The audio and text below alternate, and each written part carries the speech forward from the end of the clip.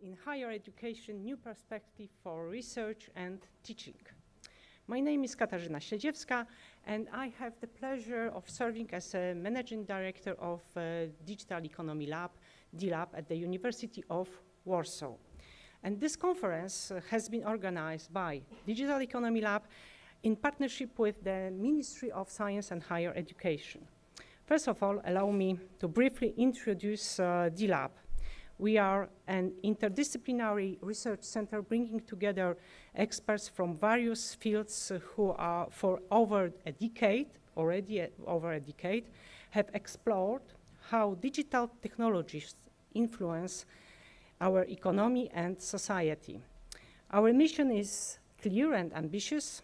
We aim to bridge academia, business, public, administration, and NGOs, enabling us to lead digital transformation and actively shape our shared future.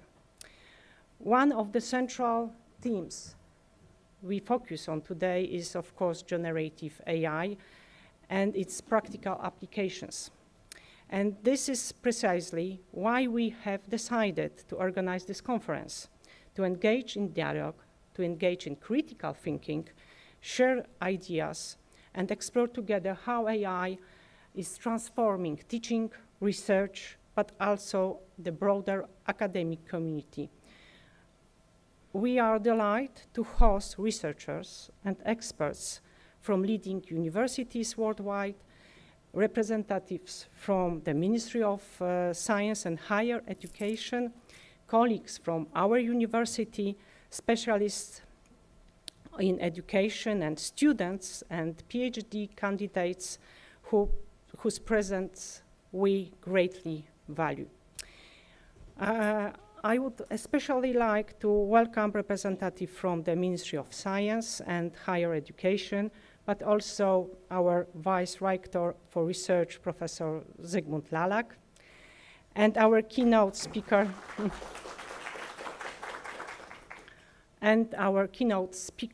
Professor Neil Selvin, who is coming.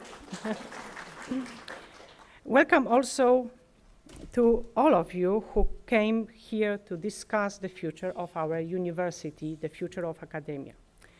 Let me explain what we can expect today.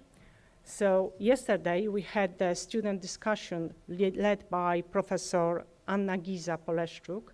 So during their meeting, students shared their ideas and recommendations, which we will address today during one of our panels, because we think that students' voices matter deeply and that they are going to shape our tomorrow's reality. Today's program includes two parallel tracks after the break. So first is the scientific session. It's going to be in English, showcasing recent research on generative AI in education and science. Then we've got also the second track for the academic community, and it's going to be in Polish, featuring three strategic discussions about the university's future, education development strategies, and practical challenges of integrating AI at the universities. If you need any help, our volunteers wearing the conference badge, it's with this red stuff, are available to assist you. I'll also encourage everyone to actively engage in discussion and contribute to this special exchange of ideas about the future of higher education in the age of AI. Feel free to share your experiences and insights from the conference on the social media using the official hashtag that you see here. And we would love, of course, to see your posts and engage with your perspectives. And this conference was organized entirely by the fantastic team of students and PhD candidates. And I would like to warmly thank them to their incredibly energy, commitment, and dedication. Events like this are vulnerable not only because they advance for academic discussions, but also because they bring us closer together, creating relationships and that extend beyond the usual research and teaching activities. So thank you very much, our organizing committee. But also, the work we do at the lab simply wouldn't be possible without ongoing support from the university authorities. Thank you. And and the deans of faculties that we are key to shaping the digital future. Special thanks to the university leadership and to deans. Professor Julia Kubisa from the Faculty of Sociology, and absent Professor Gabriela Grotkowska from the Faculty of Economic Sciences, and Professor Sławomir Żółtek from the Faculty of Law and Administration. And now, it's my great pleasure to invite Vice Rector Professor Zygmunt Lalak. The floor is yours. Thank you. Thank you very much, Professor Śledziewska. Well, yeah, great. So it's a great pleasure, truly, to meet you here on this rainy but still quite warm day, promising a lot for the rest of our proceedings. Well, this is also a great pleasure because we are going to discuss the issues which are extremely important for the future, not only for the future of the university, but for the future of the whole society. It is not often that one can feel the sense of being a part of a revolution, and I think we are sensing that, all of us, in connection with the new disruptive technology called artificial intelligence. This can be perhaps compared, I mean, this revolution which is happening in front of our eyes can be compared perhaps with the invention of a mobile, or better a smartphone, with the revolution which took place in sciences, in research in late 80s and beginning of 90s, when great computational tools became available to the wide range of researchers, including myself, when our calculations became much more efficient and when our discoveries became much faster and much more advanced. Now, well, that is my experience from, say, 30 years ago, when I was a simple researcher, simple physicist. When I was trained as a student, I was told that everything should be calculated by hand. I'm a theoretician, so that's what I was doing. I was sitting days long, calculating and calculating, waiting for the answer to be unveiled. Then, with the advent of this huge computing installations, the possibilities open up, and that was great. And I remember how much our field, the field of theoretical physics, was changed due to those new technologies becoming available. Now I am sensing similar kind of phenomenon when I watch the university from the position of an administrator, and seeing how this new technology, new information technology, of course with the help of powerful computers, powerful computing devices, becomes more and more instrumental in creating new scientific output, but in fact also creating our life, I mean shaping our life, and I believe it will shape our life for the years to come, because it offers absolutely new possibilities, and it is a technology which might become popular and available to everyone who wants to use it, and that's very important. With the implementation of this new technology, there come many issues and many questions which have to be discussed, have to be asked. And I think this debate, which shall start today or have started yesterday, have started started yesterday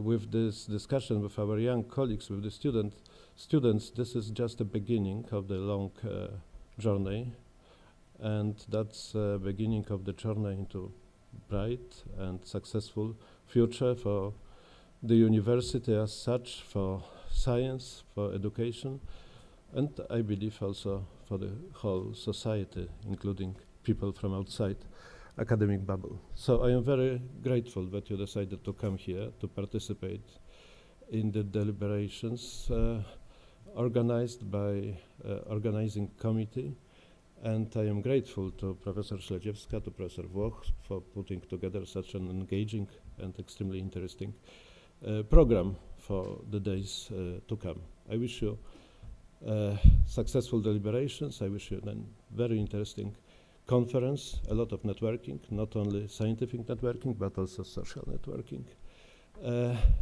Well, and let the conference begin. Thank you very much.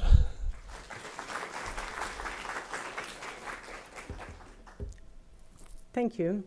And now I've got a great pleasure to invite the representative of the Ministry of Science and Higher Education, Director Izabela Najda-Jędrzejewska. The floor is yours. Thank you. Thank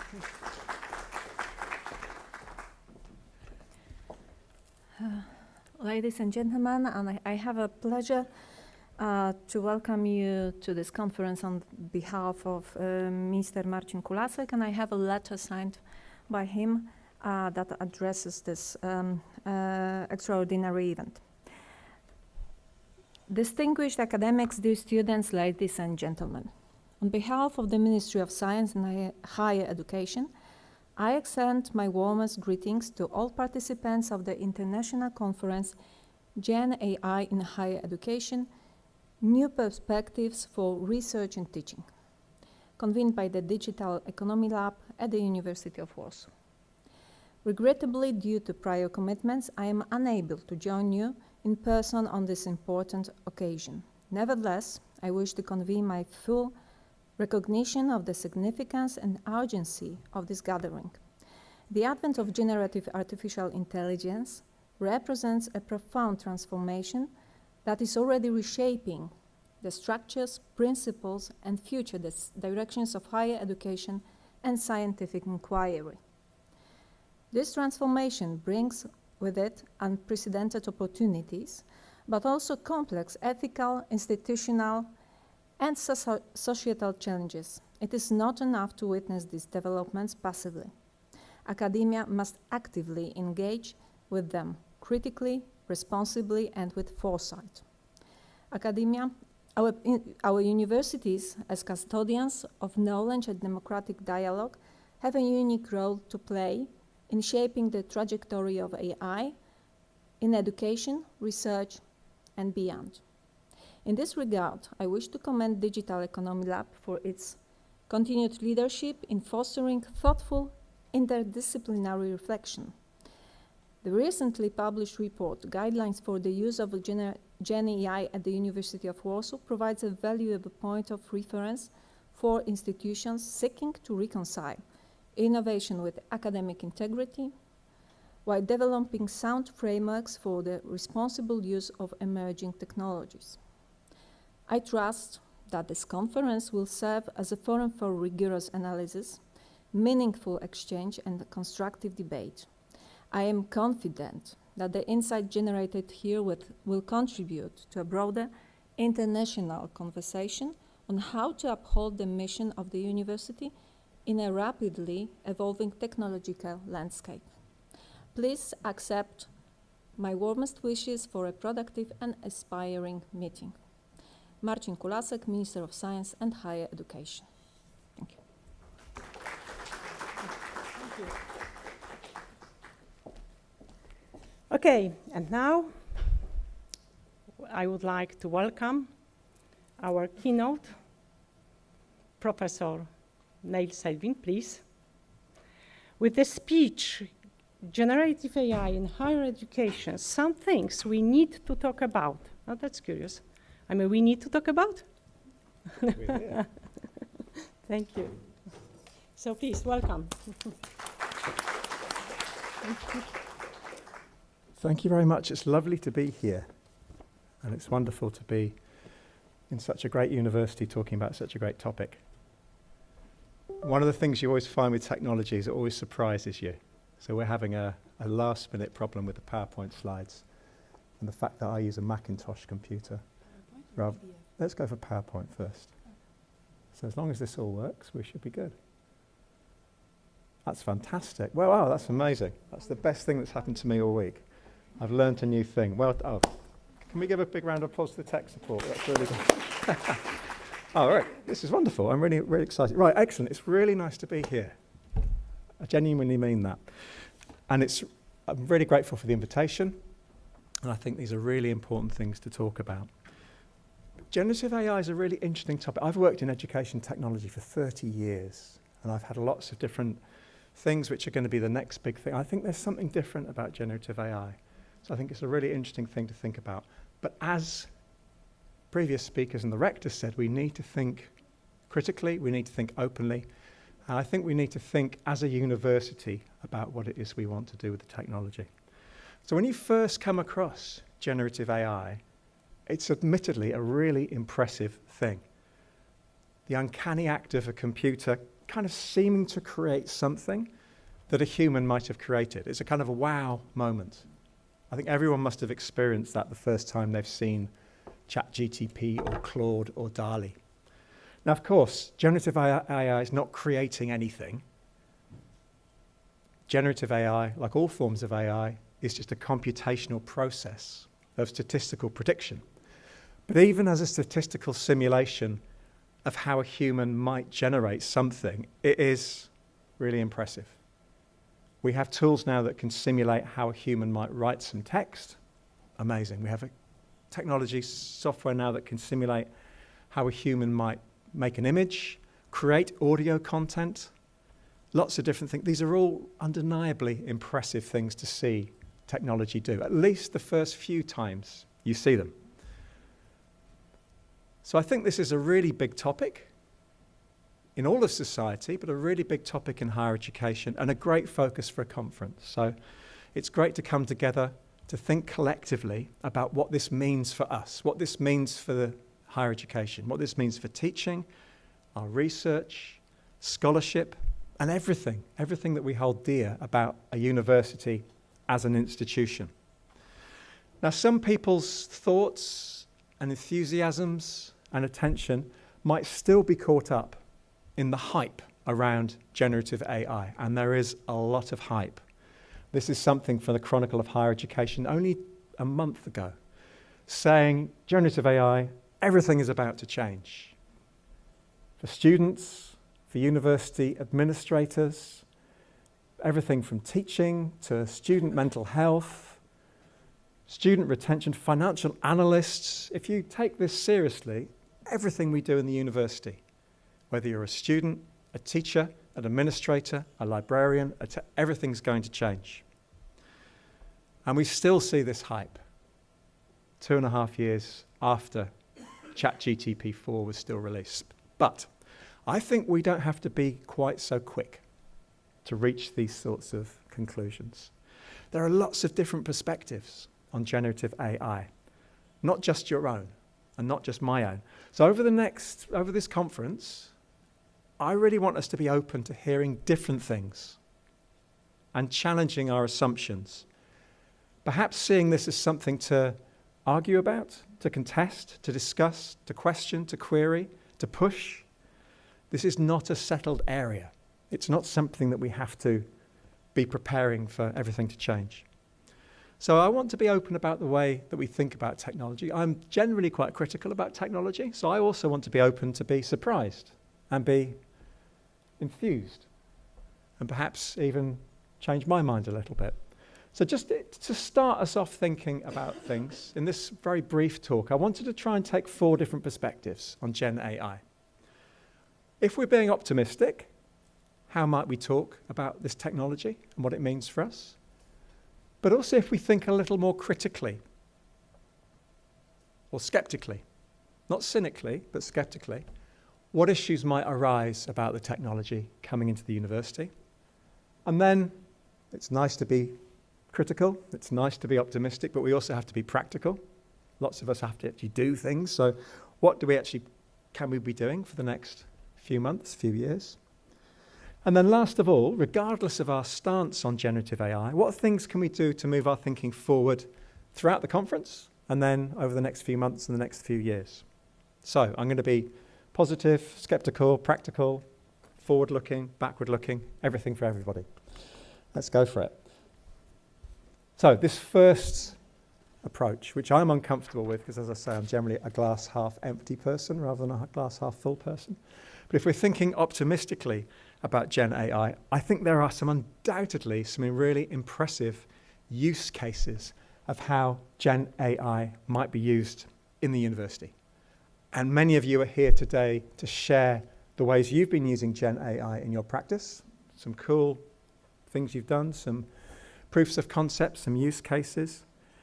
There's a lot of emphasis on doing innovative things with Gen AI in our teaching, and that's something I think we really need to think about.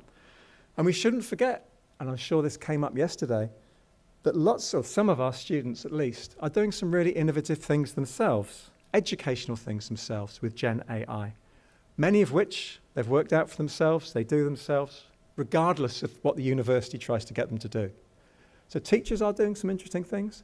I think students are doing some interesting things behind the scenes. And there's also lots of really interesting emerging practices in terms of university administration, for example, the bureaucracy of the university. And there's lots of interesting aspects emerging in terms of academic research, academic scholarship, academic writing, academic thinking. So I think we need to pay attention to the use cases that people are pushing forward as this indicates something new, something interesting, something surprising, something different. But what's interesting about the cool things that we can do with Gen AI is I think it gives us an opportunity to rethink fundamentally what we are doing in a university, what higher education is all about. And I think a lot of the excitement and fears and hype around Gen AI in education over the past couple of years have really been about the challenge that it presents to make us reflect on what we want the university to be. These are big questions. It's not just about turning a tool on and watching something pretty happen. What are our fundamental commitments to pedagogical commitments to our students? What are our scholarly commitments as researchers, as writers, as knowledge producers? What are our commitments to research? What are our commitments to how we think people should engage with our research and knowledge? These are all big questions, and I think Gen AI sort of prompts us and pushes us to think about these things. And I really want that to happen in the debates that we have around Gen AI. And actually, some of the panic around Gen AI has sort of surfaced the need to rethink and reimagine some long-standing and possibly outdated aspects of what we do in a university. And it's really interesting that things like ChatGPT have tended to prompt most discussion and panic and change around things like assessment, student assessment, how we assess what students know. And I think a lot of the discussion around student cheating or having AI-proof assessments or using generative AI in our assessments has really got us thinking about what it is we want to do when we assess. And maybe the outdated notion of getting a student to write a 3,000-word essay at the end of every course and then marking it. And it's pushing us to rethink assessment, not just in terms of students as content creators, i.e. producing the essay, but how do we assess knowledge? How do we assess skills? Are essays the best way of doing it? Are 3-hour exams and an exam? So I think it's a really interesting push to get us to rethink what we actually have been doing for a long, long time. And I think all of this is leading to a growing sense of how universities might make best use of Gen AI. I don't think the discussion is we're panicking, what do we do? I think universities have actually moved now from a phase of worrying about cheating, inappropriate academic integrity. The conversations have moved from the risks, I think, to the opportunities. And we're now moving into a phase where we're talking about how universities might make best use of this technology to do the things they want to do. So, for example, how can we support students, but also academics, to learn to think with AI and generative AI. So there's now emerging talk about how we can use tools like ChatGPT and Claude and Gemini and the rest of it in a dialogical manner, not looking to use GenAI as a way of producing answers, but as a means to think through questions. And I think there are some really interesting, thoughtful uses of GenAI that are being suggested now in the literature. One of the people I'm quite interested in is a guy called Mark Carrigan from Manchester University, and I definitely recommend getting his book, Generative AI for Academics. By getting, I don't mean buying necessarily, just find it wherever you can.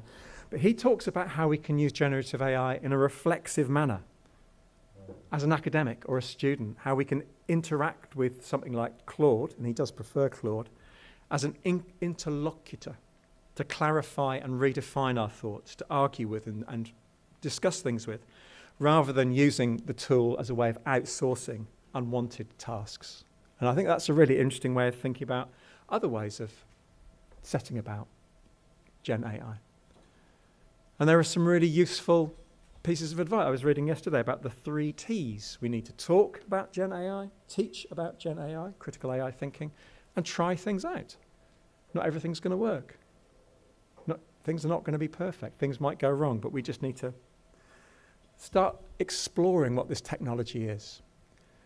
Now, you might be slightly worried about what it means for working in Warsaw University or in Europe. It could be worse. You could be working in California, because some higher education institutions are going full into AI. So you may have seen recently California State University, which is completely changing itself over to being an AI-driven university. So this is an extreme response. I don't think we need to be doing this. I really hope we don't do this. But on the other hand, we do need to at least start talking about the technology. So there are lots of reasons perhaps to be optimistic. You might think that this is the optimistic future of higher education.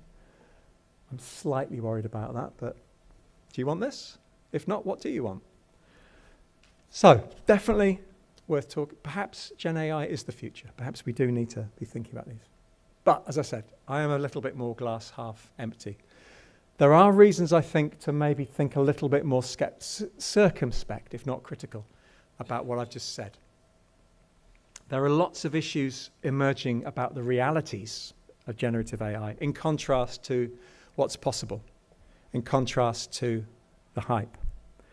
I think, just very, very briefly, a lot of the forms of Gen AI-based learning tools that we're seeing coming to market actually push us into very narrow forms of learning.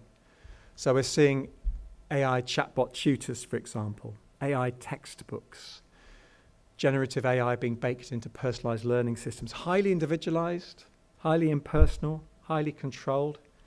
At best, the theory of learning is kind of self-regulated learning, and there's a misplaced kind of valorization and a design of a lot of these tools around self-regulated learning. And how does that fit with what we do as a university in terms of the learning that we want to encourage? And similarly, I think a lot of the teaching tools and the ways that we're seeing Gen AI baked into teaching technologies, also a very narrow version of teaching. One of the most interesting things you can do about an ed tech product is say, what's the pedagogical design behind this? And often there is no pedagogical design. Or there's some kind of assumption of a banking model of learning and teaching, or behaviorist pedagogies. Very generic, very bland, very unchallenging. I think one of the big elephants in the room as well, particularly with the Gen AI tools that we've had over the past couple of years, is that the quality of the output is good enough, reasonably good, not particularly good. Tessie McMillan-Cotton wrote in the New York Times a couple of weeks ago about how generative AI has proved to be what she called a mid-technology, which I think is an American way of saying mediocre, or meh, as we might say in the UK. The stuff that gets produced is, particularly when you know the area, is average, could be better, but not fantastic. I think we do need to acknowledge that Gen AI is not producing amazing text or amazing images or amazing audio or amazing chatbot recommendations in order to learn better. I'm also highly suspicious, or actually I'm doing research on this at the moment, about claims about generative AI somehow freeing teachers up, doing lots of the hard work for them, saving time, making teachers more efficient. what we see from the research around GenAI, and we've seen this from research on technology over the past 4, 5, 6, 7 decades, is AI is not making less work for teachers or easier work for teachers. It's making more work for teachers, different work for teachers. So I think we need to critically interrogate this idea that AI somehow makes us more efficient and frees us up to do amazing things. And last of all, I don't know if you've been following the kind of the broader GenAI business hype. There is a worry that the bubble is collapsing financially. There is a worry that this might be another metaverse or XR or MOOC. Lots of investment, lots of excitement, and then the finance isn't there and the technology slowly deflates. Outside of education, the commercialization of GenAI tools seems to be faltering. So companies like OpenAI are burning billions of dollars to give you free access to their products, but finding it really difficult to monetize the products, getting people to actually pay to use the technology. And we're seeing now, in terms of actually paying for the products, there are very few corporate customers for OpenAI tool, for example. Business, corporate, law firms are proving reluctant to invest in these products that don't do a really great job. So in the long term, it may well be that these free products that we're currently getting excited about may no longer exist or may no longer be free, and the market for this will contract. So we need to be wary about this, I think. So these are kind of some practical reasons to be critical. I think there are some actually more higher level, abstracted concerns that we might want to think about if we're going to welcome this technology into education. First is, I think, a lot of people will say to you, we have to do this. This is necessary. Everything is changing. We need to get on the train. We can't be left behind. There's an imperative to adopt generative AI because it's the thing that everybody's doing. And we know that that's a particular set of quite questionable, technologically determinist logics that have proven not to be very helpful in the past. And also, you hear arguments that, in a few years' time we'll have artificial and general intelligence and the machines will be smarter. Again, highly questionable, highly speculative, and not a reason for us to be investing millions of euros into buying ChatGPT or Copilot for all our students. We need to be aware of this imperative, which I don't think is necessarily stands up. There's also a lot of talk about AI ethics, which I think is an interesting thing to think about, the morals and ethics around Gen AI. And we're seeing a lot of people talk about AI ethics or AI safety, responsible use of AI, AI fairness. All interesting. More and more you hear people talk about it, though. A lot of people are now beginning to argue perhaps the most ethical use of Gen AI is not to use it at all. There are some big issues around this which I don't think we can quickly kind of work around with an ethical framework or an ethical audit. This is technology that relies on stealing intellectual property from human creators and academics. All of our papers, all of our books have been fed into this.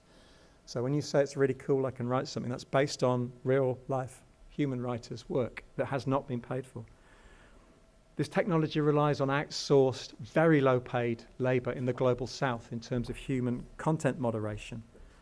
Ethically, you could argue, and lots of people do argue, that it's an absolute ethical disaster and we need to avoid on ethical grounds. So I think we do need to be aware of those broader issues. A lot of people are also becoming increasingly aware that generative AI is an environmental disaster. We hear a lot of talk now about the carbon footprint, the energy concerns, the water concerns around data centers and the data center industry. We're seeing increasingly, because a lot of people have tried to kind of deny that this is happening. Oh, it's not so bad. You want to look at other industries. But when you actually look at the figures which are now coming out, it does seem that Gen AI is having a substantial and perhaps unsustainable environmental impact. If as a university you have a green policy or an environmental pledge, how does adopting generative AI at scale fit with that? I think these are things we do need to think about. There's also arguments that generative AI constitutes a form of recolonization, both in terms of how current forms of Gen AI are kind of reinforcing the hegemony of US corporate interests, and that's a discussion we might have later. Do we really want to be reliant on US tech?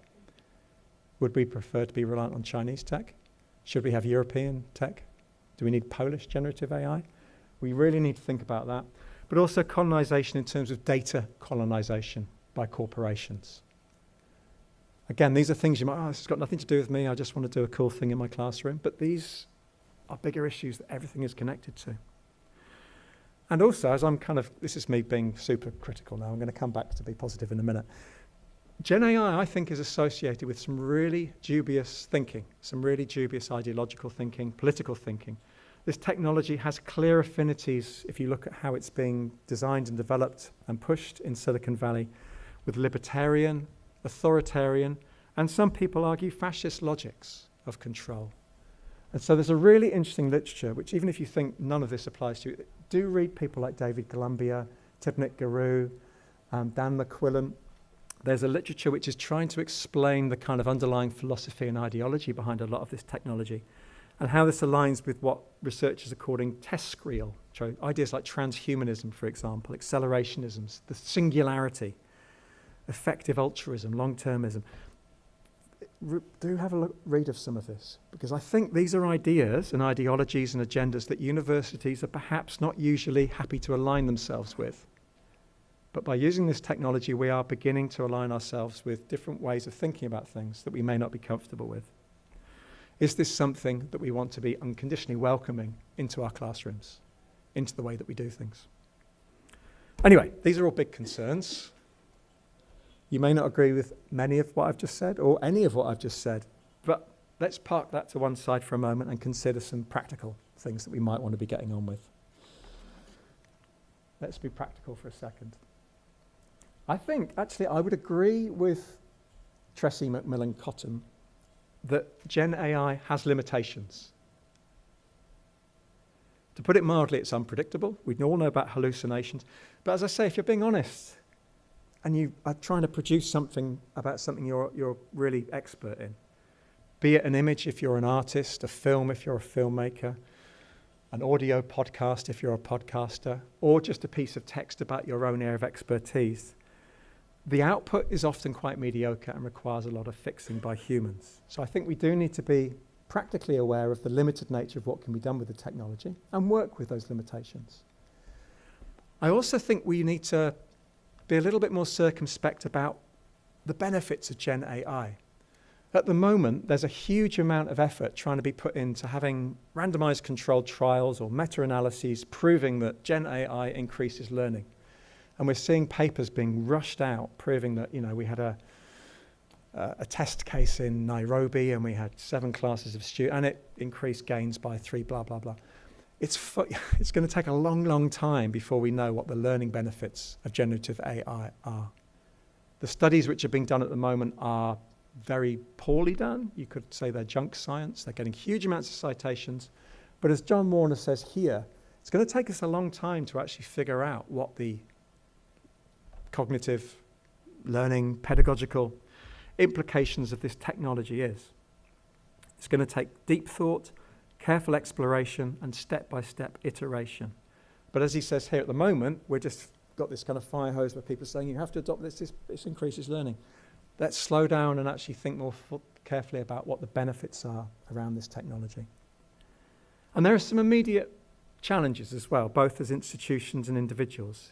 If I was running an institution, which I'm not, so this has nothing to do with me at all, but there are clear privacy challenges, there are clear security challenges, from everything how we fit generative AI around GDPR regulations, for example. I'm working in Sweden at the moment, and we're seeing municipalities buy Copilot for all of their schools and then finding out that it's not GDPR compliant and having to get rid of Copilot, wasting millions and millions of euros. But also tricky questions of IP. The university does produce knowledge, it produces intellectual property, so there are kind of institutional challenges there. There's also the big challenge to ensure that the uses of AI that we enact don't increase and widen equity gaps in education. So these are things as a university we need to be worried about. And there are lots of individual challenges as well. I'm particularly interested in how AI is coming together with people's bad habits and bad practices in universities. And when lots of people were talking about student cheating, what was actually becoming quite apparent was academic cheating or taking shortcuts. We're seeing academics, particularly, I'm an academic, so I'm kind of calling myself out, cutting corners, using generative AI to write peer reviews. In Australia, we had peer reviews of our National Research Council applications that were written by generative AI. Academics using generative AI to analyse their data, to write abstracts, to write papers, sort through job applications. There are all sorts of bad use cases which are kind of going on in our schools and faculties that we need to be concerned about. Anything where anybody's assuming that the task just needs to be done quickly, it doesn't really matter. This is a bigger problem than we'd imagine. So I think we need to talk about that as well, the kind of the secret life of generative AI in academic work. And another practical problem, alongside the individual challenges, is just that this technology is developing really quickly. It's a moving target in a way. I would imagine in 2 or 3 years' time, you won't log on to a piece of software like GenAI and prompt it, knowing that's what you're doing. We're seeing this technology become baked into our everyday software, our word processors, our PowerPoints, our internet search. It's just going to be there. So we're not actually going to be aware where generative AI is popping up and where it's not. So actually, this is a really good moment to have these conversations because we're a bit more aware of what we're doing. And we're also seeing, I think, generative AI change just in the way that it's kind of developing. There's an argument that it's only ever going to get better. There's a counter-argument, it's only ever going to get worse. This is as good as it gets. So there are concerns around the training data used to train large language models being increasingly polluted or poisoned by other synthetic data which is being developed by GenAI, and the quality is actually diminishing. And you can kind of see this if you use GenAI quite a lot in the ways that GenAI is hallucinating. So perhaps it's not going to get any better and it's just going to get more mediocre. That's something to worry about. And also, as I said, things are changing quickly in terms of the industry. The industry has to make money on this. This is a massive loss leader at the moment. Lots of investment is being pushed into generative AI. I don't think it's going to last. And what we're seeing is education is being kind of framed as one of the main consumers of this. We're under huge pressure to start investing and buying Gen AI products. If you look at recent figures for the premium level enterprise users of OpenAI's products, 23% of OpenAI's enterprise users were from education. Business was only 11%. So education is one of the big use cases that the generative AI industry sees that it can sell to, and that's why we're really being pushed. We're easy consumers. We don't know much about technology. Oh, we'll buy that, that looks great. That's the reason OpenAI made its paid-for version of ChatGPT free to US students towards the end of their academic year. We're trying to be locked into. So I'm not saying we need to be super suspicious of the industry, but there is a pressure for us to start paying for this. And as I say, we probably maybe not want to do that quite so quickly. So you all look really depressed. Sorry, I thought this was going to be a really uplifting start to the conference. I'm not saying we need to have no joy, have no pleasure, have no surprises, but we do need to be a bit more, take a grown-up approach towards thinking about Gen AI. Not getting super excited about the wow factor of, oh, look, it makes a paragraph about whatever it is I wanted it to do. But I also think we don't need to be too cynical. I really want to be surprised. I really want to be open to the possibility that there might be good things here. But I think we need to decide what those good things are. So, how can we take things forward? My main argument, I think, is we don't want to get carried away with this accelerationist idea that everything's moving too quickly, we need to catch up, otherwise we'll lose face, blah, blah, blah. I think we need to realize that we have agency here, we have control. As a university, as a higher education sector, as academics, as students, as university administrators. And I think we should fight for the generative AI and the broader AI and the technology that we want. And we want to fight for the generative AI and the technology that we think is best for us and fits with the values that we believe should define public education and define the university. And I think we need to just be aware of that when we read about the reasons we should be adopting this technology at speed. I think we should recognize why we're attracted to Gen AI, why there is this appeal. These are really unsettled, you don't need me to tell you this, but these are really unsettled times. If If you look over the past 5 years, we had COVID, we've had the rise of popularism and nationalism and Trump 2.0, climate crisis, we've got the war in Europe, we've got this, all sorts of, it's a really unsettled time over the past 5 or 6 years, and people are looking for comfort, they're looking for stability. And I think the current AI hype has been amplified by everything else that's going on in the world. We want some good news. We want to think that there's a better future. And this is definitely the case in higher education as well, because although I'm sure Polish higher education is not in crisis, although I did see student protests when I walked down the street last night, these are very volatile times. These are very volatile times to be working in higher education. GenAI offers a hope that things can be better. So when university teachers say that they have too much workload or they're burning out, GenAI offers a nice, easy solution to that.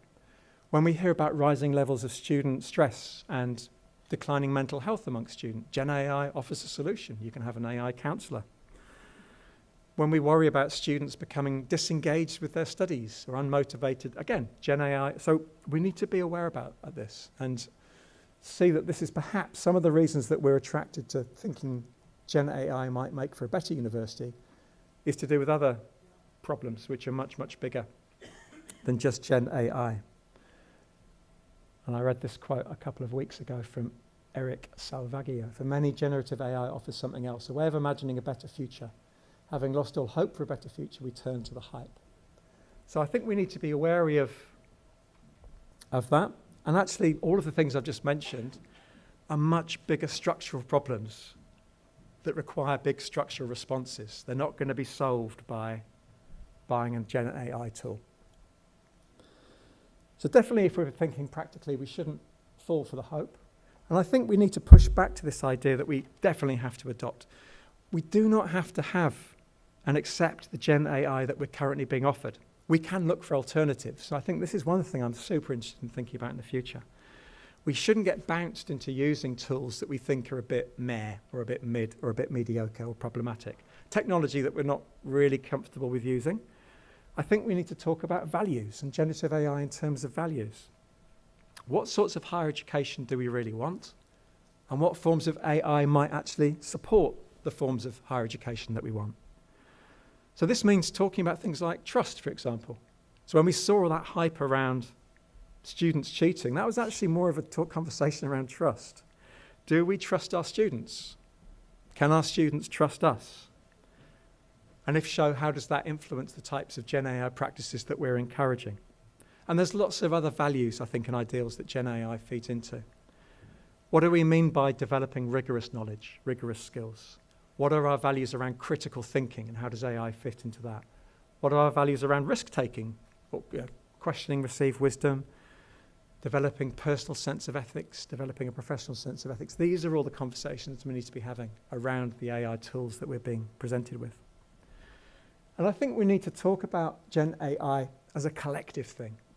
At the moment, it's something that we're being encouraged to individually do or individually not do. And I think these conversations have to be collective. These conversations around generative AI and higher education have to include everybody in the university. So not just the people that think the technology is super cool and are doing amazing things with it in their own time. And not just the people that think it's completely terrible and we need to burn it in a bin fire. But everybody. A lot of people are really ambivalent about it, or bored, or just have had too much, they're over it. We need to involve those folk. We definitely need to involve students. These are discussions that perhaps should be led by students rather than by Gen X. I'm Gen X. Gen X is dead, I think. But we need students, baby, to be kind of leading this as well. And I think we need to think very seriously about building different forms of AI. I'm really interested in the idea, and again, this was something that I read a couple of weeks ago. Big AI companies need us, but do we need them? Higher education is a really interesting thing to think about in terms of how we think about developing technology. As I said before, do Polish universities need big US AI corporations, or could Polish universities build AI for themselves? And I think this idea of building our own AI is super interesting. Who do you think actually invented a lot of AI? Where does a lot of AI innovation and research and development come from? It comes from the university. We have super smart people here doing really smart things in terms of developing new technology. We could develop new technology for ourselves. So I think this is really, really important to think about the capacity that the university has to be an alternative to Microsoft, Google, OpenAI. Perhaps not trying to make this for money. And I think it benefits us to be really imaginative. It benefits the university to be imaginative and innovative about generative AI. I think people working in universities are one of the few types of professionals that have the agency and perhaps a warrant to push back against some of the hype. If I was working for McKinsey or in the business sector, I wouldn't be allowed to say the things I'm saying, because that's not, universities are slightly different. We're meant to be a bit more critical. We're meant to be a bit more pushing back. And I think, as I said before, apart from the IT industry, the university is probably one of the few institutions that has the talent and the resources and the know-how to actually think differently and also build differently. So it befits us to be imaginative about generative AI, but I think it also befits us to be critical about generative AI. The university is a critical institution. And I think this criticality should start with the things that we do and the way that we talk about AI. So as I said before, I don't think we should be engaging in speculative talk about artificial general intelligence or the singularity or superintelligence or any of this stuff. For these are perhaps philosophical, interesting things to talk about at the niche, but these are not ways that we should be using to drive what it is we actually do in response to the technology. The university can definitely talk back against a lot of the hype that you see from the IT industry. So when Sam Altman says, and I will quote, "One day AI will solve physics," it's up to the university and the physicists in the university to say, what the hell does that mean?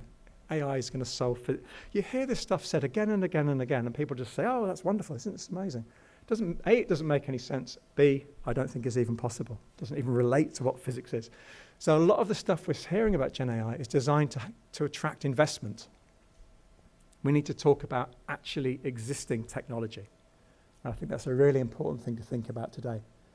Actually existing Gen AI. AI that is actually feasible, is possible, both technically and socially, rather than this imagination that we're somehow going to have robot tutors on our shoulders, whispering in our ear how to learn better. And the other thing I think we need to do as a university is not get distracted by Gen AI. I couldn't care less about Gen AI. I'm really interested in AI. There are lots of other forms of AI that I think are much, much more significant than Gen AI. The AI that sits in the background of a lot of our computing supply chains, that's baked into a lot of the computing that we use. There are lots of different things besides large language models, natural language processing, lots of technologies, everything from robotics to computer vision, cognitive systems, neural networks, all sorts of other forms of AI that I think are really, really powerful, but also really, really concerning in the way that they might change the way that universities and societies work. So I'm interested in those forms of AI as well, not just generative AI. So I think we need to be really, really specific about, when we talk about Gen AI, what it is we're actually talking about, and actually be open to talking about other forms of AI as well. I've done lots of work recently on facial recognition technology and computer vision and how it's being used in universities. Nobody wants to talk about that. They want to talk about Gen AI, which is super annoying, but on the other hand, it's an opportunity perhaps for the university to think more critically about AI in general. And in an immediate sense as well, I would urge us, as I said, it befits the university to be critical and act critically and think critically. We need to be a bit critical about the way that we actually use Gen AI ourselves. And I would love to see everyone in this conference lead by example and pledge not to use AI in their presentations. The worst thing in the world at a conference is when someone stands up and said, I asked ChatGPT to answer this question, and then they read out something like that. That's the smartest thing in the world. You see these dreadful AI-generated images, which just look awful. And again, use a whole bunch of water and electricity and everything else. And I think students in particular are getting really switched off by all of this. So I would propose a prize for this conference for the presenter that doesn't do any of those things, doesn't use any generative AI slop in their presentations. And we can lead by example. We need to be personally responsible around our uses of Gen AI. And as I say, those images really annoy me. They're embarrassingly destructive and they don't look great. So, as I said, I've been doing this for 30 years now and I've seen a lot of next big things in education. Maker technologies, MOOCs, the metaverse, blockchain. Do you remember blockchain? That was going to change everything 5 years ago. Generative AI, I think, is slightly different. It feels different than all of those previous things. Not in a good way, necessarily, but it definitely feels... There's certainly a much more of a frantic nature to the past 3 years of GenAI coming into our lives. And it's got everybody's attention. Everyone in the university, newspapers, the public. People that previously wouldn't have been very excited about MOOCs or blockchain are interested or at least aware of GenAI. So I think it is slightly different, but I also think we need to slow down even more, perhaps, and take time to work out what GenAI we want, if any. And I think one of the big questions to ask about GenAI and the university is who's in control? And I think the university should be in control. Higher education should be in control. But the education, I think, the education community and the higher education community needs cultural and social frameworks to do that and to enable AI to do what we want it to do. So I think we need to, as I say, get over the hype. I mean, you had a lot of discussions recently in Poland about the university must be defended. I think GenAI comes into those discussions because there is a threat there in some ways, but there's also an opportunity. It could well be an important part of higher education. But at the moment, we're in this kind of short-term frenzy. We need to be a lot more long-termist in how we see things and how we act. So I wanted to finish. I realise that some of you are absolutely hating me at the moment because you love GenAI. So I wanted to stop with a couple of questions for those who would see themselves as enthusiasts about GenAI. And at this conference, I did this morning, so they're not perfectly written, but at this conference, some of you are going to present some really cool things that you're doing in your classrooms, in your practice with GenAI. And there's nothing wrong with that at all. But I want to ask you, what is it about GenAI that's getting you excited? And that's a genuine question. Is it the technology itself? And I think a lot of people that are really into GenAI just love tech. They're really good. It's a really fascinating thing to tinker with. Is it the technology? Is it the convenience? Is it the belief that actually this is going to change things that are wrong with the university system? Or is it just worried that this is inevitable and we need to do something? I think it's really important for us to think about our motivations. And then when you see something cool with GenAI, or you present something cool about GenAI, it's really interesting to think about what is it actually allowing you to do? What is new here? What is it allowing you to do that previously was not possible? Previously you couldn't do. And then the key question is, what was stopping you doing that thing previously? And again, that will get us thinking more widely about how this fits within the way the university works. And then also, is it necessary to be doing this? Universities were working perfectly well in 2021. I didn't really see too much of a problem. So I'm not sure why we need, I'm still not really sure why we need GenAI, what it's allowing us to do.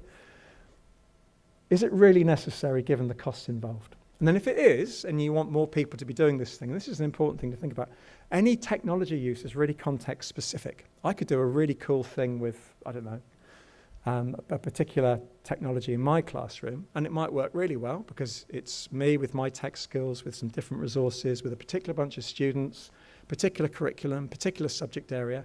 I could say, well, you definitely need to do that in your class, and you're a physicist working in another university with another student. So stuff is really difficult to transfer and scale up. So if you have got a really cool use of GenAI that you think everyone else should use, how transferable is this to other contexts and other circumstances? I think we need to think about values, and I think you need to think about what values you have as a university, as a Polish higher education sector. That's a really important discussion to have. And then this idea of, do you need to develop your own forms of GenAI? I really think we need to take that seriously. And is it possible, and this is a challenge, and I'm really interested in this as well, is it possible to develop forms of generative AI that are genuinely novel? My worry is at the moment, we're using a lot of these tools to do the same crappy things that we did previously. So I can now write more emails that I didn't really want to write using ChatGPT. Students can write more essays that they didn't really want to write. What is it we can do that's different, that's genuinely different? And that's a challenge, I think, for all AI developers. I was listening to Gary Kasparov years ago talking about when he was playing against Deep Blue, the IBM AI system. And he said at one point, Deep Blue made a move that was completely unimaginable. No human would have done it, and it completely blew his mind. I would love to think that we could have AI that does that. Is there something that is completely, at the moment, unimaginable, impossible, educationally wise, that AI might be possible for? So if you are an AI developer, there's a challenge for you. Don't just give us another tool that allows teachers to write lesson plans or come up with multiple choice questions. Do something really different, something really exciting. So that's for the enthusiasts. And then for the cynics like me, the skeptics, there's a difference between skeptical and cynical. What forms of GenAI do we think do we really think this is really dangerous, we need to get rid of it completely? And why? And I think there are possibly some aspects of GenAI that are utterly irredeemable. But also, what aspects of education do we think we need to really fight hard to protect and we think are utterly sacrosanct? I think those are discussions we need to have. What do we not want to lose? Again, is it possible to, let's be open, if we have a social justice agenda, is it possible to develop forms of GenAI that do new things, that can actually lead to a rich diversity of learning and teaching? Or is it possible to develop forms of GenAI in education that are not environmentally harmful? It might be the answer to those last three is no, but at least think through possibilities. So there's a lot to talk about, there's a lot to do. I'm sure you'll hear a lot more people being positive about GenAI and you'll all get boosted up again. And I think there is coffee as well in a minute, so that will also pep you up. But I think it's going to be a really good set of discussions that we have on all of these themes and more. And I look forward to seeing what you all come up with. So thank you very much.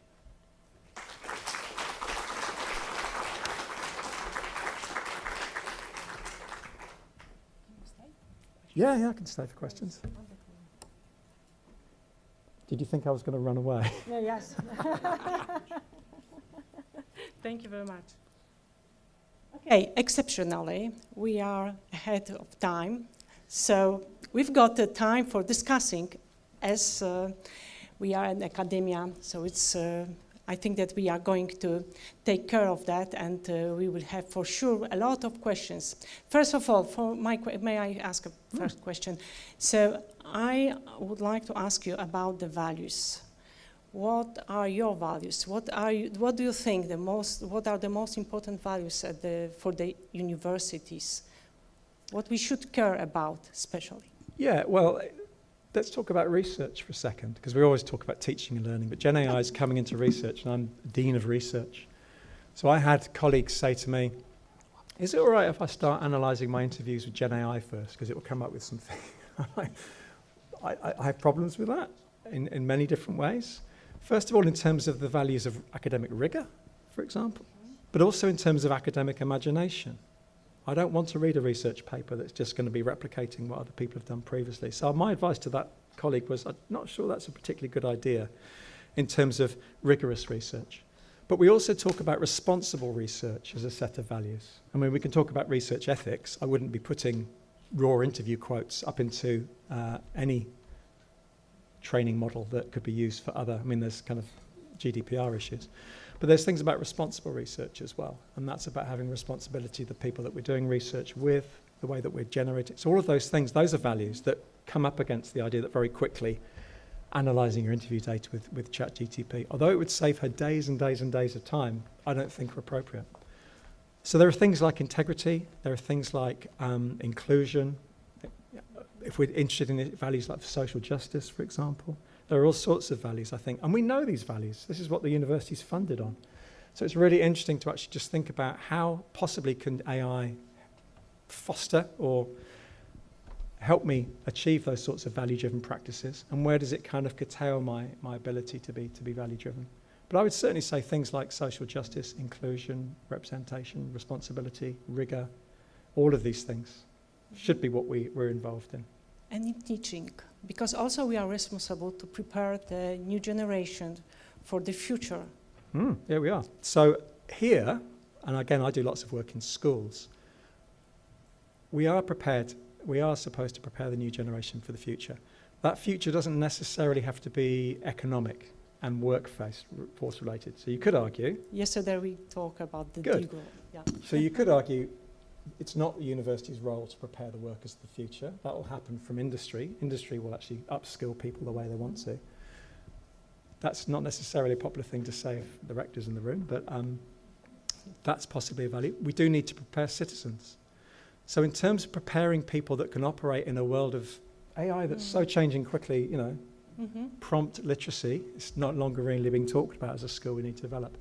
I think we need to think about, if we're going to talk about AI literacies, critical AI literacies.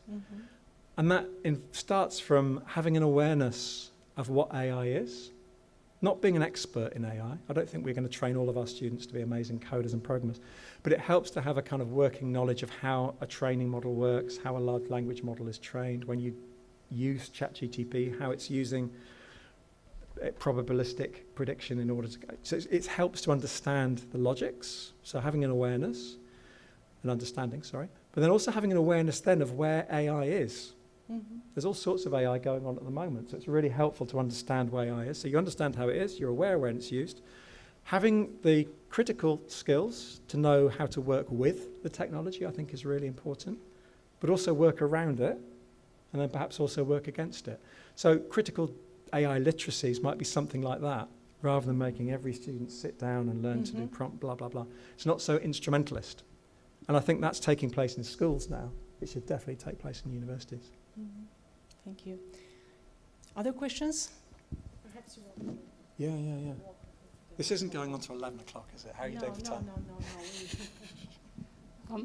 Thank you for the presentation. Very insightful and interesting. Oh yeah, cool. Yeah. Sorry. I have a question. You referred to the fact that AI is not living up to the promise of decreasing academic workload. And I've read also several discussions, where does this increase of workload actually come from? But I was interested on your elaboration on this topic, that what gets replaced with what then in terms of workload? Yeah, Thank you. mean, those of you that work in the kind of history of technology area will be aware of people like Ruth Schwartz-Cohen wrote a really interesting book called More Work for Mother. And it was how the introduction of domestic technologies like the fridge and the vacuum cleaner didn't actually lead to less work for women in the household. It kind of led to more work. And those logics, I think, are coming into how GenAI is being used by academic staff.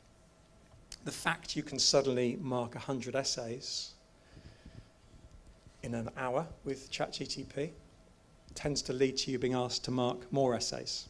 So it creates expectation of more work being done, rather than allowing you lots of free time. Even when you have lots of free time, the free time then gets filled up with other tasks. So the work is endless.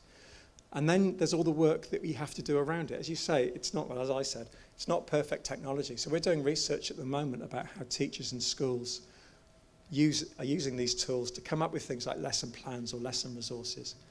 And they're having to do huge amounts of work, repairing, fixing, rewriting, tweaking, re-editing, sometimes completely reworking what it is that they get from a tool like ChatGPT.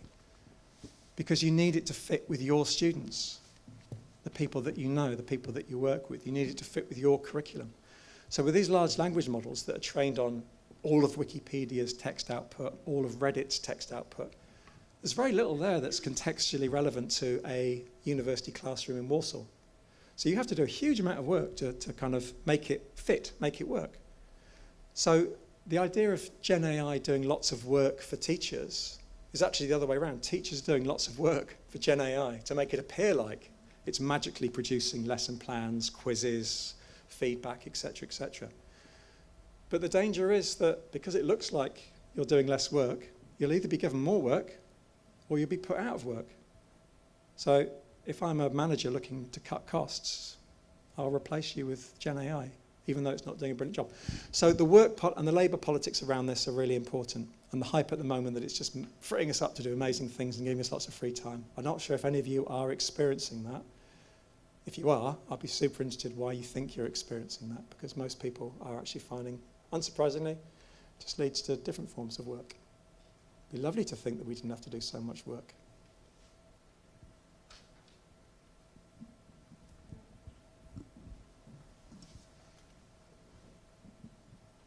Hi, Neil.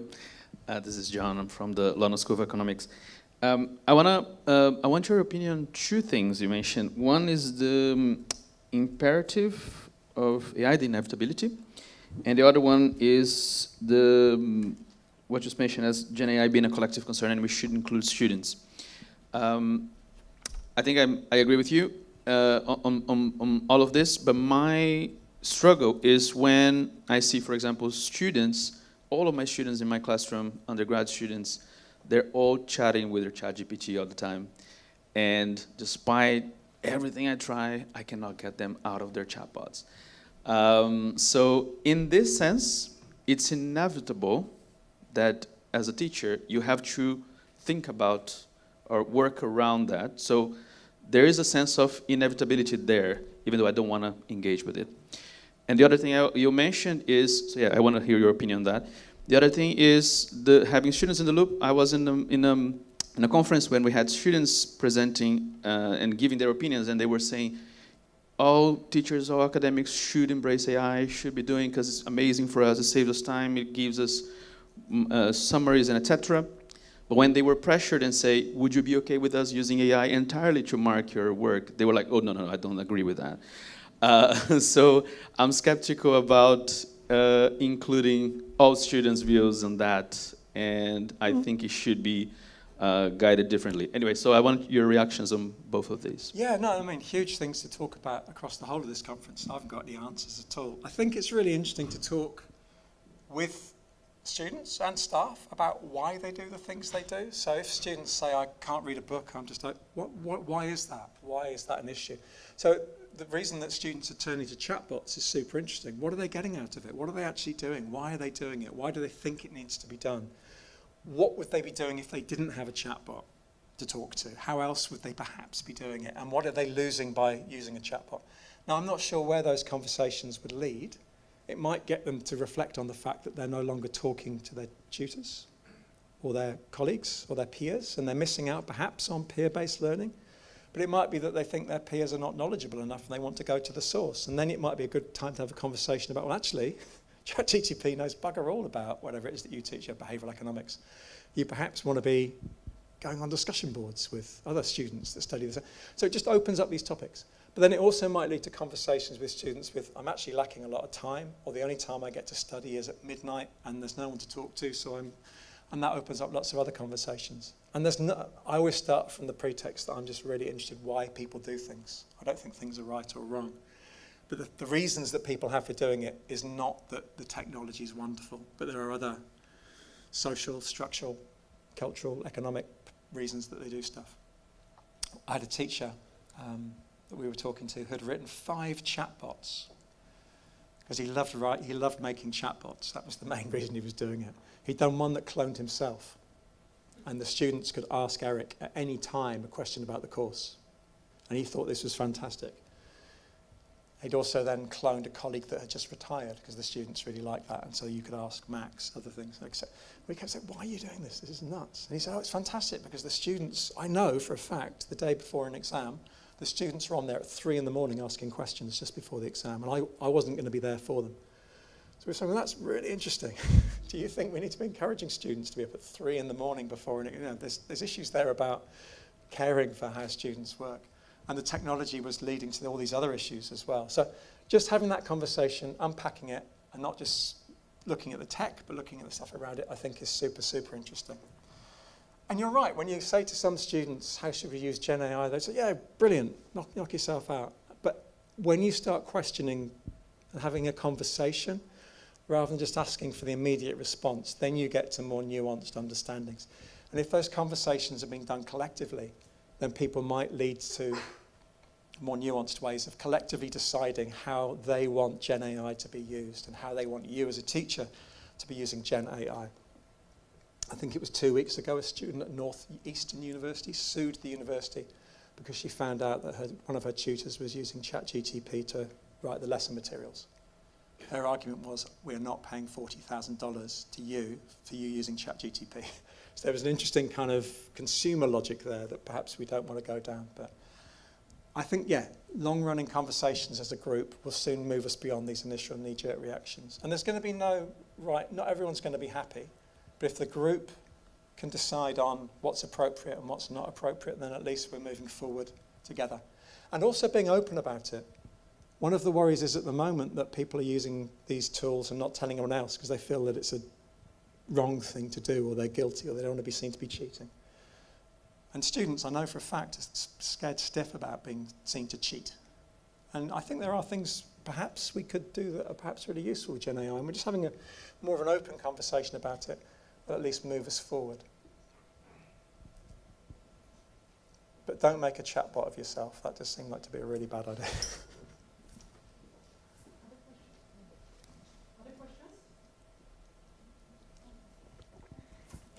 Hi. Oh. Yeah. Yes, thank you so much. First of all, that was a very fascinating talk. My name is Annie and I come from Utrecht University in the Netherlands. And I want to follow up on one of the points that you raised about the inevitability and how to push back against that. I totally agree, and it's actually something that I found myself in the research. The students are caught up in an inevitability, entrapment, and they find it difficult. They want to get out of, but they find it difficult to imagine differently, to think otherwise.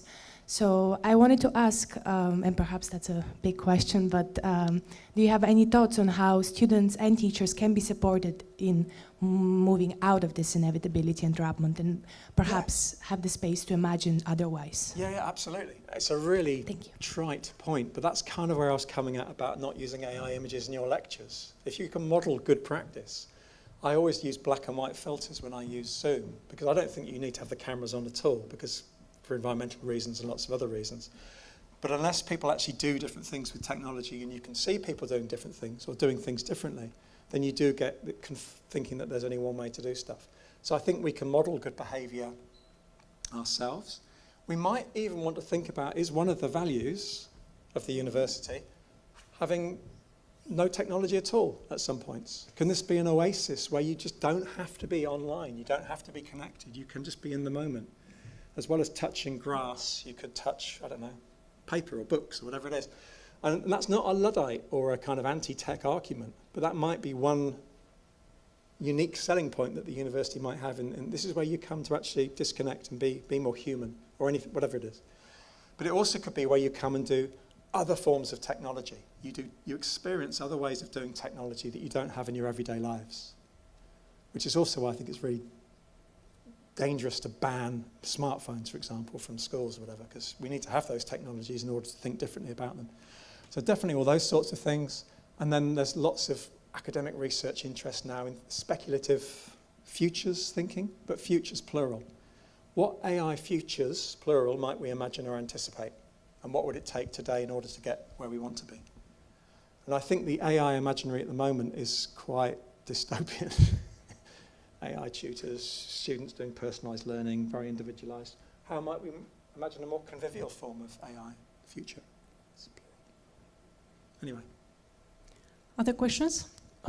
Yes, Krzysztof Skonieczny, University of Warsaw. Thank you for the great talk.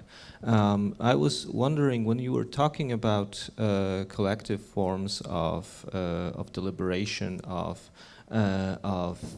figuring out what to do in these times.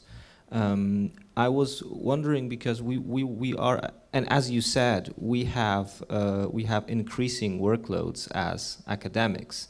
So practically, theoretically, this works. University is based on deliberation, science is based on deliberation, and so on and so forth. But it seems to me that practically and institutionally, it becomes harder and harder to actually stop and think, especially in larger groups that would transcend faculties, that would transcend institutes, that would transcend groups of people who are interested in the same thing, who would gather at conferences. So my question is, first of all, do you think that there are current university practices or systems where this kind of deliberation actually works well and is feasible? And if not, what you would like to see changed?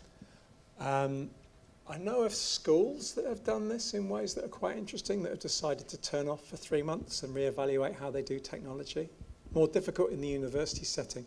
But one of the ways that I think it can be done in the university setting is focusing in on where work needs to be done. So the rector's gone now, so I can talk about him. I imagine that the university is under a lot of pressure to come up with an AI policy or a particular generative AI, whatever it is, strategy.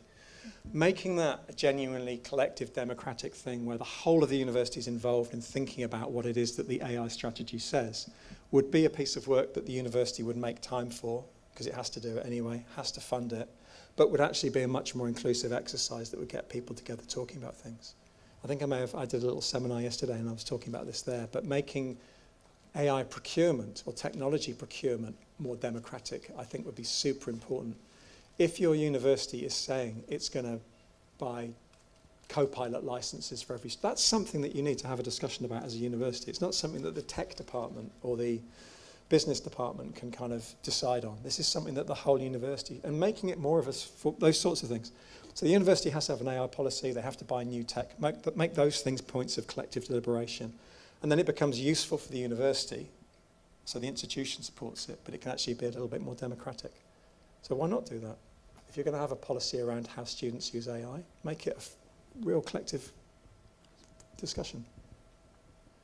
And as you say, what tends to happen is they'll ask 3 academics that like AI, a token student, and then the administrators will decide anyway.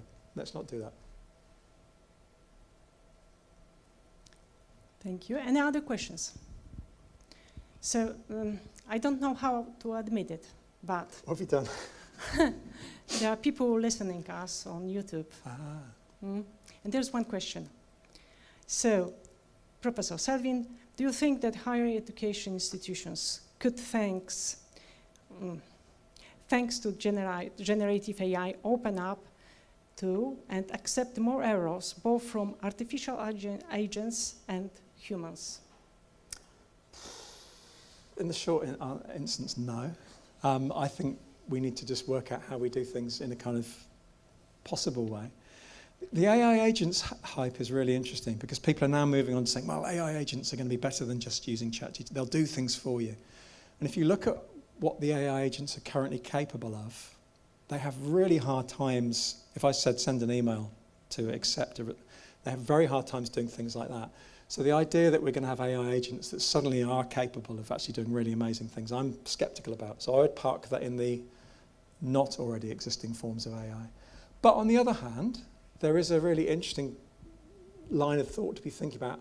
How do we work with and alongside AI? Are we working in AI augmented environments?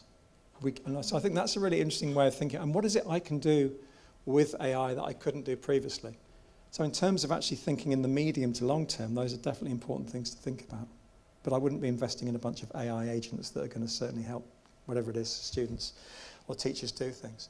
But thinking about AI augmented university is worth taking seriously. But again, it comes back to then values, you know. So yeah. Of course. Thank you very much. So if you don't have any questions, we can go for the coffee break. We've got more than, we've got 1 hour for this coffee break for discussions and other questions. So, we coming back at 11:30. Thank you very much, Professor. Thank you.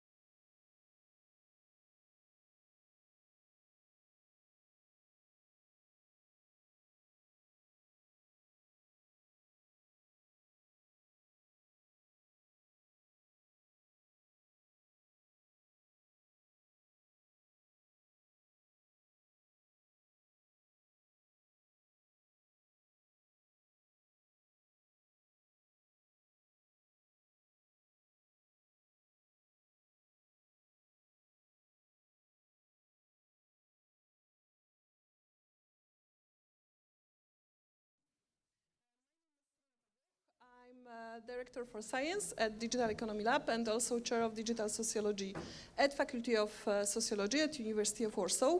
And my attention span is like an hour, so don't expect me to carry this discussion for more than 60, maybe 70 minutes, but I have an idea that if it won't rain, I will take you for a quick walk through the gardens of library and on the roof, because it's quite beautiful and you should see it.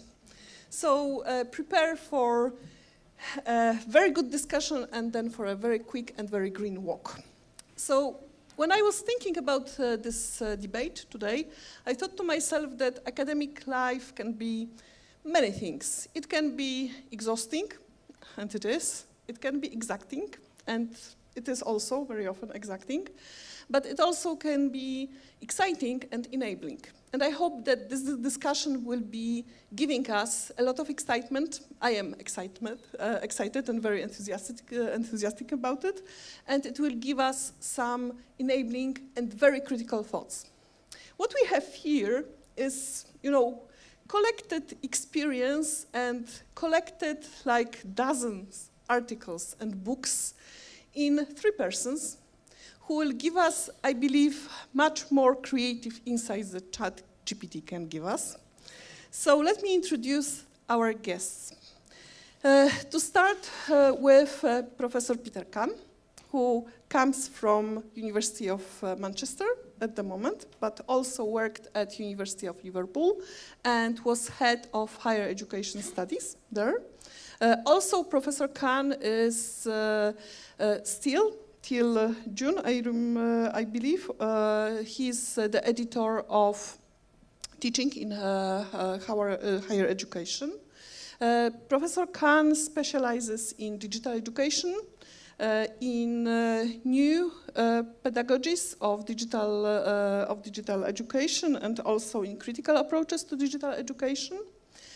Professor Neil Selwyn, you've already heard and already knew, but you perhaps also know that he's an author of a book on digital sociology and also on books concerning whether AI can replace teachers. And Professor Selwyn will further bring critical approaches to our discussion. And grounding our discussion in down-to-earth pragmatic approach, Professor Zygmunt Lalak, who is a physicist, so I will try not to ask him whether AI can solve all physics, but rather I will ask him what are factors, institutional factors of digital transformation at university, and what are the challenges and opportunities that such digital technologies as ChatGPT can help us with and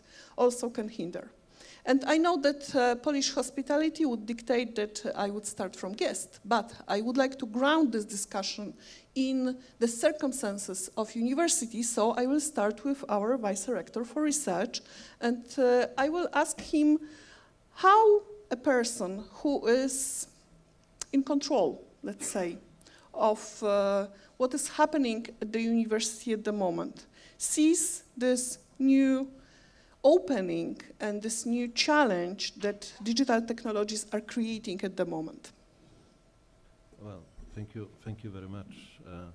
Thank you also for starting this discussion with this bottom-up approach, because that might, that might give us solid basis for further discussion. So I should downgrade myself even further, and I should tell you that I am also an engineer, actually, before I became a physicist. I was a down-to-earth engineer, so I have a lot of respect for phenomena which are given to us, which simply occur in our vicinity, and I've learned that they should not be ignored. And this is also the approach which I believe should be taken by the administrators. The Well, actually, it is interesting on its own that the whole boom on artificial intelligence is not really strictly related to university-like activities. It was born rather in corporations, in special units created outside the academia or related to academia, but not necessarily controlled by the academia. And that boom happened in our vicinity without us academics taking the leading role in the whole process. This is an interesting phenomenon on its own, because the previous epoch when such a thing happened was more or less 50s. I mean, 1950s, when the technological revolution around semiconductors and transistors and so on took place. That was the period when innovations, which were of more applied character, were pushed away from the universities, and there was an opinion that they would be faster and better developed outside the academic environment. And that's what happened. Then there was a reverse trend in the 70s and 80s. Innovations came back to academia, and now we have the outburst of artificial intelligence, which is to some extent imposed upon us. It's a phenomenon which is there, which permits our environment, permits the atmosphere at the universities, and we have to handle this phenomenon. We have to use it to our best benefit. When I say our, I have to say that there are various layers of the academic society. So they are students, they are young researchers, say doctoral candidates and postdocs, and they are more experienced researchers who have certain habits, who exist in the academia for a certain amount of time, and they have those senior people. They usually have rather specific vision of how the academia should behave, how the scientific research should progress, and so on and so on. When I say vision, I mean also ethical issues, but I also mean practical issues, the way in which the progress is framed in typical universities, at technological universities. So when you say that people like me are in control of what is going on at the university, this is not really giving the right impression. It's rather we are watching processes, we are watching trends which come to the academia and grow from bottom up. And this is one of such situations. It's that's what I mentioned when we started this conference in the morning time. I am going back to the period when large computing facilities were becoming available to scientists, to physicists, mathematicians, computer scientists. I mean, that was a serious breakthrough that changed to a large extent our style of doing physics. Even theoreticians like myself, we changed. We moved from doing analytic calculations with our hands to using sophisticated equipment, which was performing not only numerical simulations but also analytic studies, because such a software existed even before the onset of the AI. There are programs, there are tools which allow people to perform highly sophisticated, quite abstract, symbolic calculations. So the fact that large language models, which allowed for communication, for easier communication with the machine, with computers, that the fact that such models got created is not such a big surprise. What is surprise is the is the speed at which this whole segment of our life, of our academic life, grows, including also wide-ranging applications, possibilities for wide-ranging applications, not only in sciences, but also in humanities and also in social sciences. So we have to embrace that phenomenon. And now we have to make the best out of it, because everyone wants to contribute and everyone wants to participate. And we cannot deny such needs and such expectations. We have to accept reality. At least that's my practical point of view. We have to accept reality, and we have to find the proper framework for this to fulfill those expectations in a way which secures future of our activities. And that's the real issue. So to some extent, my point of view is that this is unavoidable, that artificial intelligence and its applications, its uses, will be growing fast, and will be at some point, they will be everywhere. They will be helping us in many aspects of our life, not necessarily in making big discoveries, but they would be extremely useful also in that, because they can easily shorten various processes. They can shorten calculations. That they can make the discussion easier, because say a single chatbot could represent in conversation a whole community of researchers. Well, and this is an opportunity. This is an opportunity. This is an advantage, which should be available to everyone who wants and who knows how to use it. We have to set certain rules, but we also should be careful not to overdo the limitations of the specification of the legal framework and ethic framework within which we should progress.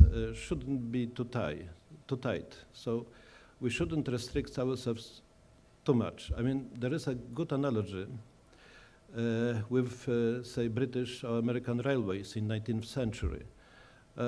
That was a period when there were many accidents, and many people got killed in those accidents, and that was a problem when developing further the infrastructure for railway communication. And the solution which has been found was not the strict control of every single train, because, well, the simplest solution might be, for instance, to prevent trains to speed too much, to put strict limits on the velocity with which they move, to make them safe for anyone with whom they have contact. But the actual solution was different. The actual solution was to identify problematic issues, and the most problematic issue was the junction issue. Yeah, the places where the railways were crossing each other. And automatization and better control of those specific points was the key to further development of the railway communication. And that's I think that's an approach which we should apply also at the university. We should apply as much invention, as much progress as possible, but we should care about this crossroads, about the junction points, when the knowledge which is produced during those processes which involve artificial intelligence, when the knowledge is applied to real life, when the knowledge is exported to the outside world, outside the academic bubble, and we should control those specific points of interaction, and we should allow large flexibility and as much innovation, as much productivity as possible within our bubble, because after all, that's our mission, to produce new ideas, to produce new things, to offer those new ideas to the public. So perhaps that's enough. It was an engineer's point of view. So it was very good because we invite many different critical perspectives, and this is one of a legitimate one. What I took from Professor Selwyn's keynote was that human agency in adopting technology is very important. So now I turn to Professor Khan and your huge experience in designing and integrating digital pedagogies and digital education. Sell us some hacks. How should we do it at University of Warsaw so that this human agency, but the agency of those different groups that are included in academic community. Professor Lalak spoke about students, spoke about researchers, spoke about teachers. How can we adopt this technology without technological determinism, behind technological solutionism, so that it would serve us as academic community? Thank you. That's a fascinating question. I think the picture is really changing in universities as far as pedagogy is concerned, partly because students are doing new things. We get used to teachers being in control, don't we? Teachers setting the agenda. But with technology, adoption is happening principally with younger people, with students. They are doing new things with it. And many of my colleagues have not even tried to use ChatGPT. It's taking a lot longer for colleagues, for staff, to get used to these new tools. So in universities, it's the students that are taking a lead. But that's not enough, really, is it? Because as an educator, you don't just want to let students run off and do things. You want to help them shape a new world. So I like the term epistemic agency, which is the agency around knowledge, where you use your initiative in order to transform the world, in order to invent new knowledge, rather than just for transactional purposes, for performativity. So you're actually trying to do something worthwhile with this technology. And that's harder for students to get into with a tool like ChatGPT. Because as Neil was saying, earlier in his plenary, the outputs are mediocre in intellectual terms. The outputs, they are mediocre. I mean, they're okay. They may be okay to pass a qualification. You might manage to pass with the tool, but not to create really high quality ideas and thinking and imagination that will move things on and change the world. So that kind of agency requires much more considered approach, and that does take expertise. It takes living with things.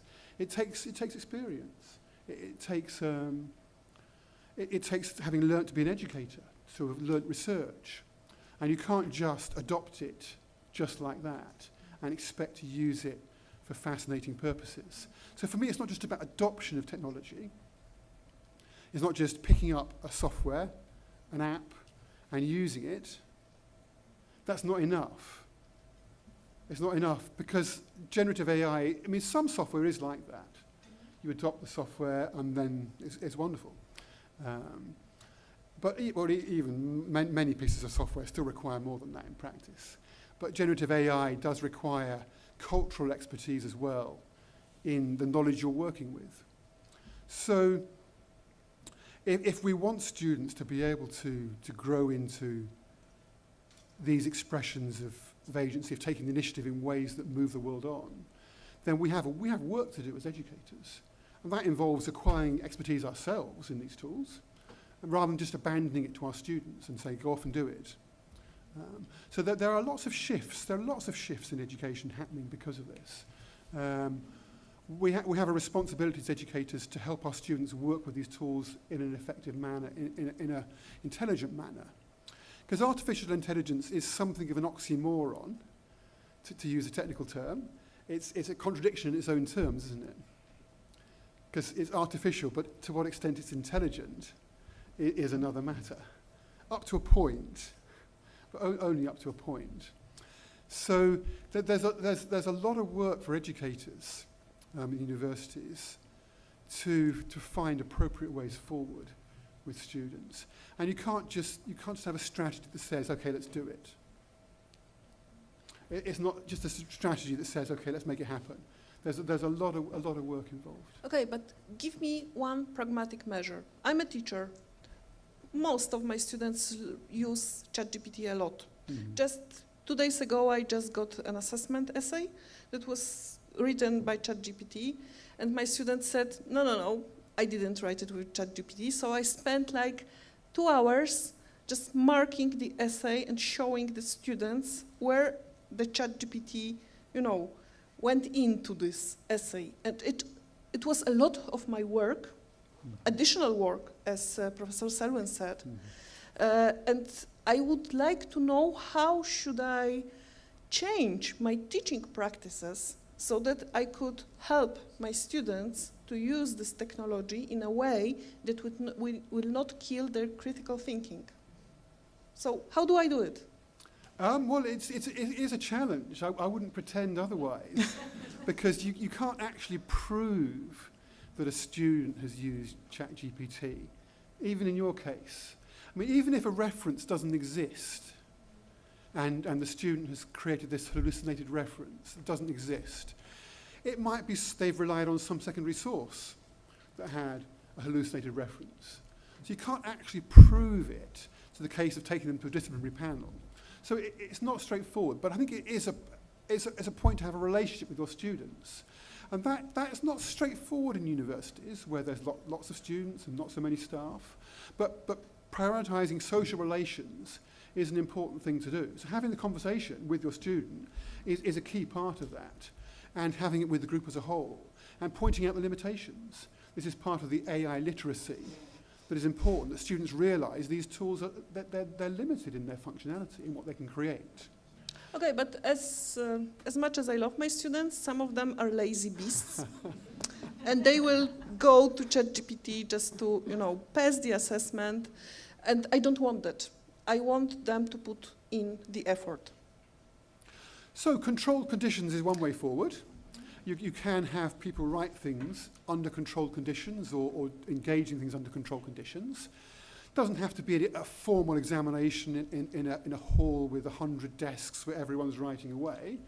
There are spaces in which you can engage with students in a way where they're responding to you. I mean, I had presentations on a course student I was running where the students presented things to me. So that's one example. I mean, technology itself does offer certain other possibilities. You have document history, and you can see how a document was created. I mean, people can still game that, can't they? Students can still game a document history. So we have a new virtual learning environment coming into my university, and we will be able to have student collaborations where they're using Microsoft 365, and you can see how a document evolved, and you can see the evolution of that document. Now, students could still feed in things over time into that document, but it gets harder. So if you've got collaboration, and it's also amongst the student body, they can see between themselves what one of their peers is doing. And that, for me, is one of the challenges. It's the trust that could break down, that one student says to another, why are you using this tool? And it's creating an output that isn't as good as we want with our group work. There are lots of tensions there when trust breaks down. And that's one of the most issues that is most challenging, is the possibility for a breakdown of trust between staff and between students themselves. I mean, I had students complaining about other students using it in work recently. And you have to work actively to maintain that trust. So that there are ways forward, but they're not... They are not easy fixes. They're not easy fixes, no. Okay, so I will take the threads of what you said, and I will give them to Professor Selwyn. Because another thing that I took from your speech was that perhaps the methods of assessments are not right. And how could we change them? And I would really like you to refer to your personal experience so that we really assess the knowledge and the skills that we are trying to give our students at the university. I think you should ask an expert on assessment. I don't teach. I've got no idea at all. No, there are some really interesting people that write about assessment and AI. One person I'd recommend is Phil Dawson at Deakin University, and there's a really good centre of people there doing stuff on digital assessment. And again, a lot of the conversations they're having are very old conversations. It's not really about generative AI and academic integrity. One of the things that Phil says, which is quite a kind of sidebar conversation, is I'm quite interested in the second order consequences of all of this. And there has been a huge panic around what generative AI means about the actual integrity of the university. How can we guarantee that the person that we're giving a degree to can do the thing that we say they can do? I think that's at the heart of all of this. And one of the things he worries about is how the public discourse has run away with itself, that there's a ChatGTP generation of students that are no longer using, they're using generative AI to get their degrees. There was a headline, I think, a couple of weeks ago in the New York Times that said that. And trust is being lost in this generation, that they've actually learned anything, they've done any work, and that really worries me. I know when you talk to students, most, if not all students, are not lazy beasts. They're actually working really hard. I love my students. Exactly. I was joking. So I think there's a bit of we have a job to say that to actually kind of show that our students are working hard and they're actually not cheating using ChatGPT and all the rest of it. And the discourse has kind of run away with ourselves. There are really interesting things you can do. I mean, I'm worried about trying to out-game students that are gaming the system. I think perhaps that's a minority, and again, we should perhaps trust students. But there are ways that assessment can be rethought. What I mentioned in the talk was the idea of not judging people on the content that they produce, but actually look at the knowledge and the skills and the ideas. And that comes back to the idea of perhaps touching in at many different points along the way when someone is producing something like an essay and talking with them and helping them develop ideas, allow them to submit the same essay 3 or 4 times, but have a conversation. But that takes a lot more work and a lot more effort. So it depends why you're doing it. If you're trying to catch them out and make sure that we can say, you get a degree because you've done it yourself, that's one thing. But if we're talking about work in order to get people to actually genuinely learn things, genuinely develop knowledge, then there are lots of different ways of doing it. Oral examinations are coming back into fashion. But I'm by no means an expert in assessment, but there are people out there who do it. So look at Phil Dawson's stuff. Yeah, nevertheless, you told us some very interesting things.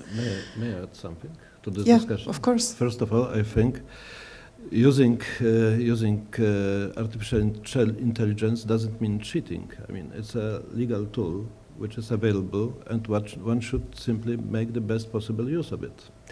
Second of all, as far as I know, the IQ of the best chat boxes is at the level of 100 and growing. So quite soon it's going to be a challenge to use those chat boxes properly, because they might reach the level of the best students in the lecture room. Second and the third thing is that actually asking right questions is also an art of a sort, and that's those conversations with artificial intelligence, at least so far, they're usually initiated by people. So the net result of the conversation depends a lot on quality of questions, of the quality of the input which is given, and that's what makes the difference. Best students will ask better questions, and eventually the results, they will produce better, more interesting, more innovative results. And as it's been said a minute ago, we should, when we evaluate the progress of the results, we should look for this novelty, for this originality. We should look for this added value, which is a result of a shared effort of the computer and also of the individual who asks specific questions and leads the discussion towards certain goal. So you argue for complementarity in using this technology? Yes, broadly speaking. Okay. But I'm glad that you are at the microphone, because another question that I would like to ask you was from a more systemic level. How should a university react to collaboration with EdTech and with technological corporations that are offering universities a lot of easy fixes, I would say, but not so much solutions for challenges in education and research that we are having. How we should carry those relationships? Well, we should be smarter than they are. That's to some extent part of our mission, to be smarter than everyone else. So, in fact, interaction with the commercial sector is not an easy one. First of all, they keep scanning everything around, including us, including the output of students and researchers at the university. So they are trying to induce the behavior which results in sending into the computer as much of our output, intellectual output as possible. Now, in return, we are obtaining these toys, these tools, which could be used in many ways. They could be used, of course, to create new knowledge, or they could help to create new knowledge, as I said. But also, they might be serving other purposes. There are those agents which everyone can create using generally available web pages, and one could try to automatize essentially any process in real life using those tools. So there is something for something. Of course, these ethic issues which are behind the scene, those are very important. And concerning the work of the researchers, university researchers, the IP should be under control. So we should build repositories, we should control the flow of data, the flow of ideas, the flow of papers, so to say, of documents, to the extent possible, to assure our priority of our researchers to save the IP rights. And this is not an easy task, because on the other hand, we are living in the epoch of openness. We are encouraged to publish in the open access system. We are encouraged to publish research data together with our papers, and that this is an easy food for the charts. This is easy food for the companies. So there have to be a balance between this openness and safeguarding of our effort, of the results we are producing as universities. And this is an interesting field for open debate. I mean, what we are trying to tighten the rules. We are trying to control the situation. For instance, University of Warsaw has built its own repository for data and also for journal papers. And this repository is the modern one. We have introduced many switches, many keys to lock our achievements, to control the flow of ideas. But, there are challenges which are appearing every day. So one has to react in an elastic manner. One has to, our action should reflect the reality, and this is not an easy task. So I think we are going to create a task force at the university, picking up experienced researchers from various fields, from various domains, because there are differences. There are differences in the way a mathematician or a physicist uses these tools, or in humanities and social sciences, they are being treated somewhat differently. So we need to build up a team with shared experience, and we should try to improve the situation, to fence ourselves against these bad habits. On the other hand, we have to discuss with these companies, because as I said, the whole technology has been created outside of our bubble. And we need access to that technology, and it should be a wide access. So we have to offer something to bring to the university this equitable and rather wide-reaching access so that our researchers have this advantage, can compete with other researchers, with other research teams in creating new results, creating new phenomena, well, new achievements. So there is this way. The funny thing is that, at least I am told, that this technology will become cheaper and cheaper. I mean, the more sophisticated it is, and the more popular it is, I mean, the access should become wider and wider, because the access should be cheaper. Well, but where is this level of, say, equivalence, economic equivalence of the system, that we don't know? We are testing. Yeah. We are going further and further, so we are negotiating with various companies. At the university, we have recently bought an agent which is called Scopus AI, which helps to scan the Scopus database in an intelligent way. We are thinking of acquiring other tools with similar features. So we are making progress, because we think it is our duty to make these tools available, as I mentioned, as I said, to everyone, to everyone who wants to use them, who wants to try them. But it's not an easy task, and it's not; those are not easy decisions, because we fear from time to time that a mistake could bring very serious consequences in near future. So this is new area, new swamp, so to say, and it's a This mistake being, for example, being too dependent on the fixes that technological corporations are bringing to the higher education? Well, the point is that they also depend on us, because they are motivated differently than researchers. So we are natural clients. Without us, those tools would not be developed to the extent they are.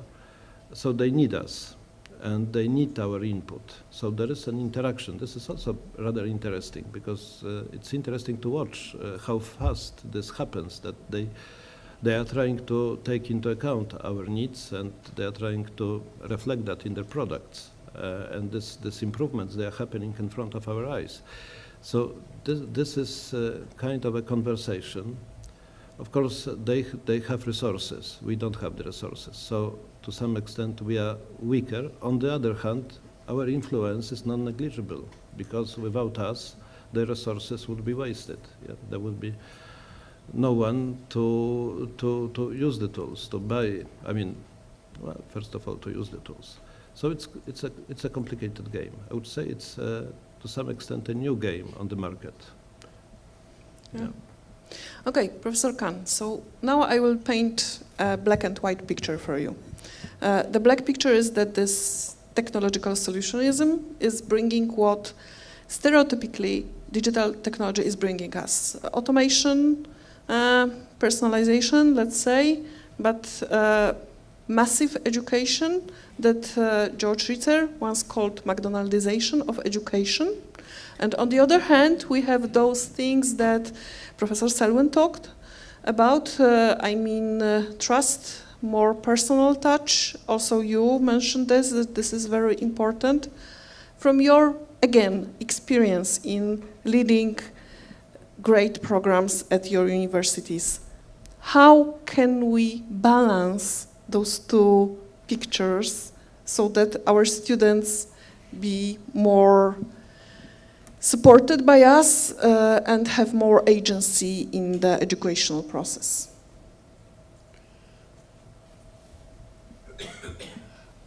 I still think there's a little bit of time to play out on this one, because McDonaldization of education with AI is still on the horizon. It's still, I mean, universities are beginning to look at it, and there's lots of pressures on the sector. So I've been talking with colleagues, there's pressures on the UK higher education sector, there'll be pressures on Polish higher education. So it's not that the temptation's there, but to deliver on that is still a big ask at the moment. So I think we're still I mean, at least at a reasonable level of quality. So this is partly work, because education isn't a single offer, is it? Mm-hmm. There's a differentiation across the sector of price, at a basic level. So if you have online education, you do have some offers that are very cheap, and some offers that are more bespoke. So I can see, I suppose, more use of generative AI when a university is trying to reach a large number of people, but with a modest educational offer. But if you are trying to offer education that's more demanding, that takes people in a further space, then I think we're still a way off that happening. So it's an attractive prospect, but it's still, for me, it's an educational future, isn't it?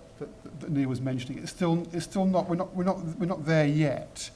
So I mean, people are using it for grading. It's true, and there are software being tried out for grading, and you can see some use of that. But is that what education is? I mean, you can have your work graded, and there will be ways to use it to speed up the grading process, even beyond the sciences where it's more clear-cut, and where it's already being used more straightforwardly than in social sciences and humanities.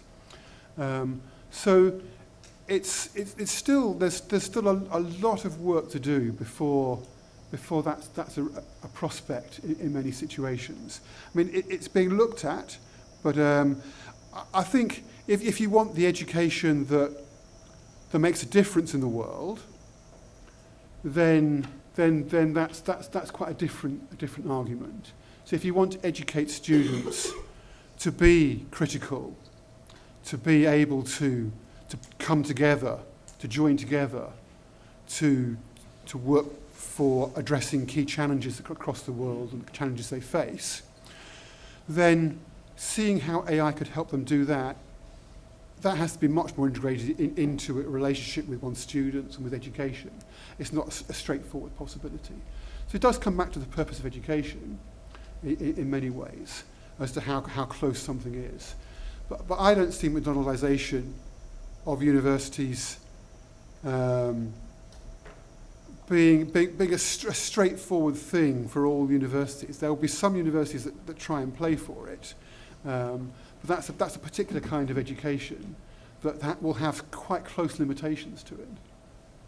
And how about research? Because I'm reflecting to your experience in being editor of quite a prestigious journal, and can you see any opportunities for making slow science with all these factors that tell us that we should publish more, faster, perhaps using the help of GenAI? Well, publishers are certainly very concerned of being swamped by lots of output.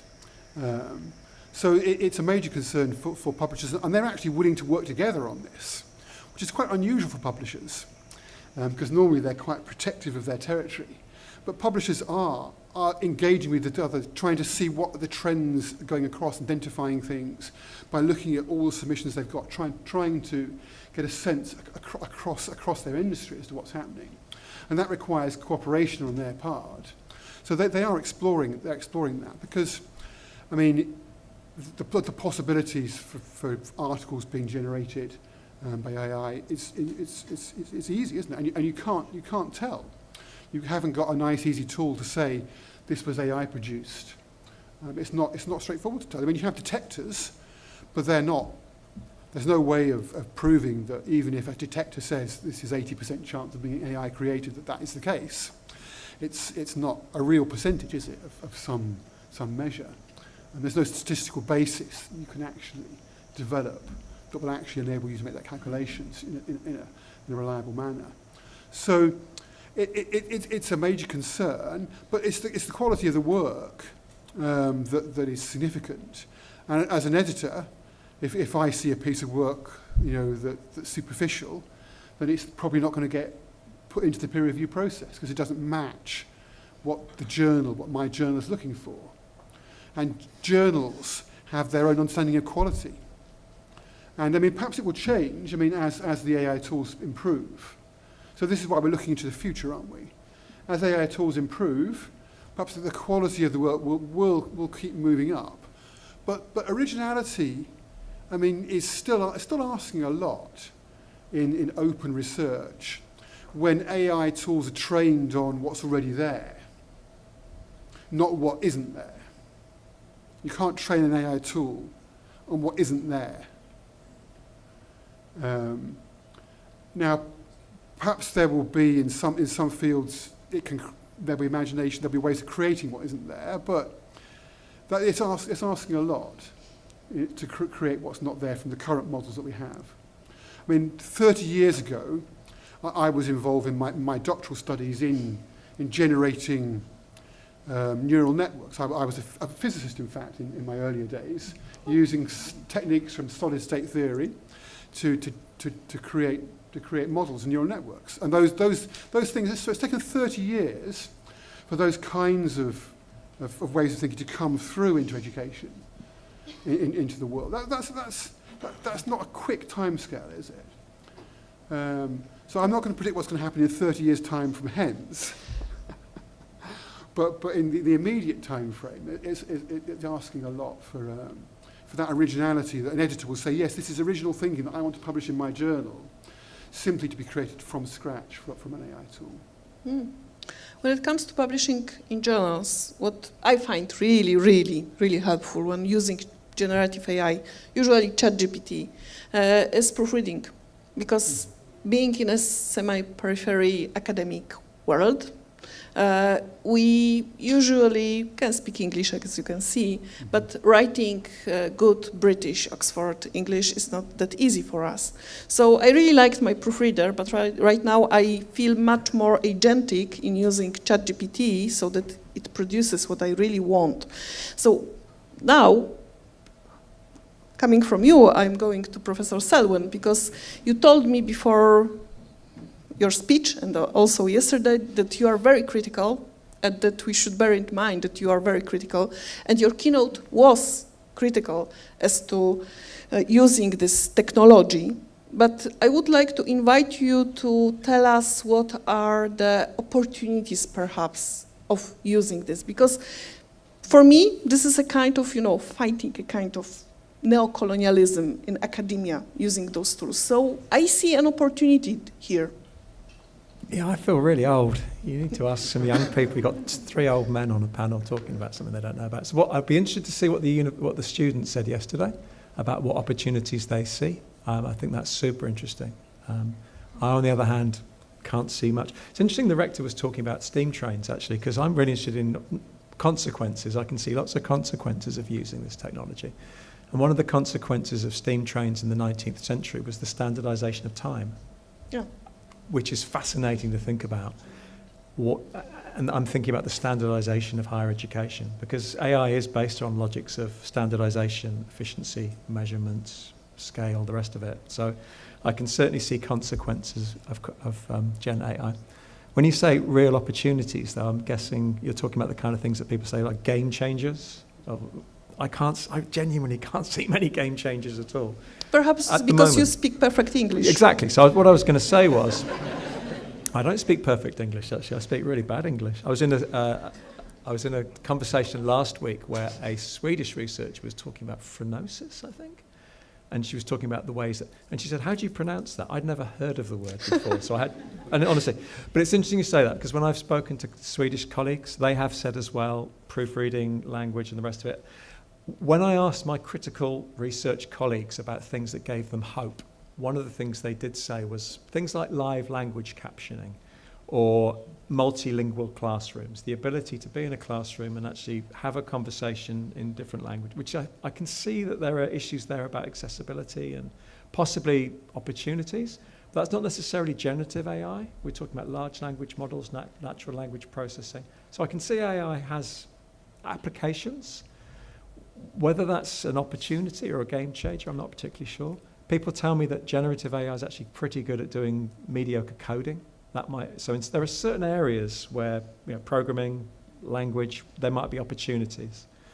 But I guess for me, the opportunities are more about how we engage with thinking about education and technology. So the main opportunity, I think, is we're having some really interesting conversations about, aren't our assessments a bit crap?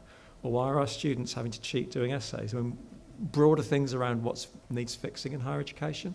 The answer isn't generative AI, but AI is causing those conversations to take place.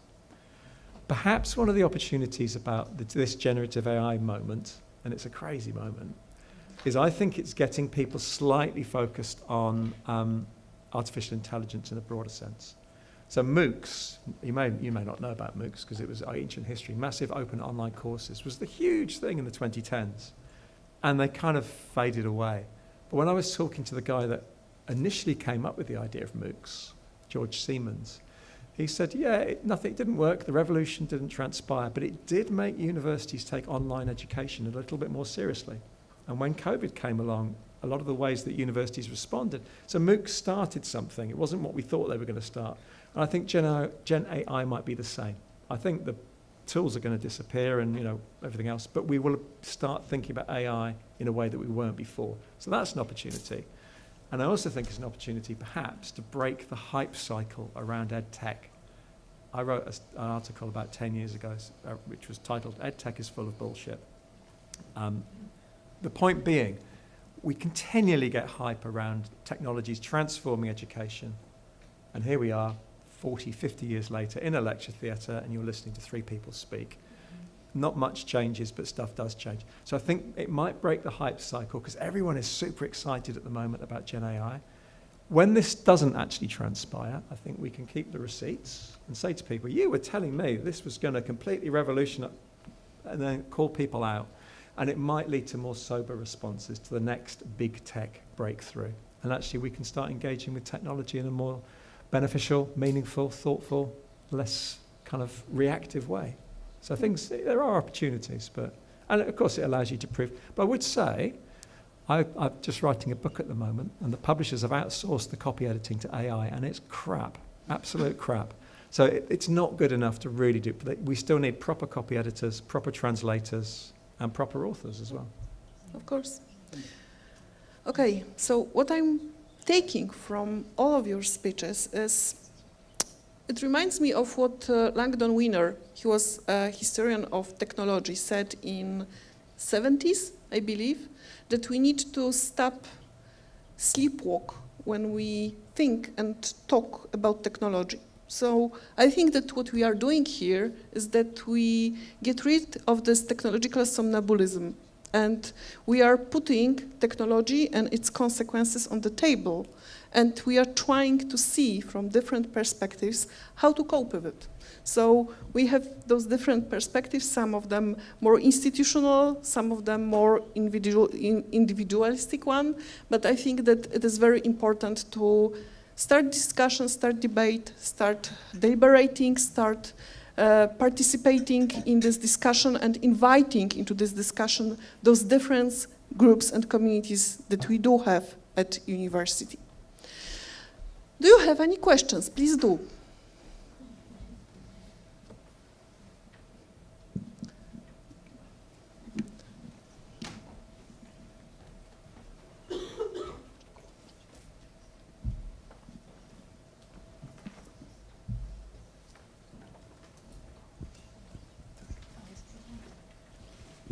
I like very much the metaphor of Rector Lalak about crossing. And engineering point of view, I'm also engineer, we finished the same faculty. But I would like to extend your analogy that probably we are facing now that these crossings are related to multi-body problems in the sense that we have crossings between science, education, society, economy, policy, and this multidimensionality of the problem is more and more difficult to understand for us. And we can also, it was mentioned that the speed of changes is unexpected fast. So one can only anticipate what can happen in a few years in our society. What is, for example, the influence of AI on politics?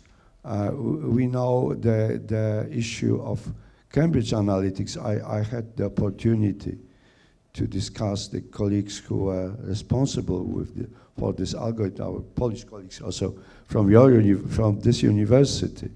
So we can only think that next elections not only in Poland but all over the world will be more and more influenced by tools created by AI. This is one of examples, and this will change the society.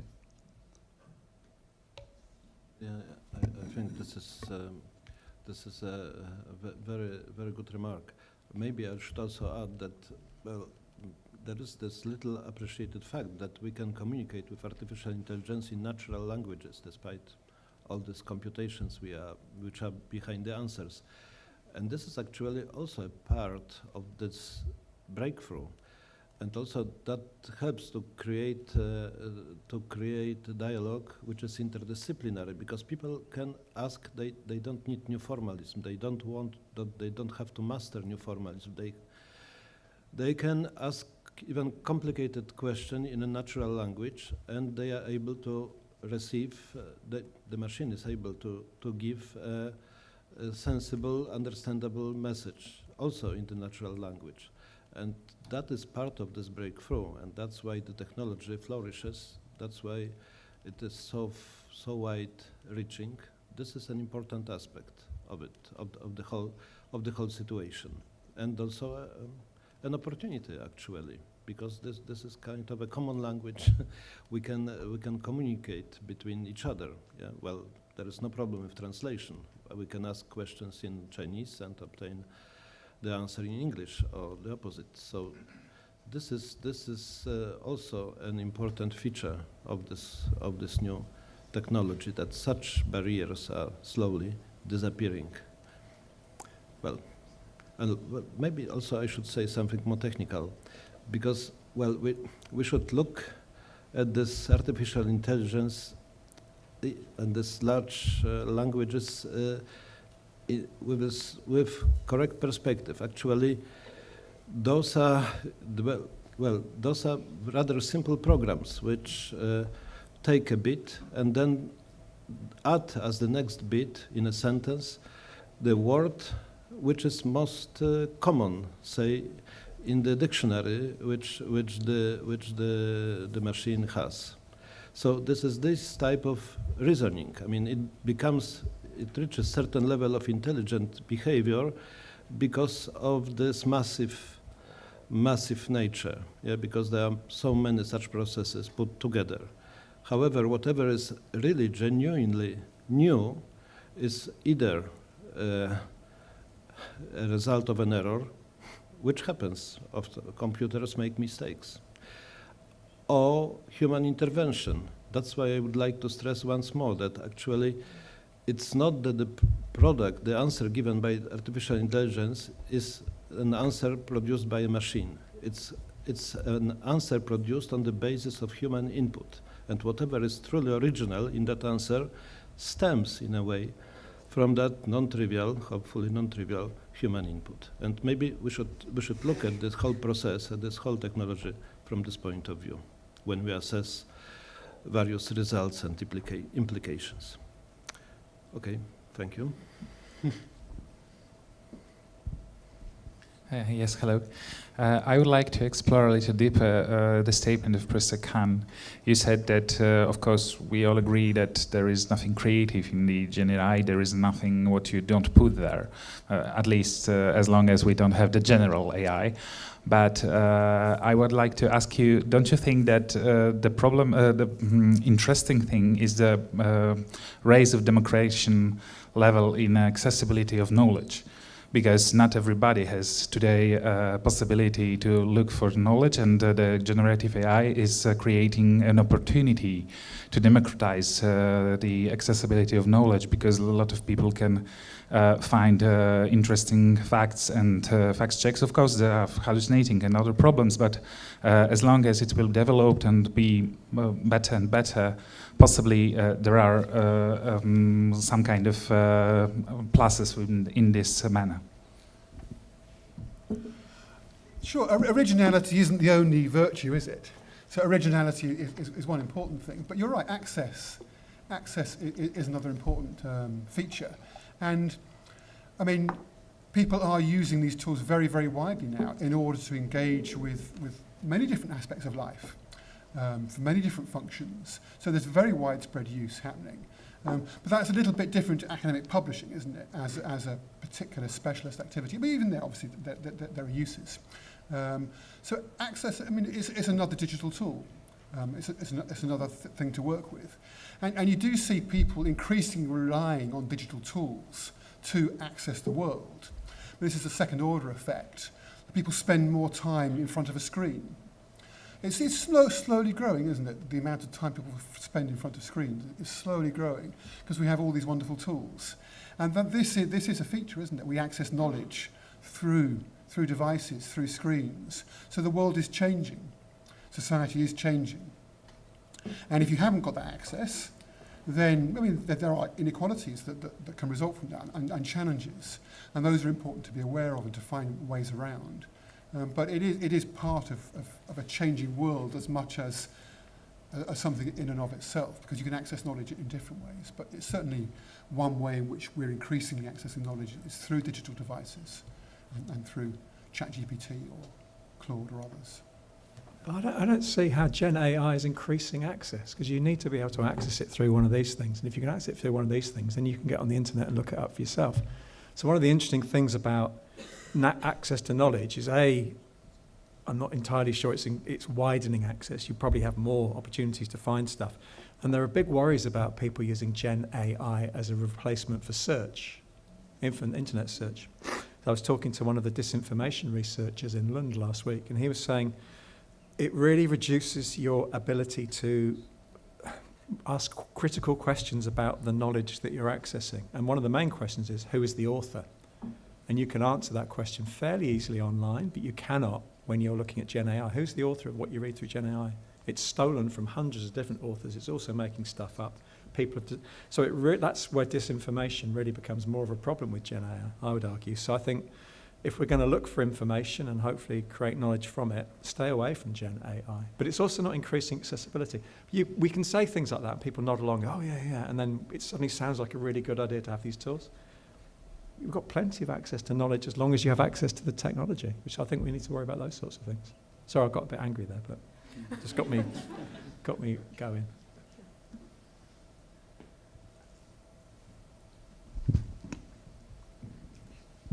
Could I actually pick up on that and actually agree with you and say it's actually possibly the other way around, that actually it's widening the digital divide, because we've talked about the free model of a lot of these products today, but there is a paid model. And actually is students that can afford the paid model, the more expensive engines from generative AI, are they actually afforded a better output that is going to impact their academic results or whatever they are doing or whatever they are trying to achieve in life, because they are able to afford more? And it's not just that they've got the free model that everybody has, they've got more. Sorry, that wasn't really a question, it was more a sort of a follow-on statement. Reflection. No, you're right. The people who have the free model only have knowledge up until 2022, I think. So you can't write. So you're right. There are worries there. And I think one of the things I was hinting at in the talk earlier was it's not going to be free. Nothing is free. You know that. And I don't think these tools are going to be free for much longer. And I don't think we should pay for them.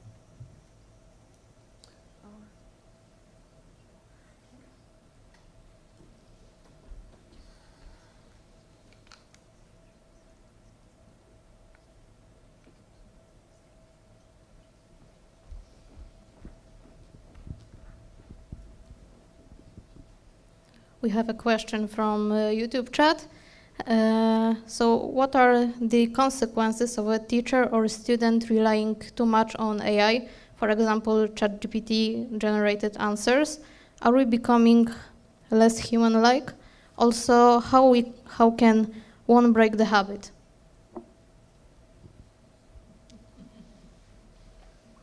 It's interesting that a habit has been formed, isn't it? The question indicates that a habit has already been formed. It doesn't take too long to create a habit, does it? And I think we can see lots of habits being formed in the students we work with or in other settings already. So, I mean, it's already shaping the world we're in. I mean, that for me is one of the key things that I'm interested in, is how I respond to this world that's now there.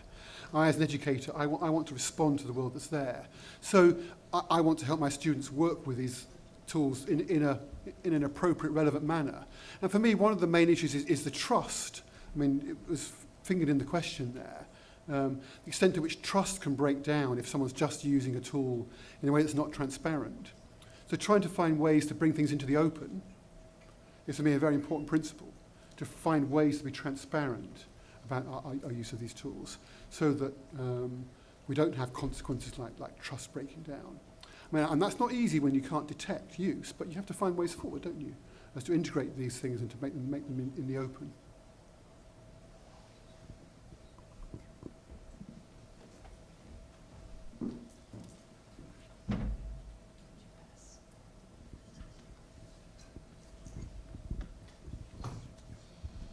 Thank you. Apologies for being at the end of the row.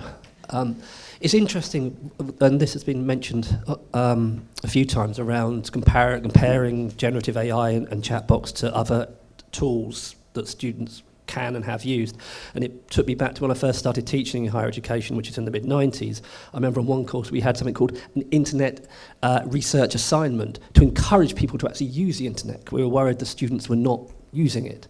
And to make it clear that, you know, searching for something is fine, cut and pasting without attribution is not. And it seemed to be fairly, uncontroversial. Just as using Word for Windows and using the spell check and the grammar check became so accepted that we've stopped taking in handwritten essays. So there was always a sort of largely embracing of this technology. There were some colleagues who didn't like the internet but they were outliers.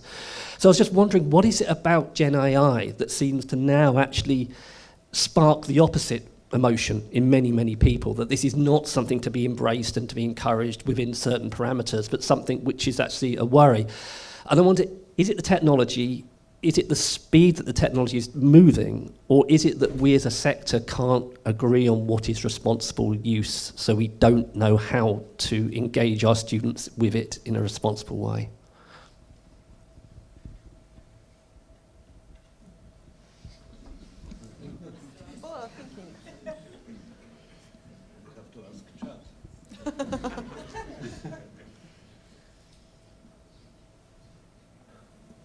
I mean, the scope to short-circuit learning is, for me, quite an important consideration. I mean, that for me, I think, is one of the main worries.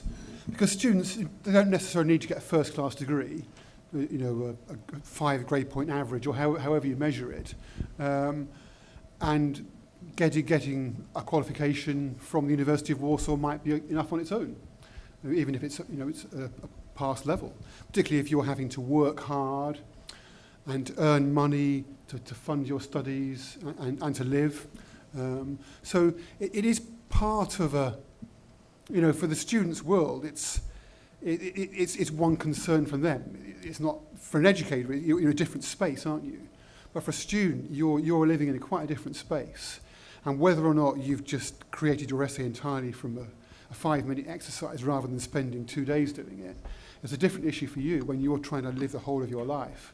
Whereas for an educator, we have responsibility to curate, to facilitate, to help people to grow and to be able to work and to learn in an imaginative way where they can be fully original and create things that aren't there already, to go beyond the existing knowledge space that the world sees at the moment.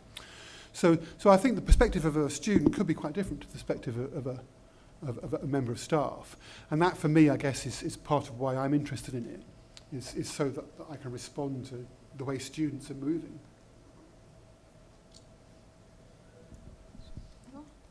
Okay. Katarzyna Zabielska, co-chair Warsaw University of Life Sciences. Thank you so much for a great debate and sharing your knowledge. I have one question. As a supervisor of students and PhD students, we know exactly, as Professor Lalak said, that it's rather impossible to have the students not using the GenAI today. And also, as Professor Khan said, it's rather impossible also 100% to say if they used GenAI as a part of their thesis or PhD thesis. Maybe we should consider adding a statement, like authorship statement, that GenAI was used in some part of the thesis in which, and if so, how it was used, exactly as in some publishers ask us as corresponding authors if we used AI and how. What do you think about it? We already do that in my university. And the system we have at the university asks for a 5-point scale. So we now have this stupid question at the end saying the student has used generative AI or not on a scale of 1 to 5, which doesn't even make any sense. So there are all these technologies making us somehow make an excuse so we can get away from the issue. So yeah, by all means, get them to write a statement. But what does that mean? It doesn't mean anything at all. So I think we need to really think about why a student would, at PhD level, why would you be thinking that you're going to use generative AI in an inappropriate way? Or are there ways you could use it appropriately? But I don't think it's PhD students. I think it's academics. I see enough stuff that's written by academics, professors even, that are using generative AI in slightly problematic ways. And you have to ask the question, why would somebody do that? Is it they've got too much on? They've said yes to too many things? They're just too tired? They're overworked? So I'm against the idea of just having tick box things that gets us off the hook, gets the student off the hook, and then if the student is found to have used it inappropriately, then we can hammer them and say, but you said you hadn't used it. Again, it comes down to this thing of trust.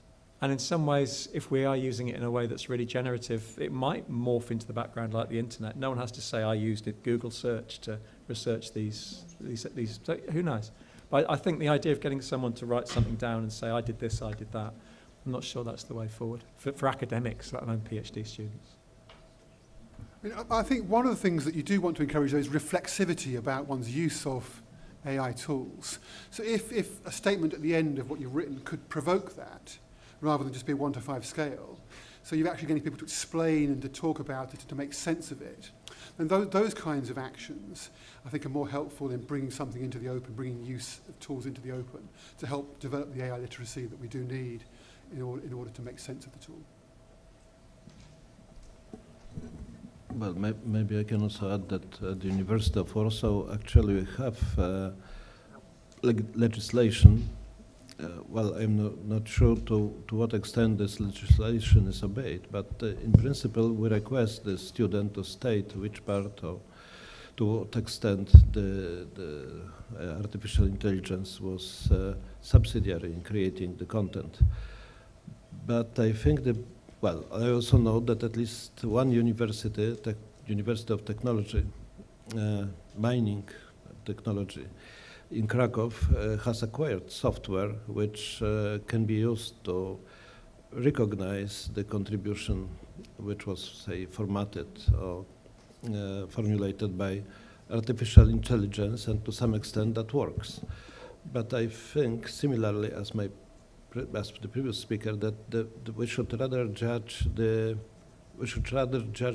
effect, the output. That if the use of artificial intelligence enhances the work helps to create, as I believe, which is always happening with the at least partial intervention of the human brain, to create this additional value. Then usually an experienced teacher can recognize this happening. That should be to some extent appreciated, and that should be the eventual way of say judging the value of the AI contribution to a given diploma thesis. So I wouldn't be actually that strict. Also, I know that there are many schools, higher educational facilities in the world which withdraw from very strict regulation concerning putting such specific statements. Probably partially because that simply doesn't work in practice. Thank you for the panel. My name is Mary. I'm from the University of Birmingham in the UK. The question, well, perhaps a note as well, relates back to something that my colleague here has said. So digital technology and as well our reaction as higher education institutions to these revolutions that have happened. It's not the first time that we've had or have to face these revolutions, even starting from perhaps the use of calculators, to the use of computers, to the use of the internet, and so on. But perhaps this particular technology is threatening our academic identity, because now we've got a tool that can do what we can do. Like basically, it can create the curriculum, it can develop material, it can teach. We've seen ChatGPT 4.0 doing interactive teaching with individual students. It can create assessments, and it can provide feedback, can mark these assessments and can provide feedback. At the end of the day, I feel like this particular technology is not threatening the way we do things, it's threatening us. It's threatening our basic existence as academics and as higher institutions. So perhaps the question that I want to pose to the panel is, have we thought about just the way that we need to promote ourselves as academic institutions and as higher education institutions, and the way that we see ourselves and the way that the public is seeing us, as students are seeing us, and what we're actually trying to provide to society? Is it actually questioning what we're doing from the bottom up, from the roots? Thank you. Yeah, absolutely. And so that's what I was trying to get at beforehand, in as much as this stuff can churn out mediocre lesson plans, mediocre tutoring, mediocre everything. And if you think that's good enough, then knock yourself out. And you could always have done that kind of thing outside of the academy as well. So I think we really do need to tell the story about what the value added is of coming to a university, what the value added is of being taught by an academic, what the value added is of actually writing something for yourself rather than getting ChatGPT to do it. And it is about ideas being created, and it is about novelty, and it is about criticism, and it is about being able to disagree about things. You look at any generative AI output, and it's always very certain. There's no room for ambiguity and grey areas. That's something that we, as academics, can deal with really, really well. So we need to tell that story. And it's not just to the public, but it's to students that might be thinking of coming to university now. Why the hell would they have to come to university? And we need to sell ourselves on that grounds. And I think we're not good at that. So I agree with you completely, but I don't agree with you that ChatGPT can do the job we do. The job we do is far more complex. It can do a crap simulation of what we do. And if people think that's the same as what we do, then we do have a problem.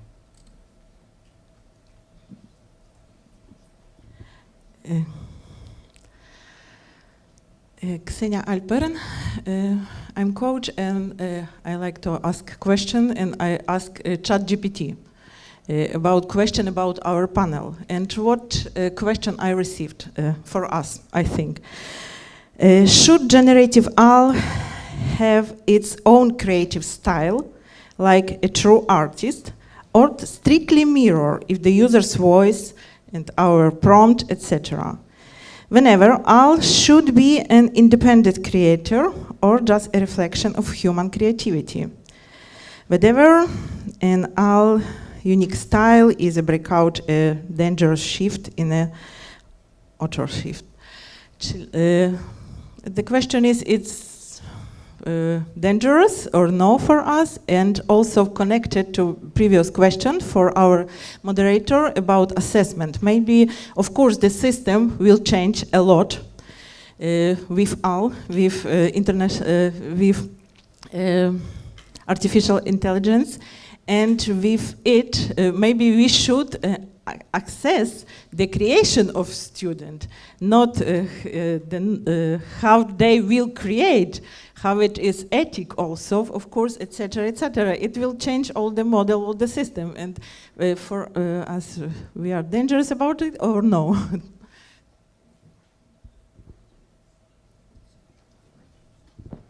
I'm happy to answer that, but I did tell you not to use ChatGPT to ask questions. But beyond that, ChatGPT is not creative. It does not create anything. It cannot be an independent creator. It plagiarizes from independent creators and human creators. And it has so it simulates creativity.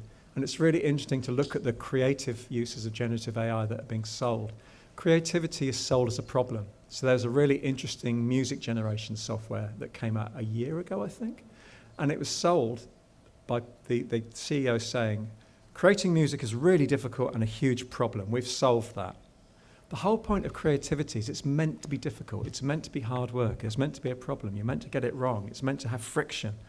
And the AI imagination of what creativity is friction-free. You can create at the top of a button. And that's not what creativity is. That's just something else. So no, generative AI cannot be an independent creator. It's a plagiarism machine. But also, and that's what makes us good as human academics. We can create stuff. We can generate knowledge and ideas. Generative AI cannot. It will feed off our creativity.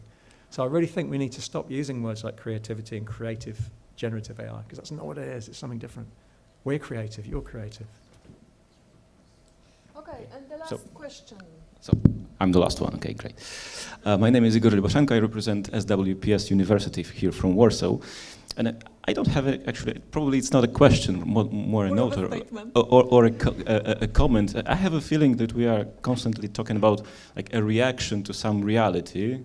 And it's actually quite understandable. ChatGPT is there, Gemini is there, Claude is there, everybody can use it.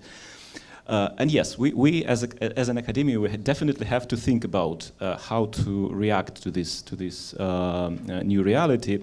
But what is missing in my different opportunities to talk to different people in the academia, in different circles and so on, is a lack of kind of thinking about what the technology as such is capable of, and how it can be, whether and how it can be incorporated in some processes that we at the university in general are doing. I'm not saying about a tool like ChatGPT as such, but a technology of large language models and of their possibilities. Actually, Professor Lalek, you mentioned Scopus AI. I also had a possibility to use it as an example. It's beautiful. It's absolutely beautiful. As far as I know, it's still in beta. It's not final product, but just what I'm trying to say is that there are some things in which I think this technology can definitely help us understand.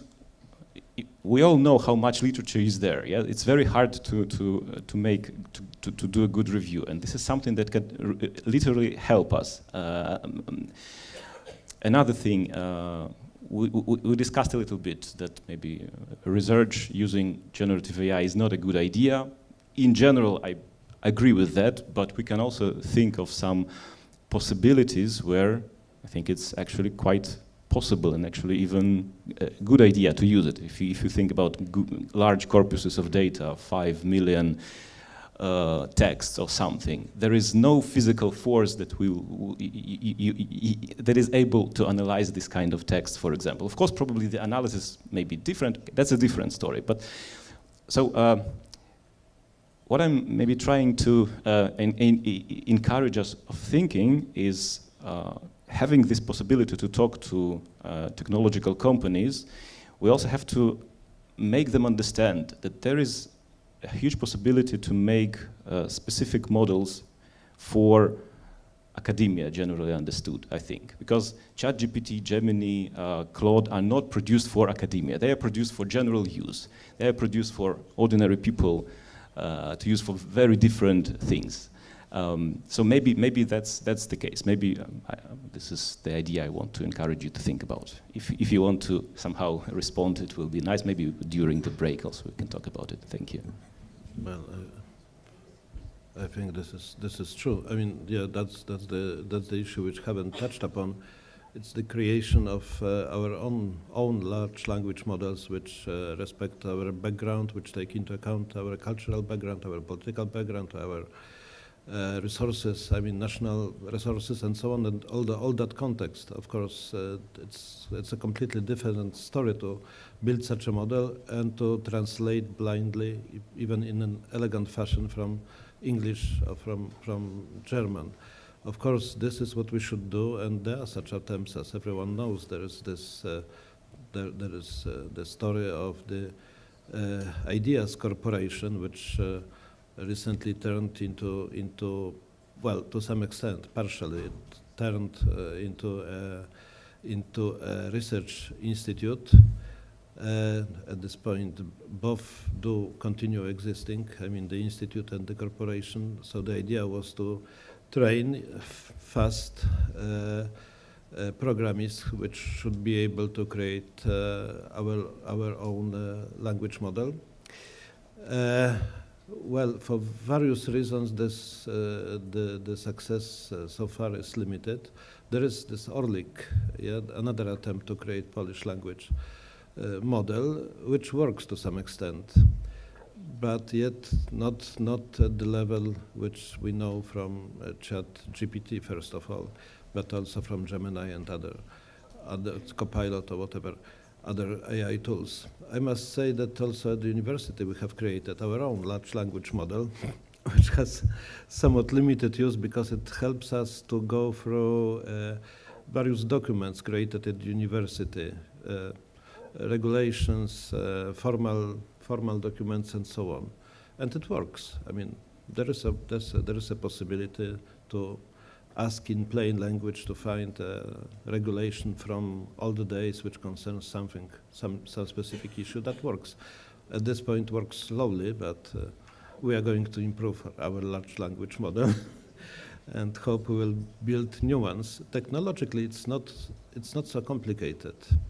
Actually, it's also not that expensive, but you need manpower, and maybe that's one of the conclusions of our work, that to build this large language models, you need skilled programists, you need people.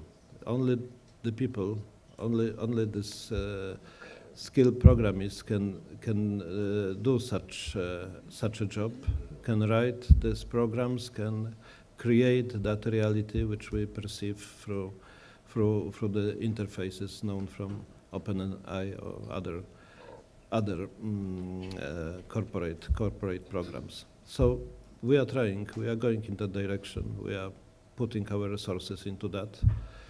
It seems it's, well, it's not actually the money which is limiting the situation, which is limiting us in this effort. It's legal environment, it's manpower, well, it's the structure of the academia itself, which sometimes doesn't help to create concerted effort at the scale which is needed to achieve fast success. In this respect, corporations are usually better, more efficient.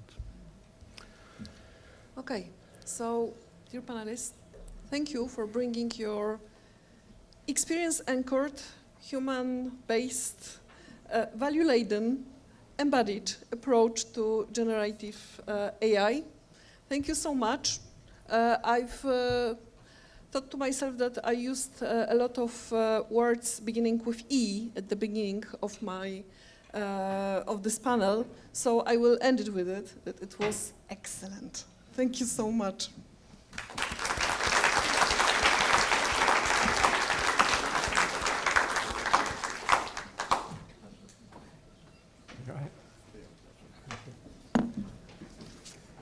And we start at 2 o'clock, yes, and there will be 3 parallel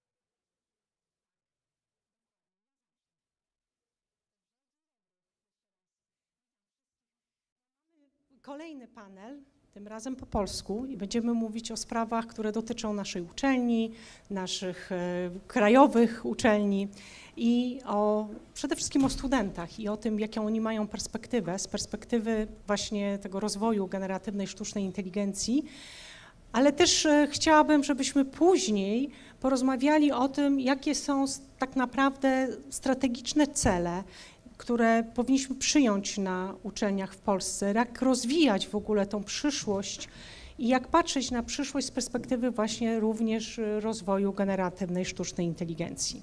I pozwólcie, że przedstawię na początek naszych panelistów według alfabetu. Pani profesor Anna Giza-Poleszczuk, socjolożka, była rektor Uniwersytetu Warszawskiego prorektor, tak, do spraw rozwoju, mówiłam, że muszę czytać. Badaczka relacji społecznych, instytucji i edukacji. Ja mam dysleksję, mi się słowa mylą. Współtworzyła raporty strategiczne dotyczące przyszłości szkolnictwa wyższego i roli uczelni w społeczeństwie. A teraz przygotowuje, uwaga, raport Wzmocnienie społecznej roli uczelni poprzez innowacje w kształceniu. No to jest duże badanie, które prowadzisz i jak gdyby tutaj też jakimś tam małym elementem jest ta wczorajsza dyskusja, debata, wysłuchanie studenckie. Profesor Ewa Krogulec, obecna prorektor do spraw rozwoju Uniwersytetu Warszawskiego, geolożka, hydrogeolożka, od lat związana z Wydziałem Geologii na Uniwersytecie Warszawskim, pełniła funkcję dziekana w latach 2012-2020, odpowiada za strategię rozwoju uczelni, w tym wdrażanie polityki transformacji cyfrowej i zrównoważonego rozwoju. Reprezentuje UW w wielu krajowych gremiach doradczych związanych z nauką i środowiskiem. Bardzo miło. Profesor Andrzej Szeptycki, podsekretarz stanu w Ministerstwie Nauki i Szkolnictwa Wyższego, politolog, profesor uczelni na Wydziale Nauk Politycznych i Studiów Międzynarodowych Uniwersytetu. Dobrze. I ekspert Instytutu Strategię 2050, czyli też strategię ciągle. I profesor inżynier Janusz Uriasz, przewodniczący uwaga, Polskiej Komisji Akredytacyjnej od 2020 roku kieruje pracami nad zapewnieniem jakości kształcenia i rozwojem standardów edukacyjnych w polskim szkolnictwie wyższym. Dziękujemy. Profesor nauk technicznych związany z Politechniką Morską w Szczecinie, doświadczony badacz i dydaktyk, aktywnie zaangażowany w inicjatywy na rzecz rozwoju nauki i edukacji. Proszę Państwa, a my będziemy teraz dyskutować na temat przyszłości uniwersytetu, na temat wartości, bo dzisiaj było bardzo dużo, jakie wartości są najważniejsze i właściwie na czym mamy opierać tą przyszłość. I poproszę Cię, Aniu, na początek tutaj o właśnie opowiedzenie nam, jakie są główne wnioski wynikające z wysłuchania, które się wczoraj odbyło na Uniwersytecie Warszawskim. Dzień dobry, bardzo dziękuję. Włącz. Idea jest taka, że na początku wysłuchamy tych wniosków, a potem będziemy się odnosić do nich. Tak, ja widzę na sali kilkoro uczestników wczorajszego wysłuchania, więc tym większa jest moja trema, ponieważ moim zadaniem jest przekazać to, co wczoraj usłyszałam i ponieważ nie mam 2,5 godzin, żeby dokładnie o tym opowiedzieć, to przygotowałam takie bardzo syntetyczne podsumowanie. Gdyby coś było nie tak, to bardzo proszę uczestników wczorajszego spotkania o protest. Chciałam też powiedzieć, że rzeczywiście realizuję teraz z 5 studentów studiów magisterskich duży projekt i współpracujemy z Uniwersytetem Śląskim w Białymstoku i Uniwersytetem Ekonomicznym w Krakowie, więc tak trochę po przekątnej poszliśmy. Jesteśmy po pilotażu bardzo dużych badań ilościowych na studentach, będzie to próba ponad 3000, a wspominam o tym dlatego, że to, co wczoraj usłyszałam, bardzo się zgadza z tymi tropami czy z tymi marzeniami, może tak powiem, z którymi mieliśmy okazję się zapoznać w trakcie badań jakościowych, eksploracyjnych. No ale teraz wróćmy do wczorajszego wysłuchania, które było poświęcone studenckiej perspektywie na sztuczną inteligencję. I punktem wyjścia, który otworzył naszą debatę, było taka oto teza, która jest bardzo ważna, mianowicie, że sztuczna inteligencja nie jest problemem, ona raczej odsłania problemy i słabości, które mamy w systemie szkolnictwa wyższego. Więc tak naprawdę powinniśmy sobie, myśląc o sztucznej inteligencji, zadać 3 pytania. Pierwsze pytanie byłoby takie: co o nauce, o uczelniach, o kształceniu mówi fakt, że maszyna potrafi wygenerować pracę z trudem odróżnialną, jeśli w ogóle, od prac stworzonych przez ludzi? To jest bardzo ważne pytanie. Co się takiego stało, że może nas tak łatwo zastąpić maszyna i to w dodatku w myśleniu i w wytwarzaniu, nazwijmy to, nauki? Za chwilkę do tego pytania wrócę. Drugie pytanie jest takie: co mówi o uniwersytecie fakt, że sztuczną inteligencję traktujemy jako zagrażający nam problem i odruchowo umieszczamy ten problem w perspektywie tropienia, kontroli, demaskacji, monitorowania. Innymi słowy, w perspektywie tropmy oszustów. I trzecie pytanie jest takie: co mówi sztuczna inteligencja o wizji studentów i wizji kształcenia na uniwersytecie? Innymi słowy, jaka w tej postawie kryje się wizja absolwenta uczelni, osoby, która opuszcza i z czym opuszcza nasze mury. Więc wracając teraz do pierwszego pytania, co mówi o nauce, kształceniu, o uczelniach fakt, że maszyna potrafi wygenerować łudząco podobne dzieła? I otóż to wskazuje na fakt takiego postępującej kanonizacji, standaryzacji zarówno procesu kształcenia, jak i procesu uprawiania nauki. Innymi słowy, są coraz ściślejsze kanony, wytyczne, które uczeni, ale też i studenci, których muszą przestrzegać, żeby w ogóle na przykład, nie wiem, redakcja czasopisma rozważyła pozytywnie złożony artykuł. Innymi słowy, to nam pokazuje, że w istocie rzeczy coraz większa jest presja na odtwórcze, repetytywne, skanonizowane, zestandaryzowane wytwarzanie wiedzy i nabywanie wiedzy. Obecny tutaj uczestnik wczorajszego wysłuchania bardzo pięknie powiedział, że właściwie ta presja powoduje taki proces stopniowego wygaszania.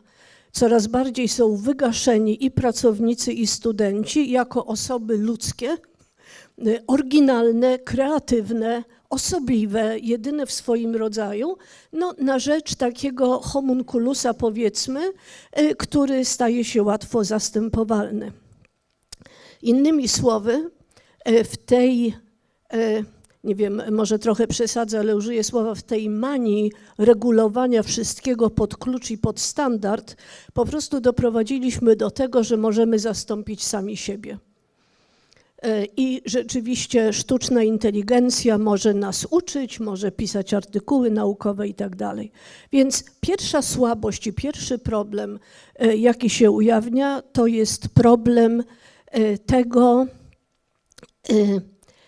jak traktujemy kształcenie, uprawianie nauki i właśnie z naciskiem na ewaluację, monitorowanie, wskaźniki i tak dalej. To teraz przejdźmy do pytania drugiego, mianowicie co mówi o uniwersytecie fakt, że umieszczamy sztuczną inteligencję w perspektywie oszustwa, w perspektywie zagrożenia. I to pytanie odsłania takie kolejne słabości, mianowicie taką rozprzestrzeniającą się kulturę nieufności, nadzoru, oceniania, i do oceniania bez wnikania w zrozumienie powodów, zaraz do tego wrócę. I ona też odsłania jako właśnie przejaw tej kultury nieufności taką ukrytą w tym wizję studenta, który jest leniwy, który jest sprytnym kombinatorem, wykorzystującym co się da, żeby uniknąć bólu, sprawdzenia, poddania się testowi, że studenci są postrzegani jako cyniczne osobniki, które przychodzą po legitymację, prawda, bo chcą sobie przez rok ze zniżką popodróżować autobusami i pociągami i tylko dlatego przychodzą na studia. I wczoraj, ale też w badaniach, bo studenci czują to na wszystkich uniwersytetach, prawda, że są jakby zawsze podejrzani, tak, że zawsze im się troszeczkę patrzy na ręce mniej lub bardziej. Zresztą w wywiadach z pracownikami pracownicy nam mówili, że oni nie chcą takiej roli prokuratora, prawda, że oni nie mają czasu ani ochoty, żeby tropić jakieś, czy student oszukał, czy też nie oszukał. Więc na przykład wszyscy wiemy, że jest gigantyczny dropout z pierwszego roku. Nie będę wymieniała, bo nie znam ostatnich danych, ale on jest naprawdę ogromny i zawsze słyszymy, a przyszli po legitymację, no i sobie poszli.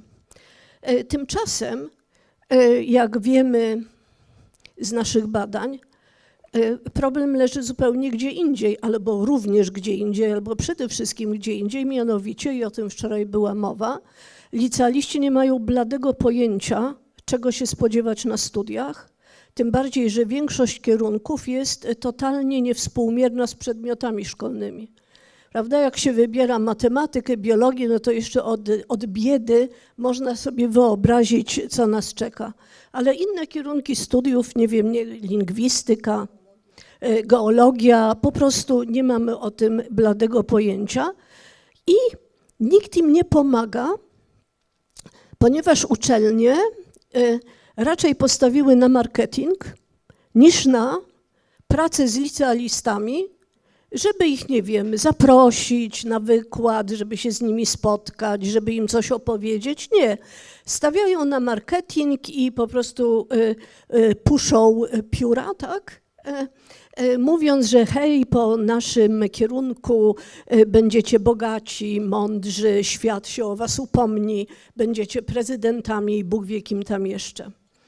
Więc tak można i należy według wczorajszych, tak należy patrzeć na dropout, nie jako wyraz cynizmu, tylko jako wyraz zagubienia ludzi, którzy mają prawo do tego zagubienia i za których jakoś jesteśmy odpowiedzialni, czy powinniśmy być odpowiedzialni.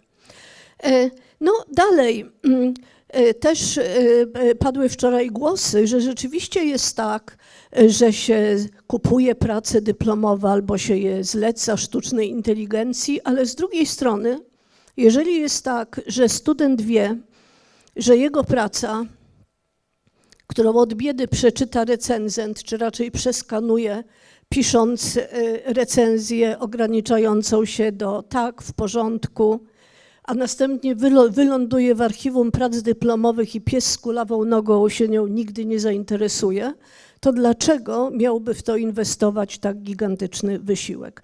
Więc znowu można by o tym dużo mówić, ale musimy pamiętać o tym, że nie powinniśmy się koncentrować na moralnej ocenie, tylko raczej zrozumieć, czego wyrazem są te zachowania i jaka odpowiedzialność za to leży po naszej stronie, myślę tutaj o stronie uczelni.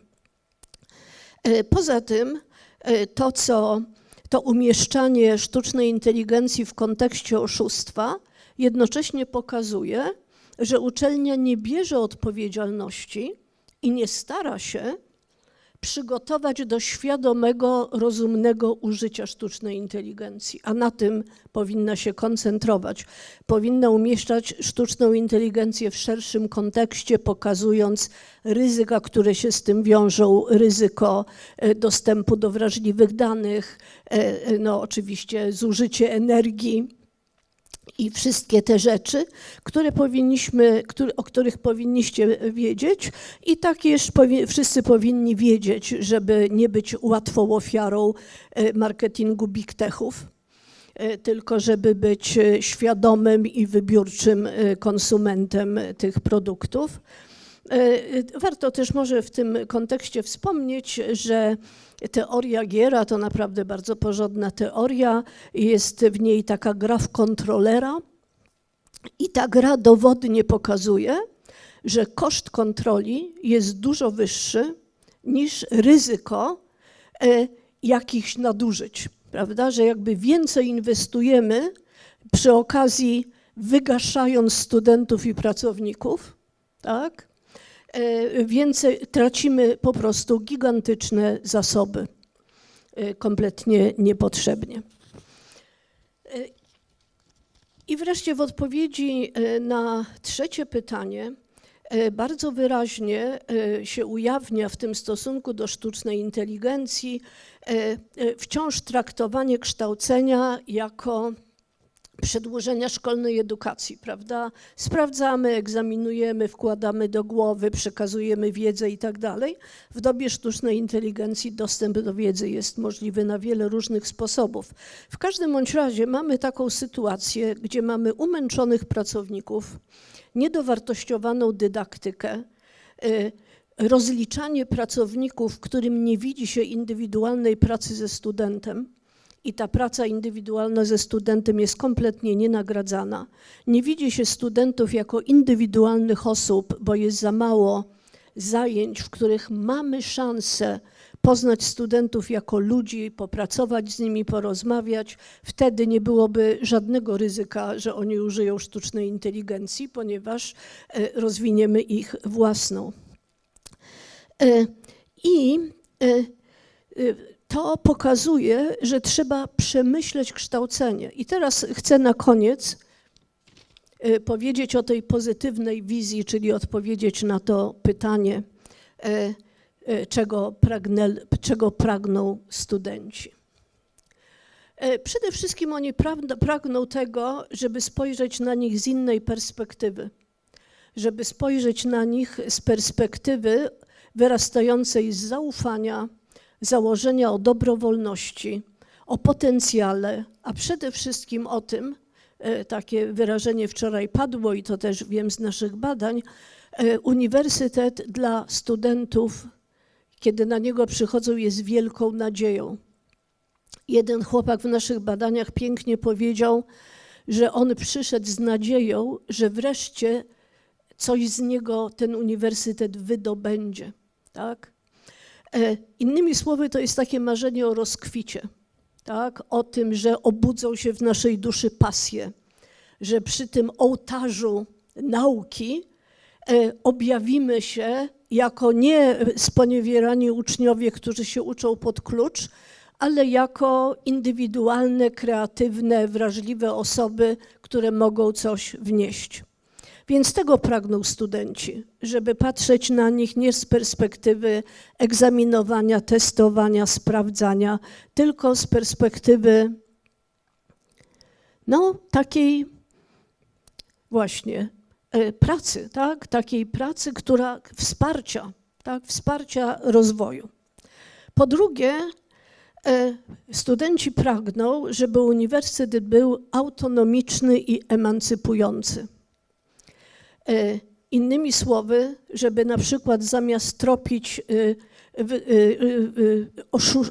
oszukańcze używanie sztucznej inteligencji, żeby właśnie budował świadomość tego, czym ona jest, jakie są jej koszty, jakie ona niesie zagrożenia, w jakim kontekście w ogóle sztuczna inteligencja się pojawia, co za nią stoi, kto na tym zarabia, co jest potrzebne, żeby ją budować i tak dalej. Studenci by pragnęli, żeby uniwersytet pomógł nam się wyemancypować spod presji big techów i wszystkich innych marketingowych sztuczek, żebyśmy byli świadomymi, autonomicznymi, wyemancypowanymi ludźmi i co więcej, uniwersytet powinien pomóc odwrócić technologię tak, jak się odwraca szpiegów.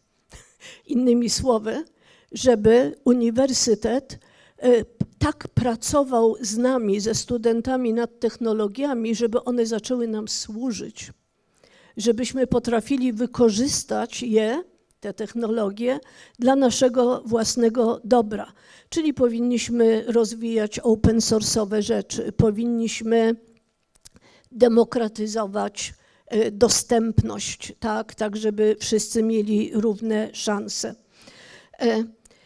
Powinniśmy przeciwstawiać się jako uczelnie determinizmowi i tej takiej narracji, że w ogóle te technologie to jakoś spadają z nieba, to jest jakiś proces, który sam z siebie się toczy, a my jesteśmy jego niewolnikami i ofiarami, bo tak po prostu nie jest.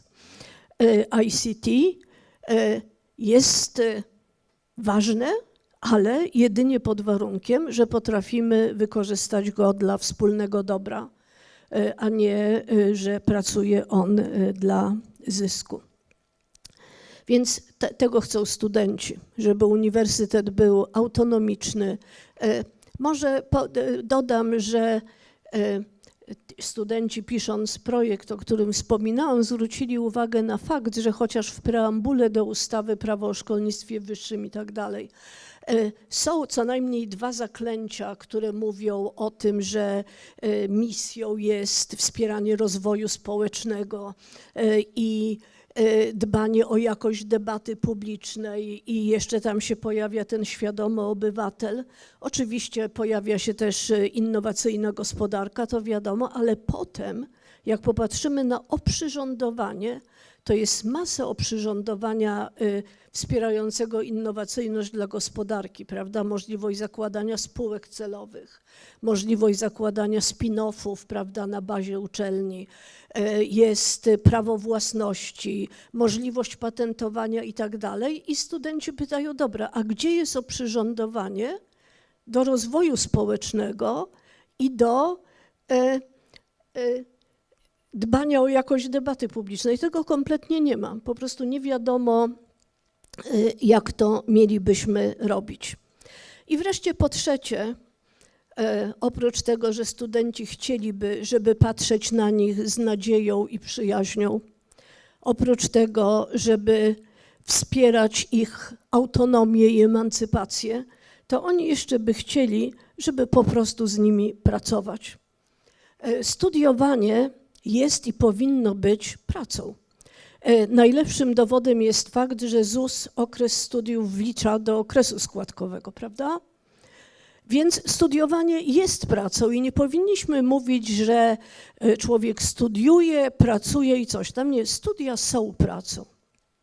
I oczywiście na koniec dodam, że też powinniśmy zdawać sobie sprawę z niebywałego obciążenia i przeciążenia studentów, tak jak i pracowników. Ja chcę powiedzieć, jeden z badanych pracowników akurat w Białymstoku użył pięknej metafory symetrii cierpienia. Tak, bo i pracownicy, i studenci są po prostu wykończeni. Tak? Dlaczego są wykończeni? O tym jest nasz projekt, więc nie będę tego zdradzać, bo o tym wczoraj nie była mowa. Poza tym jeszcze potrzebuję procentów z badania dużego ilościowego, żeby ktoś mi uwierzył, prawda? No bo świadectwo jakościowe nie jest uznawane zwykle za wystarczające, co wszyscy wiemy. No i teraz się kompletnie zapętliłam, no ale chcę powiedzieć, że to naprawdę daje do myślenia.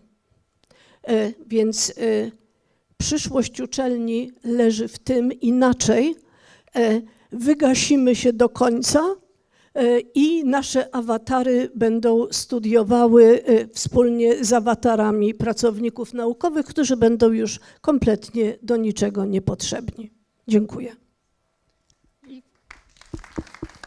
Brawo, brawo.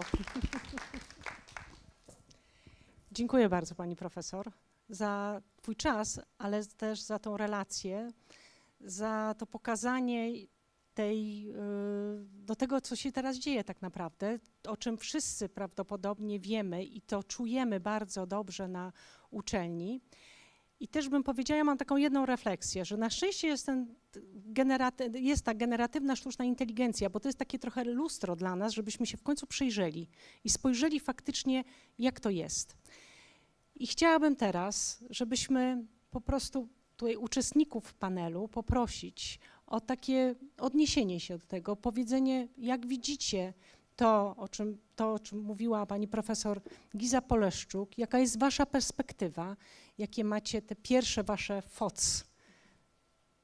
Pani prorektor. Tak, już tutaj trzeba nacisnąć, tutaj tak, o, i już będzie działało. Pani nacisnęłam, już prorektor. Bardzo dziękuję pani rektor za przedstawienie. To było i szerokie, może dla mnie, żeby odnieść się, zbyt szerokie.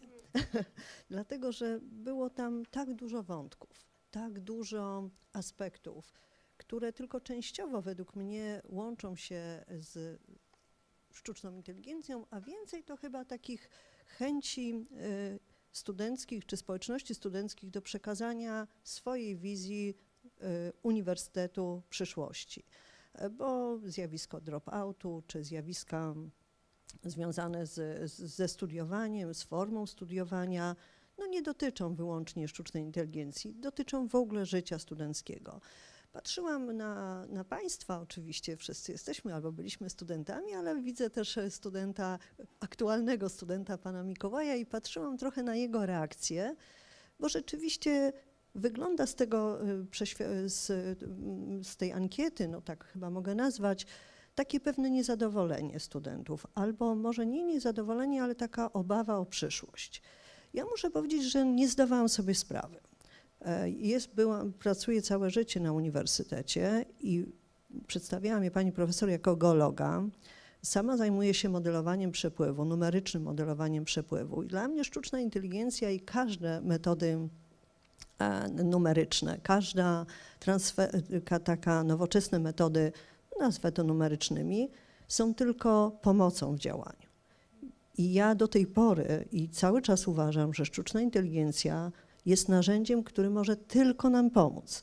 Nie stanowi problemu, a stanowi pomoc. Może wyzwanie, gdybym już była bardzo delikatna, to bym powiedziała, że wyzwanie.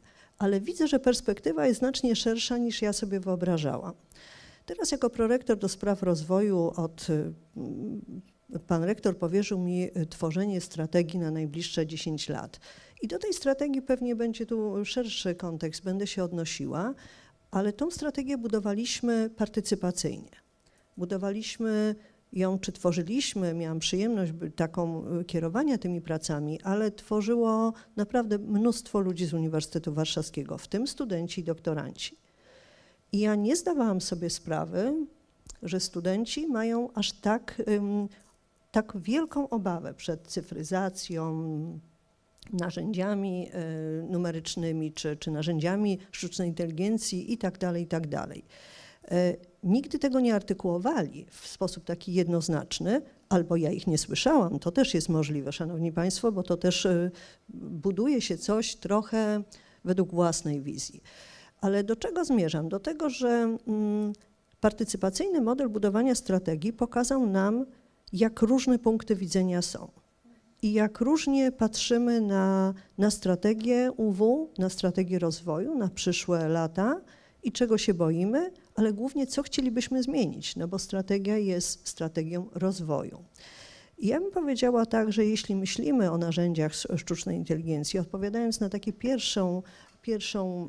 mając pierwszą uwagę do przedstawianych zagadnień, to bym powiedziała, że my musimy myśleć o uniwersytecie i o narzędziach IT, ale w sposób taki, jako nie projekt jednoroczny, nie jako krótki proces, tylko musimy myśleć w długiej perspektywie czasowej, bo nie bójmy się tu i teraz, myślmy, jak wykorzystać to narzędzie w dłuższej perspektywie czasowej. Myślmy o uniwersytecie i o narzędziach i o sztucznej inteligencji, o generatywnej sztucznej inteligencji jako o narzędziu do budowania inkluzywności uczelni, do budowania elastyczności uczelni i do budowania przyszłości uczelni.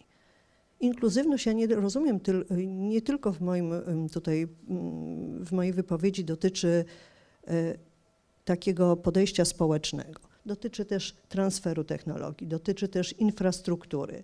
Inkluzywność dotyczy dostępu do wszystkich narzędzi wiedzy całej społeczności akademickiej. Elastyczność to właśnie to, że bądźmy elastyczni, jeśli chodzi o wykorzystywanie takich narzędzi. Nie bójmy się, wykorzystujmy i to nie tylko w takich dyscyplinach jak moja, czy fizyka, informatyka i tak dalej, tylko narzędzia sztucznej inteligencji powinny być, bo studenci tak nie uważają, jak widać z przekazu, ale powinny być naprawdę ważne we wszystkich naukach społecznych, humanistycznych i nie tworzyć jakąś specjalną oazę oszustwa albo możliwości oszustwa, tylko rozwoju danej dyscypliny, bo to jest naprawdę możliwe i właściwie powinno, nie uciekniemy od narzędzi sztucznej inteligencji, po prostu od tego nie uciekniemy. A przyszłość? Przyszłość zależy tak naprawdę, ta przyszłościowa wizja uniwersytetu zależy wyłącznie od nas. Jeśli wzajemnie od siebie się będziemy uczyć, jeśli będziemy współodpowiedzialni za ten proces i to interdyscyplinarnie, biorąc pod uwagę różne dyscypliny i dziedziny nauki, to mam wrażenie, że może obawy studentów przekazane w takiej ankiecie przekują się w cele albo chociaż w osiągnięcia i przestaniemy się może bać jako społeczność akademicka, a zaczniemy korzystać z wyników. Dziękuję. Teraz ja nacisnę. Pan minister Szeptycki, bardzo proszę, bo widzę, że pan ma już gotowy mikrofon. Tak, dziękuję bardzo. Ja bym chciał od disclaimera zacząć, że oczywiście ministerstwo w pełni respektuje konstytucyjne zasady autonomii uczelni, więc dlatego prosiłbym, żeby jakby słuchając dalszych moich wypowiedzi pamiętać o tym, co było na wstępie. Ja mam trochę wrażenie, tak jak pani rektor, że tu bardziej chodzi o problemy uczelni, bardzo realne zapewne niektóre, czy o problemy studentów, a mniej o same problemy z AI. Tam się pojawił ten wątek, że młodzież chciałaby być kreatywna, osiągnąć rozkwit i tak dalej, tak?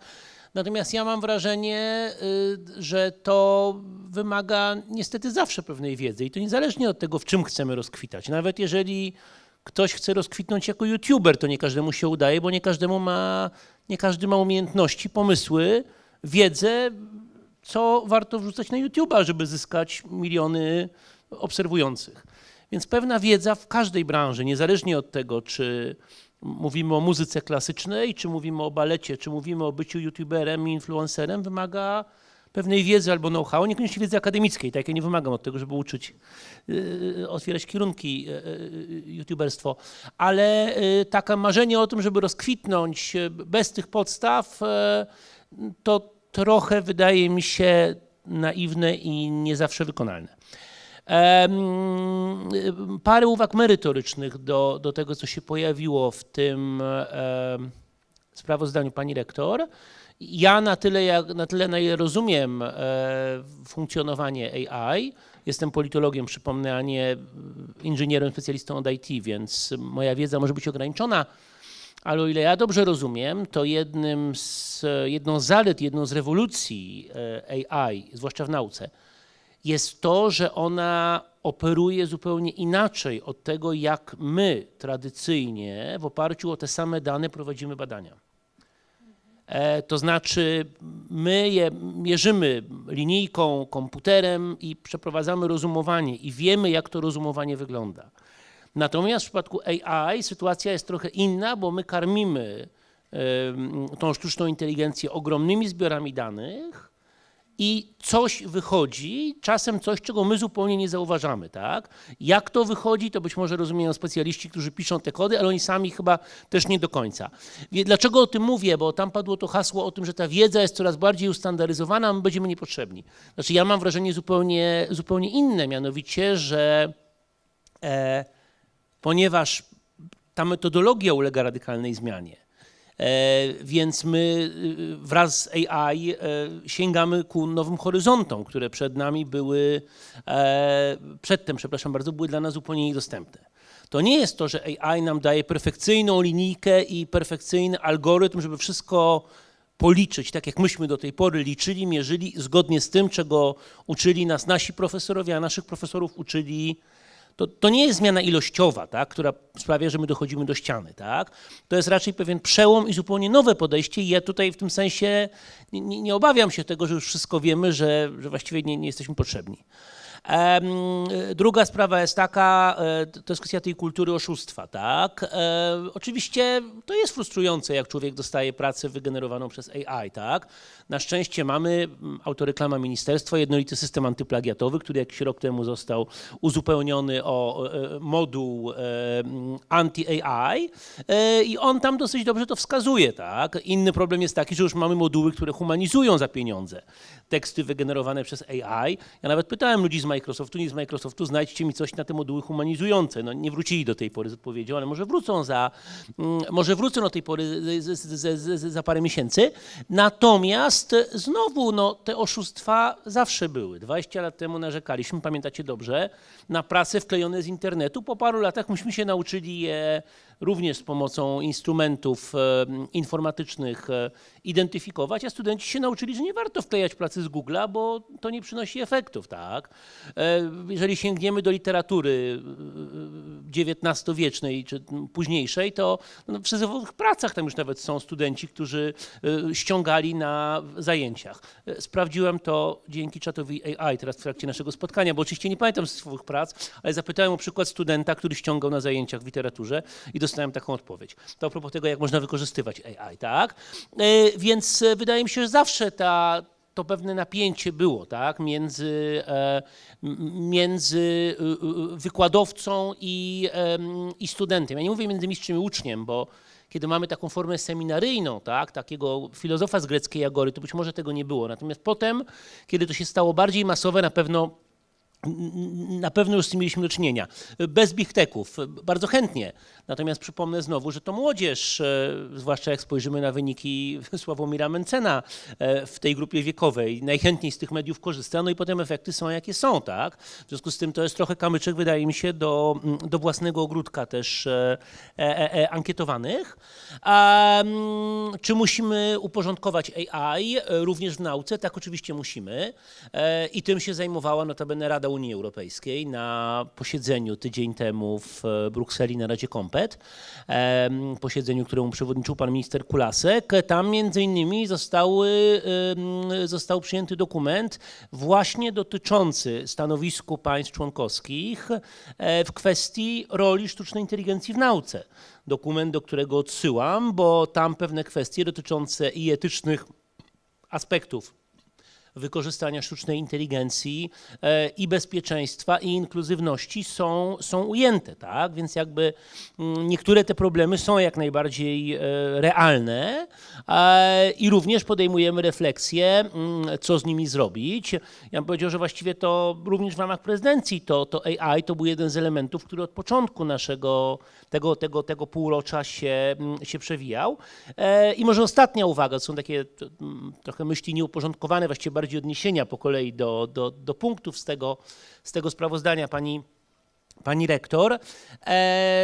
Tam padło takie hasło, że nie ma instrumentów dialogu społecznego na uczelniach. Znaczy ja mam wrażenie, że jest, chociażby na UW mamy Centrum Dialogu UW, które się właśnie tym zajmuje. My jako ministerstwo mamy oczywiście konkurs Doskonała Nauka, ale mamy też konkurs Społeczna Odpowiedzialność Nauki, który ten element dialogu obejmuje. Notabene wspólnymi siłami uruchamiamy ważny element w tej chwili dialogu ze społeczeństwem, jaki jest walka z dezinformacją. Tym się właśnie między innymi Centrum Dialogu na nasze zlecenie jako ministerstwa ma zajmować. Więc wydaje mi się, że podsumowując, problemy realne są, natomiast nie byłbym aż tak pesymistyczny jak ci ankietowani. Tak, dziękuję. Tak, dziękuję bardzo za zaproszenie do tej debaty. Tak przysłuchując się temu sprawozdaniu, które pani profesor przedstawiła, tak pomyślałem, że żałuję bardzo, że mnie tam wczoraj nie było z państwem. Tyle wątków, tyle wniosków tak naprawdę, z którymi się utożsamiam i zgadzam się. Ale wracając tak do szczegółów, to szanowni państwo, nie bądźmy zaskoczeni tym, że taki system sztucznej inteligencji jest w stanie napisać coś albo stworzyć coś na podstawie danych, które myśmy przygotowali i uczyli ten system. Właśnie na tym to polega. Polega to na tym, aby taki system w taki sposób został przygotowany, aby odtwórczo był w stanie właśnie takie prace przygotować. Jeżeli tam profesor Sankowski prowadzi badania nad rozpoznawaniem i oceną rozwoju embrionów, to nie dziwmy się, że system przez niego przygotowany będzie robił to prawidłowo. O to chodzi tak naprawdę. Rzeczywiście mamy sytuację taką, że jest obawa, że może te prace będą już na tyle, nazwijmy to doskonałe, że może będą nas gdzieś wyręczały, ale też o to chodzi tak naprawdę, aby w tym rozwoju ta sztuczna inteligencja nam pomagała. Padło takie stwierdzenie, że jak gdyby systemy obnażyły pewne braki, możliwe, ale ja też uważam, że one pokazują także, jakie są możliwości tak naprawdę rozwoju i dalszego postępowania i bym właściwie z tego elementu starał się skorzystać. Tak pomyślałem, szanowni państwo, gdybyśmy zrobili takie zadanie domowe, gdybyśmy własne prace, które powstały ewidentnie w przypadku mojej osoby przed erą AI, gdybym sprawdził tą pracę właśnie systemem antyplagiatowym JSA z modułem sztucznej inteligencji, spodziewam się, że także dużo elementów tej pracy byłoby właśnie wskazane jako właśnie może przygotowanych przez jakiś właśnie system sztucznej inteligencji. Jest takie ryzyko. Odnośnie zaufania, szanowni państwo, to też spoglądam jak gdyby na ten aspekt z drugiej strony. Też my, uniwersytety, uczelnie powinny uczyć nas i tak naprawdę uczą braku zaufania, krytycyzmu do własnych wyników kolegów, koleżanek i tak dalej. I o to chodzi, abyśmy nawet wynikowi, który jest prezentowany przez właśnie taki system, też mu nie ufać. Po prostu nie ufać, bądźmy krytyczni. Spoglądając w przyszłość, tak naprawdę ja widzę ją w takich ciepłych kolorach i optymistycznie, bo uczelnia ma także inną misję. Ma misję tworzenia, kształtowania właściwych postaw właśnie, które uważam, że akurat te systemy na tym etapie nie są w stanie na pewno tego uczynić. Czyli nie tylko wiedza, umiejętności, ale postawy społeczne i tak dalej, na których też będziemy ten swój rozwój później opierali. Też mam takie spostrzeżenie dotyczące właśnie tego dropoutu. Jak gdyby z punktu widzenia Polskiej Komisji Akredytacyjnej też mamy takie spostrzeżenie, że rzeczywiście czasami i często pod nazwą kierunku trudno jest dostrzec, co tak naprawdę wewnątrz się kryje. I te nazwy kierunków rzeczywiście stają się czasami taką próbą, platformą marketingową do przyciągnięcia pewnych studentów do podjęcia studiów. I później rzeczywiście może być sytuacja taka, że to zderzenie z rzeczywistością powoduje, że studenci jednak podejmują decyzję o rezygnacji. A jest taki przykład jednego kraju, Łotwa, nie wiem, czy mogę zaproponować ministrowi, ale tam jest taki projekt w chwili obecnej pilotażowy prowadzony, gdzie jedna duża uczelnia jest finansowana pewnym algorytmem na bazie wyników ukończenia studiów. Czyli skuteczności kształcenia, a nie liczby rekrutacji i liczby studentów. Także dosyć ciekawe jest, oglądam, jak to w szczegółach im wyjdzie. Możliwe, że jest jakieś rozwiązanie.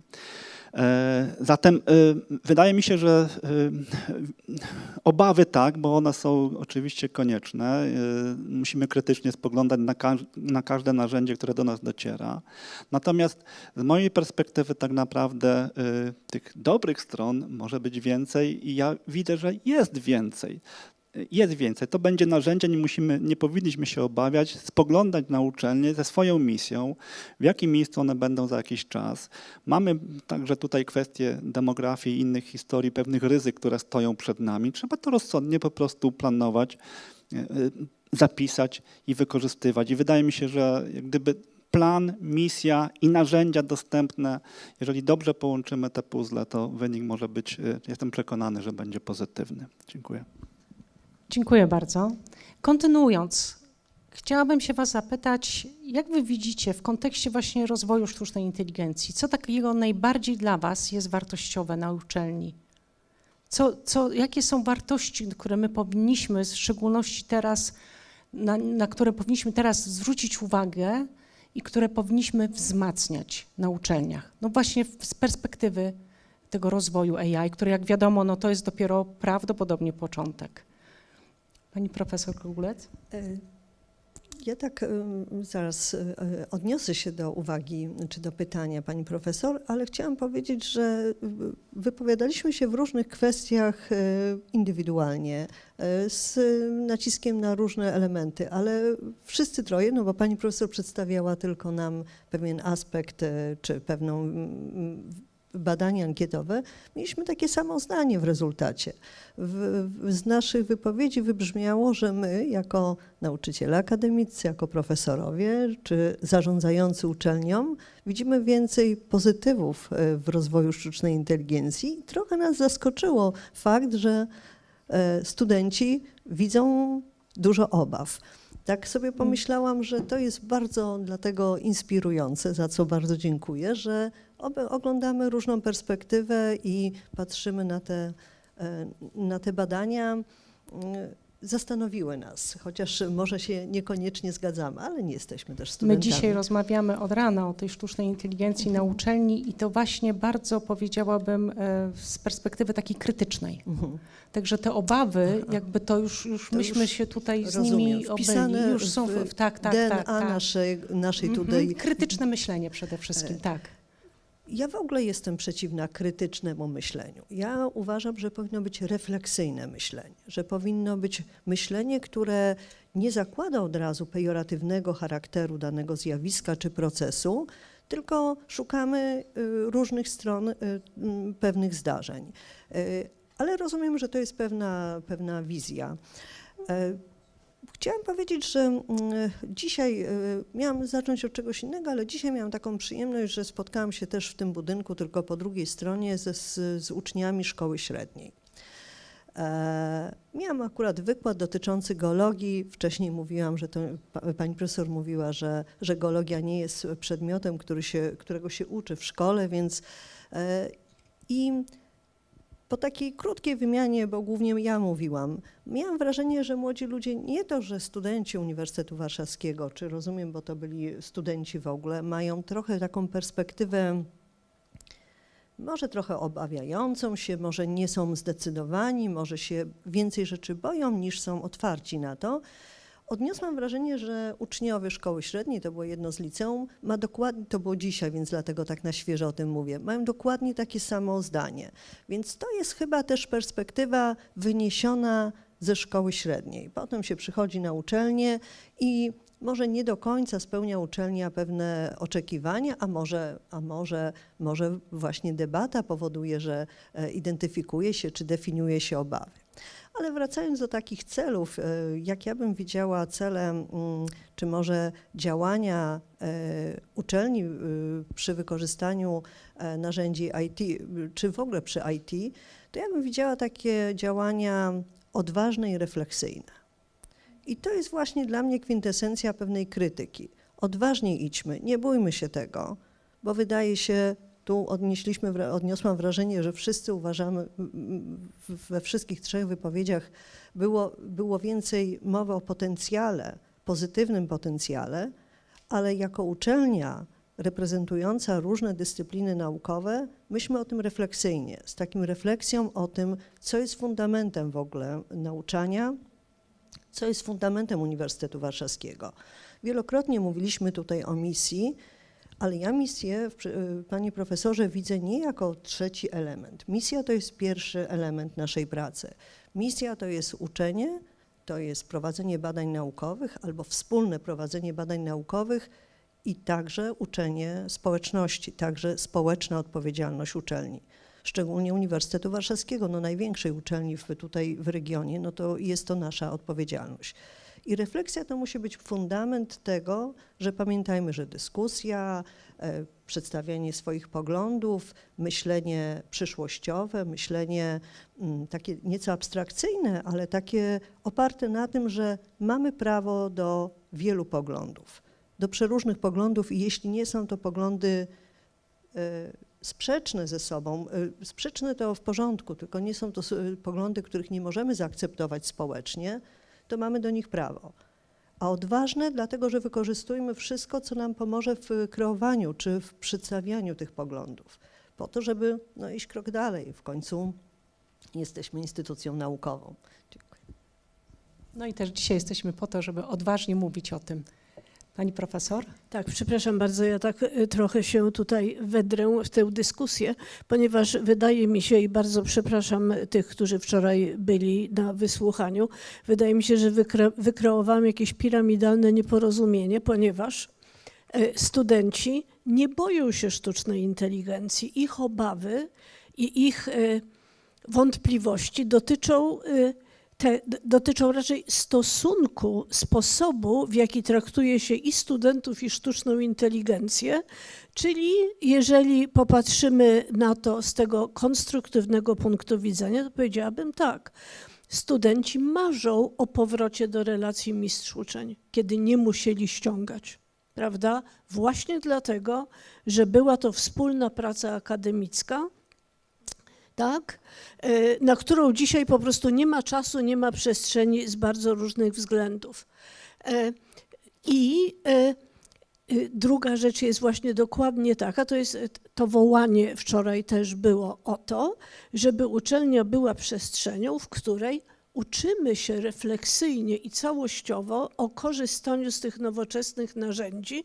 Innymi słowy, uczelnia jakby przygotowuje nas do korzystania z nich, a nie tropi nasze korzystanie z tego, znaczy korzystanie z tego studentów. Więc bardzo bym to chciała podkreślić, że studenci naprawdę się nie boją sztucznej inteligencji. Oni tylko pragnęliby tego, żeby patrzeć na nich z zaufaniem i dobrą wiarą w ich dobre intencje i w ich pragnienie, bo oczywiście oni też pragną się uczyć. Jak mówili wczoraj o rozkwicie, no to właśnie myśleli o tej sile intelektu, która na uniwersytecie wzrasta. Więc tylko tyle chciałam wyjaśnić, żeby tutaj nie tworzyć takiego wrażenia, że wczoraj wycierałam potoki łez przerażonej gromadki studentów. Pani profesor, bardzo dziękuję za to wyjaśnienie, bo chyba troszkę odnieśliśmy wrażenie więcej o obawach studentów niż o obawach, jak są traktowani, bo wyraźnie oczekują innego traktowania przez nas nauczycieli akademickich. I ja bym powiedziała tak, to jest ważny wniosek. To jest ważny wniosek, to powinno być zapamiętane i ja sobie też nie zdawałam sprawy i muszę tu powiedzieć głośno, że my jesteśmy postrzegani jako nauczyciele akademicy, jako policjanci do sprawdzania, kontrolowania. Nie mam w sobie żadnego pierwiastka takiego policyjno-kontrolingowego, więc nie zdawałam sobie z tego sprawy i myślę, że to też jest bardzo indywidualne, bo na wielu kierunkach, w których prowadzi się takie badania indywidualne, jak geologia, archeologia, orientalistyka, artes liberales, mogę tu wymieniać bez liku tych kierunków i tych jednostek, to ta relacja mistrz-uczeń jest powszechna. Ja nawet czasem zastanawiam się, pozwolą Państwo, że zażartuję, studentów na niektórych kierunkach jest tak mało, że jest tylko mistrz i mistrz. Zabrakło tego studenta, ale mam nadzieję, zachęcam Państwa do studiowania na tych takich niszowych kierunkach, bo więcej jest pracowników czasem niż studentów. Także taki żart na koniec. Ja jeżeli mogę dosłownie jedną refleksję taką ad hoc tutaj. Myślę, że też mamy ciekawą sytuację w chwili obecnej, szanowni państwo, kiedy właściwie to narzędzie, które się pojawiło, tak nazwę, ono nagle jednocześnie pojawiło się i jest wykorzystywane, czy może być wykorzystywane, a wcześniej nie było znane zarówno przez studentów, jak i system, jak i nauczycieli akademickich, jak i całe społeczeństwo tak naprawdę. Czyli mamy coś, co przyszło i my się wszyscy uczymy tego narzędzia. To nie jest tak jak dawniej, gdzie powoli uczyłem się, dorastałem, przechodziłem pewne szczeble, nabrałem wiedzy, umiejętności i tak dalej, zostałem profesorem, ekspertem i mogłem później tą wiedzę przekazywać, wychowywać w tym samym modelu, powiedzmy, kolejne pokolenia. Nagle jesteśmy w sytuacji takiej, gdzie powstał moment, dzień, w którym właśnie to narzędzie trafiło do nas wszystkich. I jest oczekiwanie takie, że student będzie studentem, nauczyciel będzie nauczycielem, wszyscy będziemy wykonywali te same role z różnych perspektyw. My się też tego po prostu musimy nauczyć. Jeden komentarz i potem odpowiedź na pytanie. Ja mam wrażenie, to pytanie do socjologów w pierwszej kolejności, że to jest taki dość standardowy model, że mamy do czynienia z zadowolonym pokoleniem 40-50-latków i z dużo bardziej krytyczną młodzieżą. I to jest bardzo, to jest, wydaje mi się, potwierdza pani profesor, tak? Grosso modo. Jestem zadowolony z 70-latków. Nie, no to jakiś błąd w danych. Ale w każdym razie wydaje mi się, że to jest dość klasyczny case, tylko to prowadzi, tu troszkę do tego, co pani rektor powiedziała, się odnoszę, tak? No to z jednej strony to napięcie generuje zmiany, a z drugiej strony no, usypia pokolenie tych często decydentów. Mówię również o sobie w takim błogim samozadowoleniu, no a prowadzi to czasem do zmian nie zawsze korzystnych. Natomiast na co mamy zwracać uwagę, jakie są te kluczowe priorytety czy wartości w nauczaniu w czasach AI? Ja myślę, i tu jednak ciągle polemizuję z tą pierwszą tezą ze sprawozdania, ja myślę jednak, że po pierwsze indywidualizm, to znaczy narzędzia AI dają nam fantastyczne możliwości i zindywidualizowania w pewnym momencie naszej oferty dydaktycznej, to pewnie szybciej wejdzie w szkolnictwie podstawowym czy średnim, gdzie multimedia odgrywają dużo ważniejszą rolę. Ale z czasem myślę, że kultura obrazkowa do nas też przyjdzie, tak? Już w tej chwili przecież mamy notebook LM, tak? Notebook LM, do którego można wrzucić, zachęcam każdego, tak? Ja to zrobiłem eksperymentalnie swoją habilitacją, że dawno wisi na jakichś chomikach czy innych, więc jakby nie ma problemu z tego, że ktoś spiratuje treści sprzed 10 lat. Wrzucacie państwo książkę 500 stron i notebook LM wam z tego generuje taką rozmowę radiową 10-minutową, podsumowującą ten materiał. Tak? Myślę, że dla studentów w erze kultury raz jeszcze krótkich form graficznych, nagrań, podcastów i tak dalej, no to jest fantastyczne rozwiązanie, bo z czytaniem książek to wiemy, że nie tylko młodsze pokolenie ma problemy, a tutaj jest, zamiast, mówię, 500 stron habilitacji mojego autorstwa, 10-minutowe nagranie, tak? Wszystkie te narzędzia graficzne, tak? To a propos rozkwitu i rozwijania się, no wielu z nas, łącznie ze mną, nie ma zdolności artystycznych na takim poziomie manualnym, tak? Natomiast zupełnie co innego jest umiejętność sformułowania ciekawego, oryginalnego, atrakcyjnego prompta, żeby taki obrazek wygenerować i to otwiera zupełnie nowe pola, raz jeszcze, bardzo indywidualnej twórczości, myślę, że również nauczania, a myślę, że również jak opanujemy każdy z nas, jak te narzędzia wykorzystywać do robienia nauki, myślę, że również dużo bardziej zindywidualizowane podejścia badawcze, chociażby dlatego, że to koszty obniża, tak? Bo możemy prowadzić wiele rzeczy wirtualnie, jakieś doświadczenia, eksperymenty, a nie... Ja tutaj a propos kosztów, to tylko bym dodała, że to niestety jest bardzo duży koszt dla środowiska. Jasne, natomiast w dalszym ciągu myślę, że koszty są mniejsze od tego, niż byśmy musieli budować gigantyczne laboratoria, tak? To znaczy mówię o tym, że w tej chwili wiele rzeczy robimy na poziomie symulacji i to jest szybciej, niezależnie od kosztów elektryczności taniej i za parę lat każdy z nas będzie mógł w swojej branży wymyślić jak on by to zrobił inaczej i ponieważ ta bariera wejścia, tak, pomijam rachunek za prąd, ale to już, że tak powiem, ja we władzach UW nie pracuję, jestem tylko skromnym profesorem, więc to jest, myślę, nowość, tak. Druga rzecz, to jest jednak ten krytycyzm rozumiany jako ostrożność wobec tego, co się czyta, co się widzi, tak? To może mniej znowu w nauce, bardziej w tym takim szerokim mainstreamie internetowym, no ale problem deepfake'ów jest zjawiskiem bardzo realnym. Nie jestem pewien, czy mieliśmy, nie kojarzę, poprawcie mnie, jakieś takie znane deepfake'i naukowe, tak jak te promienie N, co to ktoś kiedyś wymyślił, a potem się okazało, że one dalej świecą, nawet jak mu prąd wyłączyli, tak? Była taka sprawa z 50 lat temu, tak? Nie znam, że tak powiem, do tej pory przypadków naukowców, którzy by świadomie w złej wierze wygenerowali jakieś odkrycie z pomocą AI, które by się okazało humbukiem. Natomiast bez wątpienia w świecie pozanaukowym mamy do czynienia z tego typu zjawiskami i dlatego ten krytycyzm wobec tego, co znajdujemy, wydaje mi się bardzo istotny. Kolejna sprawa to jest bezpieczeństwo, tak? To się wiąże i z tym krytycyzmem i z kolejnym elementem, o którym chcę powiedzieć, mianowicie o znaczeniu i jakości danych, tak? To znaczy musimy się troszczyć zarówno o siebie i o swoje bezpieczeństwo, o to, tak powiem, gdzie jesteśmy, co piszemy, co ujawniamy. Musimy się troszczyć o swój sprzęt i musimy się troszczyć również i to jest może najważniejsza zmiana, przynajmniej w naukach humanistycznych, być może w naukach przyrodniczych, technicznych jest trochę inaczej, natomiast u nas jednak wydaje mi się kwestia danych, zwłaszcza w naukach interdyscyplinarnych, takich jak stosunki międzynarodowe, które ja reprezentuję, była do tej pory sprawą trochę taką bardziej na wyczucie i na uznanie, tak?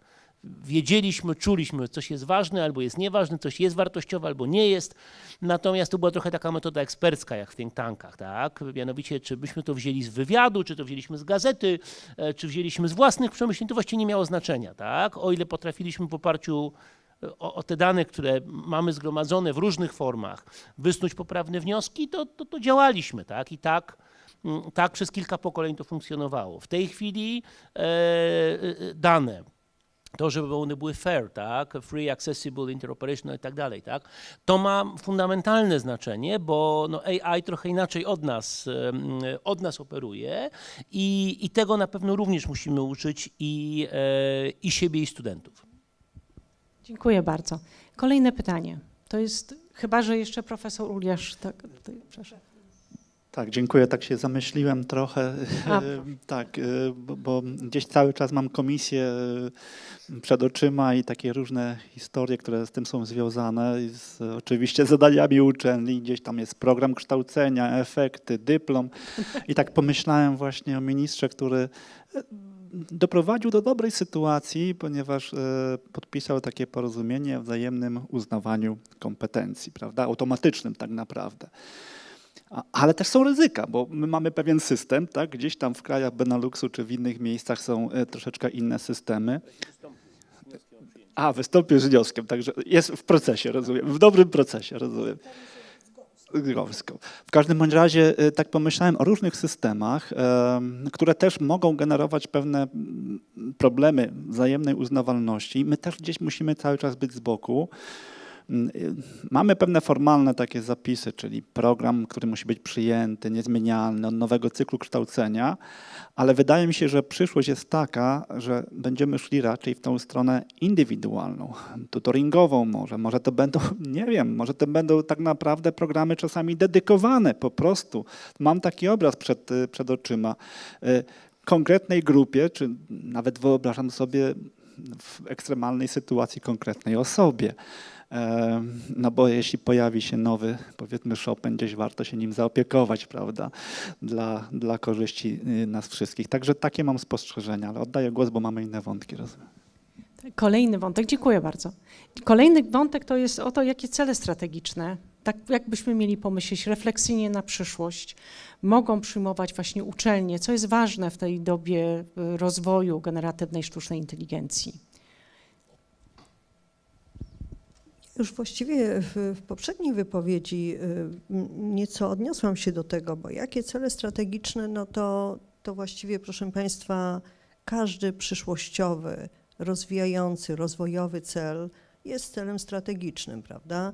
Mówiłam o tym, że cele według mnie oczywiście powinny być takie bardzo odważne, bardzo nowoczesne, ale też refleksyjne. I to jest ujęte w strategii Uniwersytetu Warszawskiego. Ja wspominałam już parę razy o tej strategii i lubię się do niej odnieść, bo po pierwsze stworzyliśmy ją dla Uniwersytetu Warszawskiego w oparciu o naszą misję, o wizję uniwersytetu, w oparciu o nasze zasoby, bo naprawdę bardzo dużo osób uczestniczyło w pisaniu tej strategii. Tam są 4 takie wyraźne obszary, oprócz innych elementów. 4 obszary, czyli to, co my na uczelni widzimy, czyli doskonałość badawcza. No mamy nadzieję i nie tylko nadzieję, ale pewność na razie najlepsi jesteśmy w Polsce. Nie ma tutaj akurat prorektora czy rektora z UJ-u, więc mówię o tym publicznie. Biorę udział w komisji u pana ministra w ministerstwie dotyczącej ewaluacji. Tam jest rektor UJ-u, więc tam tak pewnie nie mówię, ale wtedy mówię o 2 najlepszych uczelniach. Ale doskonałość badawcza jest naszym priorytetem, bo jesteśmy uczelnią badawczą. Drugi taki element to przede wszystkim wszechstronność kształcenia. To jest trochę to, o czym pan profesor mówił. Nie tylko, przepraszam, jakoś chyba uczulenie, nie tylko uczymy się, ale wszechstronnie się uczymy. Czyli uczymy się i przez całe życie, i uczymy się wzajemnie od siebie, i uczymy innych, i uczymy siebie. Trzeci fundament, 4 nogi, zatem fundament twardy i mocno stojący na 4 nogach, to jest infrastruktura i takie odpowiedzialne zarządzanie. To jest coś więcej niż tylko zarządzanie uniwersytetem. To jest zarządzanie przyszłościowe, inkluzywne, to jest zarządzanie w oparciu o naszą super infrastrukturę, coraz lepszą. Miałam przyjemność kontynuować dzieło pani rektor i oddać ten budynek między innymi do użytku, nadzorując program wieloletni uniwersytetu. Ale 4 to jest wreszcie takie społeczeństwo. To jest społeczeństwo, które i takie społeczeństwo rozwijające się, społeczność Uniwersytetu Warszawskiego. To jest odrębny filar strategii, który jeśli chodzi o IT, to być może jest najważniejszy, bo naukę nie tworzy się sama z siebie, dydaktyka też nie. To my jako społeczność, jako nauczyciele akademiccy tworzymy badania, czy realizujemy badania, tworzymy dydaktykę i jeśli w tym zakresie, jeśli dla społeczności akademickiej, dla nauczycieli stworzymy takie narzędzia, takie cele strategiczne oparte o narzędzia IT, czy tak mówię o tych narzędziach, być może ograniczam, ale w ogóle o IT, to wtedy cele strategiczne uniwersytetu zdefiniowane na najbliższe 10 lat będą realizowane. Dlatego ja bym inwestowała w ludzi. Infrastruktura jest tylko pokłosiem. Inwestowałabym w ludzi, inwestowałabym i takie widzę cele strategiczne w społeczną odpowiedzialność uczelni jako uczelni uczącej się i uczącej innych. I wydaje mi się, że nawet teraz, panie ministrze, jeśli analizujemy ewaluacje czy cele ewaluacyjne najbliższe lata, to w tym kierunku się posuwamy w komisjach ministerialnych. W tych różnych projektach, które realizujemy, to też na to jest postawiony nacisk, bo ten projekt, o którym pan minister mówił, takiego identyfikacji fake newsów, skrócę nieco dezinformację do fake newsów, to przecież to też człowiek to będzie określał, będzie to identyfikował, będzie to prostował, będzie to uczył innych. Więc cel strategiczny, jeśli chodzi o narzędzia IT, ja bym widziała w inwestowanie w ludzi i nie tylko w takim bezpośrednim działaniu, ale i w przyszłościowe działanie pod każdym względem. Ja muszę dodać, że gratuluję strategii Uniwersytetu Warszawskiego. Naprawdę mamy porządną bardzo, tak, przyszłościową strategię. Rozumiem, że tam jeszcze dalej nad tym pracujemy. Chciałam nawiązać do tego, co powiedziała pani prorektor. Mianowicie, pani profesor Uriaszu, ona mówiła, że jest ta potrzeba wszechstronnego uczenia. Natomiast jak to realizować w praktyce, w kontekście też takich rad i takiego, no właśnie, na co zwrócić, jak strategicznie, jakie te cele w tym uczeniu powinny być? Tak, oczywiście to nie jest proste zadanie. Uczelnie tak naprawdę będą musiały sobie na to pytanie odpowiedzieć, jak podążać i w sytuacji różnych ryzyk, spadającej liczby studentów. Ale z drugiej strony są też korzyści nawet i pewne możliwości. Wczoraj ze Stanów Zjednoczonych do nas dotarła informacja o zablokowaniu wiz na przykład dla wielu osób, które chciałyby w tym kraju studiować. Może jest to szansa dla nas. Ale tak naprawdę myślę, że uczelnie nie mogą odejść od swojej misji podstawowej, czyli kształcenie, wychowanie, budowa wiedzy. Po prostu tutaj ta wiedza będzie powstawała w uczelniach i od tego nie możemy uciec. Nowej wiedzy, bardziej doskonałej wiedzy i to jest klucz tak naprawdę. Myślę, że narzędzia mogą nam pomóc w tym tak naprawdę. Tak sobie wyobrażam, przed chwilą Państwo wspominaliście o różnego rodzaju przypadkach, jak trudno jest czasami dotrzeć do aktualnej wiedzy globalnie, prawda? Wyobraźmy sobie taki idealny system sztucznej inteligencji, który ciągle gdzieś tam w cudzysłowie monitoruje bieżące wydarzenia i jest w stanie na bieżąco dać nam nowości. Jak to jest przepiękne narzędzie, które w dydaktyce mogłoby nam pomóc.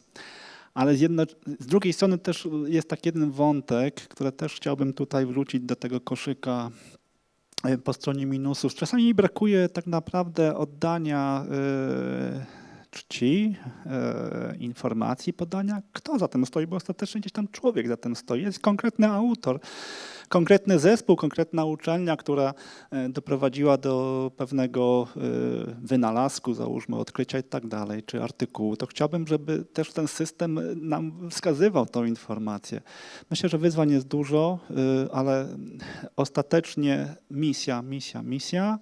I wydaje mi się, że stoimy to są coraz lepsze narzędzia, że rzeczywiście będzie można indywidualizować to kształcenie, jak i badania, jak i rozwój i myślę, że to jest tak naprawdę duża korzyść, przed którą stoimy. Dziękuję. Mam takie pogłębiające pytanie jeszcze. To ze względu na rolę, którą pan profesor pełni w Polskiej Komisji Akredytacyjnej, mianowicie z perspektywy tego rozwoju wszechstronnego uczenia i też tej zmieniającej się trochę, no bo o tym też mówimy, tych nowych możliwościach, jakie daje nam sztuczna inteligencja w kontakcie też ze studentem, w sensie, że może ona nam odbierze trochę pracy, tej takiej, no, tej repetytywnej, natomiast my będziemy mogli być bardziej w relacji uczeń-mistrz, ale też my jako dydaktycy rozwijać pewne nowe obszary w dydaktyce, podchodzić, eksperymentować z pewnymi formami?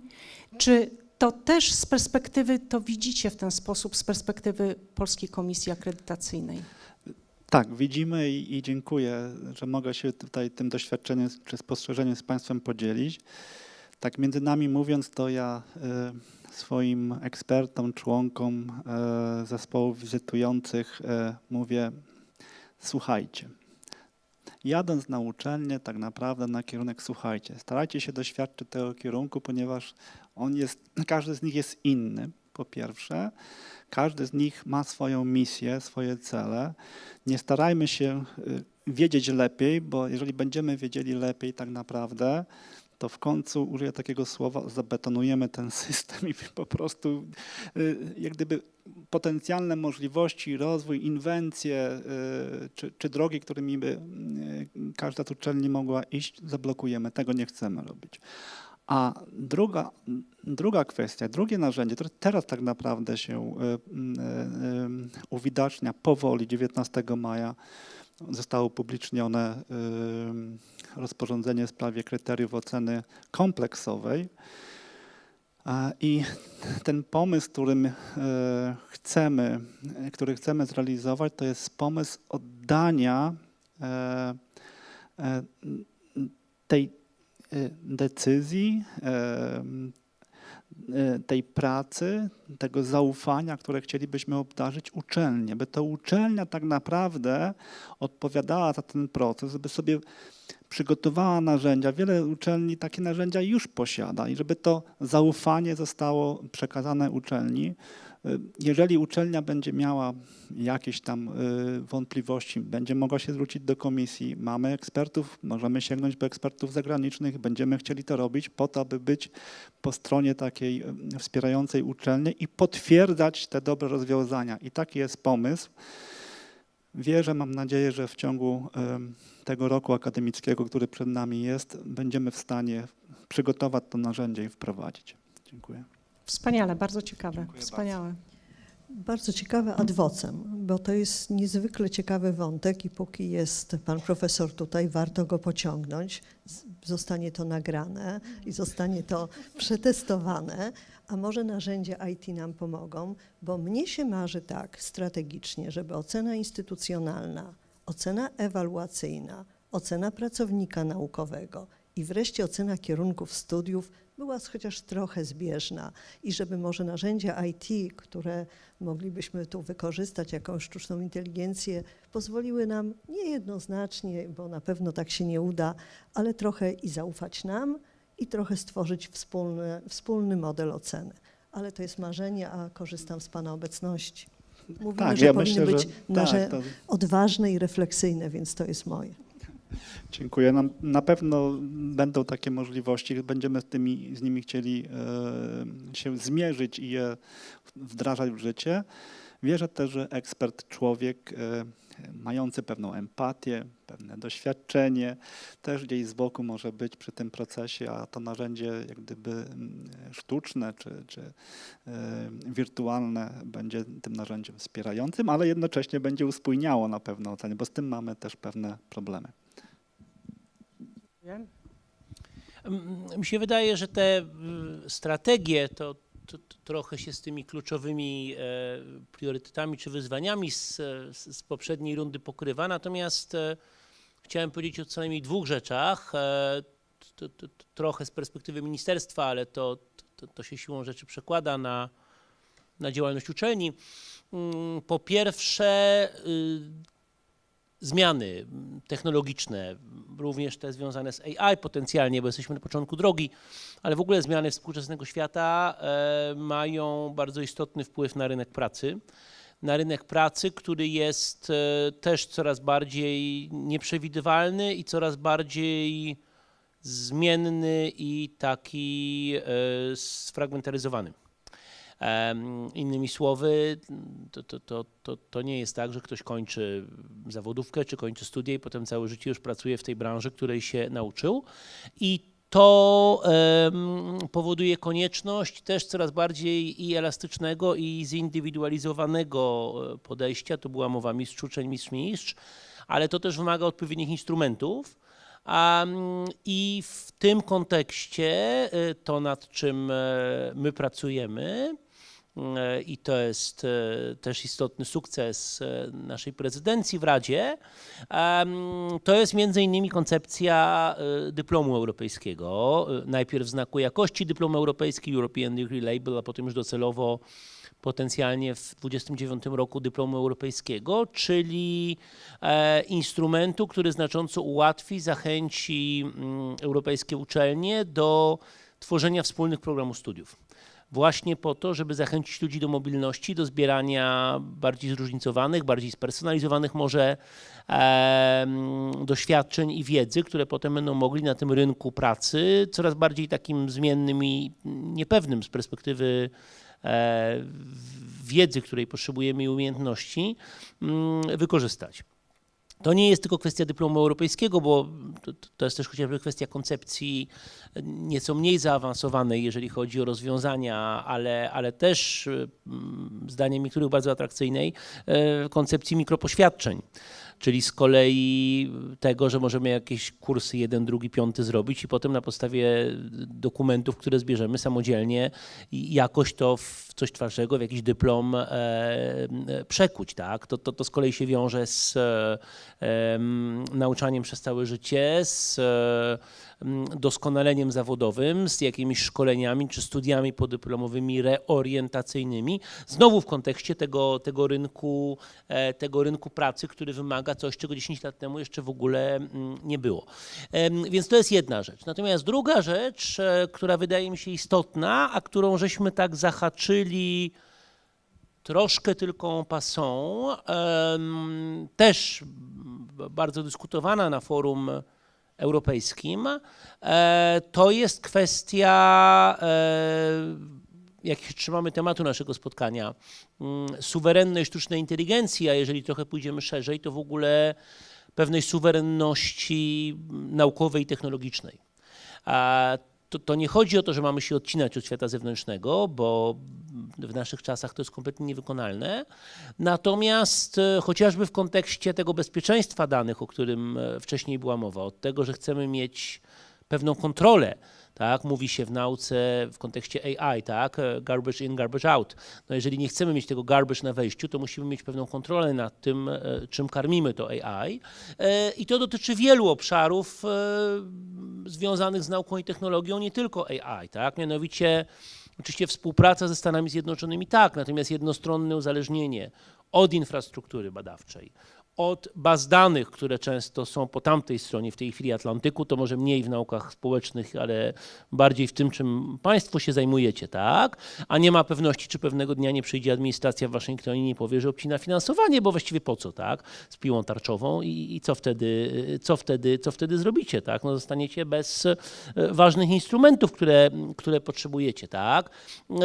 Więc w tym kontekście ta współpraca europejska, tak? I nakłady europejskie na te kluczowe instrumenty są potrzebne. I ja się jednak nie zgodzę i to pani bardzo słusznie kilkakrotnie o tych kosztach mówiła, tak? Zwłaszcza w przypadku AI chyba jednak sami ludzie nie wystarczą, bo potrzebujemy tej mocy obliczeniowej. Znowu nie jestem specjalistą, tak? Jestem politykiem, ale z tego co rozumiem, to w przypadku AI ta zasada prezydenta Komorowskiego, że polski lotnik poleci na drzwiach od stodoły, niestety się nie stosuje i ten lotnik, właściwie informatyk potrzebuje tych mocy obliczeniowych, bo sama dobra wola i kompetencje nawet najwyższe nie wystarczą, prawda? Więc suwerenność. Ostatnia może jeszcze tylko uwaga, to a propos może bardziej nauk społecznych, tak? No, jest pewnym paradoksem, że my na forum Unii Europejskiej porównujemy się nawzajem, mówię o ocenie dorobku naukowego swojego, w oparciu przede wszystkim o czasopisma i o też bazy, tak, typu Scopus, które zostały rozwinięte przede wszystkim na gruncie amerykańskim czy anglosaskim. Tak? Oczywiście powiecie, że tak, bo najwyższy poziom nauki i tak dalej. Nawet jeżeli tak jest, to tak jak rozwijamy mniej czy bardziej skutecznie europejskie instrumenty typu tu GPS, tam Galileo, tak, to powinniśmy myśleć o tym, żeby rozwijać tego typu instrumenty europejskie jako może nie tak jako dysjunkcja albo, ale jako pewną alternatywę, uzupełnienie dla tych instrumentów amerykańskich, bo inaczej żyjemy w takim świecie, trochę przerysowuję, ale trochę takim świecie kolonialnym czy postkolonialnym, tak? To czy patrzymy na siebie, ja mówię na gruncie europejskim, tak? Polscy naukowcy na francuskich, francuscy na włoskich, przez pryzmat Nowego Jorku, Waszyngtonu, Kalifornii, co zwłaszcza w naukach społecznych jest pewnym uproszczeniem. Może nawet będziemy rozwijać te instrumenty na uczelniach. Pani profesor, będziemy się już kończyć. Mam nadzieję, że uda nam się jeszcze jakieś pytanie złapać, ale tak. Nie, to ja proszę, dotarła do mnie ta sugestia, że musimy już kończyć. Nie, no ja przede wszystkim chciałam bardzo podziękować panu profesorowi Uriaszowi za te wzmianki o empatii, o powrocie do relacji mistrz-uczeń, do tutoringu i tak dalej, ponieważ to jest dokładnie to marzenie, o którym mówią studenci. I chciałam też trochę na koniec tak włożyć kij w mrowisko a propos tego, żeby się nad sobą zastanowić mówię tutaj o uczelniach, ponieważ, i nie mówię tutaj o Polsce, żeby to było jasne, bo to nie dotyczy tylko Polski. Mamy rosnący odsetek ludzi z wyższym wykształceniem i wraz z tym rosnącym odsetkiem ludzi z wyższym wykształceniem rośnie nam ruch antyszczepionkowy, spada zaufanie do nauki, autorytet nauki, radykalizuje się prawica i tak dalej, i tak dalej. Więc to jest takie rzecz, która powinna nam dać do myślenia i o tym też mówili wczoraj studenci, bo ja bym powiedziała tak, i to wykorzystam tutaj przywilej swojego wieku i staromodności pewnej, która się z tym wiekiem wiąże. Mianowicie powiedziałabym tak, że misją uniwersytetu zawsze było dążenie do prawdy oraz kształcenie światłych ludzi. Kształcenie światłych ludzi. I to są cele, których nie da się opatrzyć mapą drogową. Tylko tyle chcę powiedzieć. Mianowicie do prawdy będziemy dążyć zawsze. Nie ma takiego momentu, że powiemy, jesteśmy. I to jest taka jedna rzecz, która jest ważna. I druga rzecz jest taka, jeśli chodzi o światłych ludzi, że jakby tutaj nie ma nawet znaczenia, co człowiek studiuje. Ważne jest to, że przechodzi pewien trening, jeżeli chodzi na przykład, nie wiem, o odpowiedzialne dochodzenie do przekonań. To powinniśmy wynosić z uniwersytetu, prawda? Że to nie jest tak, że myk i już wiem, jak rozwiązać sprawę kolejek do lekarza, prawda? Tylko że przekonanie, zbudowanie odpowiedzialnego przekonania jest pewną drogą, na której musimy zbierać informacje, analizować je w odpowiedni sposób i tak dalej, i tak dalej. I dlatego edukacja uniwersytecka jest ważna i dlatego jest dla niej niebezpieczne przejście w tryb zakuć, zdać, zapomnieć, prawda? Bo to nie o to chodzi. Nie chodzi o powierzchowną wiedzę. Chodzi o pewną metodologię myślenia, w której na uniwersytecie powinniśmy być trenowani i to jest ta odtrutka, której potrzebujemy na szaleństwa tego świata. Dziękuję. Pięknie powiedziane, dziękujemy bardzo. Ja się zasłuchałam i zapomniałam o tym, że mogą być pytania. Bardzo przepraszam, moja wina, więc już rozumiem, zaczynamy szybko, troszeczkę przedłużymy. Dobrze? Przepraszam. Dzień dobry, Jacek Kuźnicki, Międzynarodowy Instytut Biologii Molekularnej i Komórkowej, były dyrektor, były przewodniczący Rady Narodowego Centrum Nauki. Ale również jestem wychowankiem Uniwersytetu Warszawskiego, Wydziału Biologii, studiowałem w gmachu geologii na Banacha. I bardzo mnie zmartwiło to, że studenci są udręczeni i że nauczyciele akademicy są udręczeni, ponieważ ja pamiętam zupełnie inne czasy. I w związku z tym pytanie odnośnie dzisiejszej sesji. Jak sztuczna inteligencja może zlikwidować to symetryczne udręczenie? Bo rozumiem, że nie wpłynie na wynagrodzenia, nie wpłynie na liczbę studentów czy nauczycieli akademickich, czy może w takim razie jakiś mechanizm uczenia zmieni? Dziękuję. Nie wiem, czy mogę odpowiedzieć na to pytanie, bo to było wynik pewnych badań, pewnego sposobu myślenia. Ja osobiście nie jestem udręczona. Jestem pracownikiem Wydziału Geologii, jestem pracownikiem Uniwersytetu Warszawskiego i myślę, że tutaj no pewnie gdybyśmy zrobili taką, nie chcę strywializować tego problemu, bo na pewno tak jest. Ja myślę, że jest wiele problemów, które powodują pewne udręczenie pracowników. Wynika to z pensji, wynika z obowiązków, z ewaluacji, z obowiązków organizacyjnych. To jest zawsze i tak było zawsze.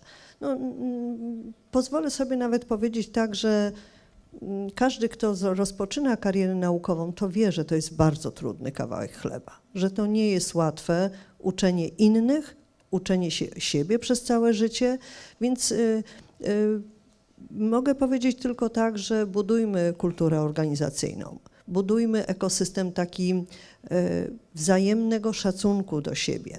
Budujmy i cały czas budujmy, bo ja pracuję tu długo i gdybym była udręczona, przepraszam, że tak mówię o sobie, ale na swoim przykładzie najłatwiej powiedzieć, pewnie już bym tu nie pracowała, no bo pracujemy tutaj w jakimś zakresie.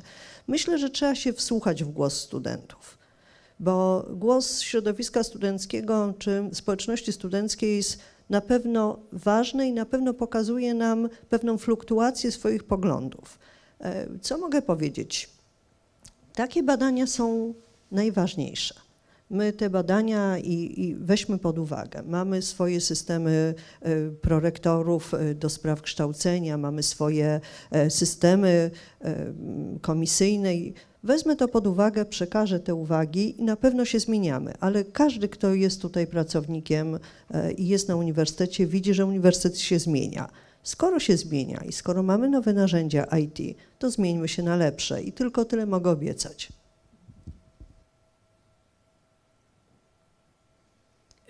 Chyba najbardziej taką skrótową odpowiedzią byłoby mniej biurokracji, bo to jest, może powiem o takim wrażeniu, które mają i studenci, i pracownicy, że uniwersytet w odróżnieniu od naszych czasów już nie jest nasz, że ten uniwersytet stał się jakąś taką wielką maszyną, którą my bez przerwy musimy karmić.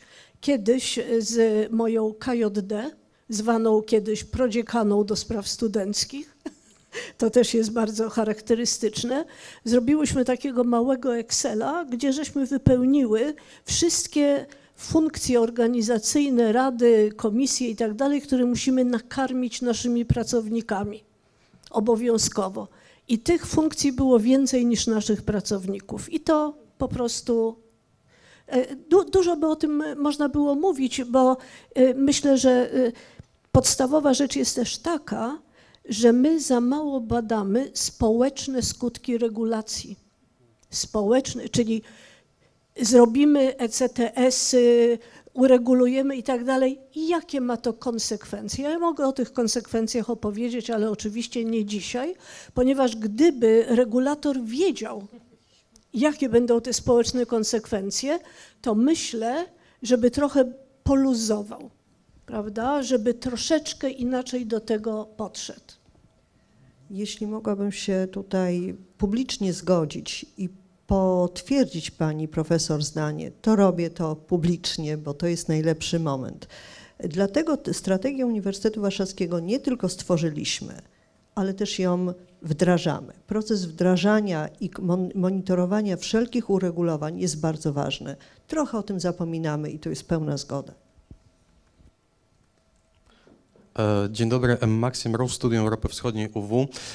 Ja jednak odnosząc się do tematu naszej konferencji, zadaję sobie pytanie, bo ja traktuję uniwersytet jako wspólnotę i nie dzielę tutaj na kadrę akademicką, badawczą, dydaktyczną i na studentów i studentki, ale w tej sytuacji chyba mogę tak zrobić. Czy nie jest tak, że problemem w ogóle w stosowaniu AI jesteśmy my, znaczy mówię my o kadra naukowo-badawcza. Ja spotykam się w różnych grupach wiekowych, bo w tym już pracuję z tym na uniwersytecie od trochę ponad 3 lat, zanim GPT, to wszystko stało się modne. Zastanawiam się, czy problem nie polega na tym, że powinniśmy jako uczelnia w ogóle przekazywać przede wszystkim kadrze, że szeroko rozumiane AI to nie jest jakieś sci-fi i nie jest to Skynet, albo dla młodszej kadry nie jest to Cassandra, tak, która to wszystko przejmie, tylko że to jest narzędzie, które musimy, nie to, że chcemy czy nie chcemy, opanować. Ja z racji też swoich zajęć mam w każdym semestrze od 150 do 250 studentów, studentek i osób studiujących i tutaj po prostu widzę z praktyki z różnych krajów, z różnych wydziałów, bo część to jest ogólne, że tamto AI może nie tyle chodzi o strach, tylko jest bardzo często opanowane lepiej niż przez kadrę i super, żeby taka konferencja w ogóle, że to się dzieje. Moje pytanie do Państwa jest generalnie takie, czy nie uważają Państwo, że sztuka promptowania teraz powinna być obowiązkowym, czy stać się kiedyś, tak jak kiedyś była metodologia na przykład pisania prac naukowych, mówię bardziej o społecznościówce i o humanistyce, nie wiem jak jest ze ścisłymi, ale tu moim zdaniem promptowanie naprawdę staje się czymś, czym kiedyś było, nie wiem, umiejętność poszukiwania pracy w bibliotece, tak? Chociaż sam już od lat prawie nie byłem w takiej papierowej, bo to wszystko jest digitalizowane, A drugie pytanie odnosi się bardziej do kadry naukowej. Też mówię tu bardzo, nie to, że tam chwalę, ale to, co wydał DELAB w jesienią zeszłego roku, czyli taki manual, przewodnik, bo to jest mega rzecz, która moim zdaniem trochę przeszła jakby niezauważona. Ja to skonsultowałem z kolegami i koleżankami z LSI i z MIT. Oni powiedzieli, wow, mega normalnym językiem i to tylko na tam 60 stron. Ale to nie chodzi o takie, nie wiem, czy po prostu chwalenie, tylko oni powiedzieli, że to jest okej, fajnie, tylko że wiadomo, można to co miesiąc aktualizować.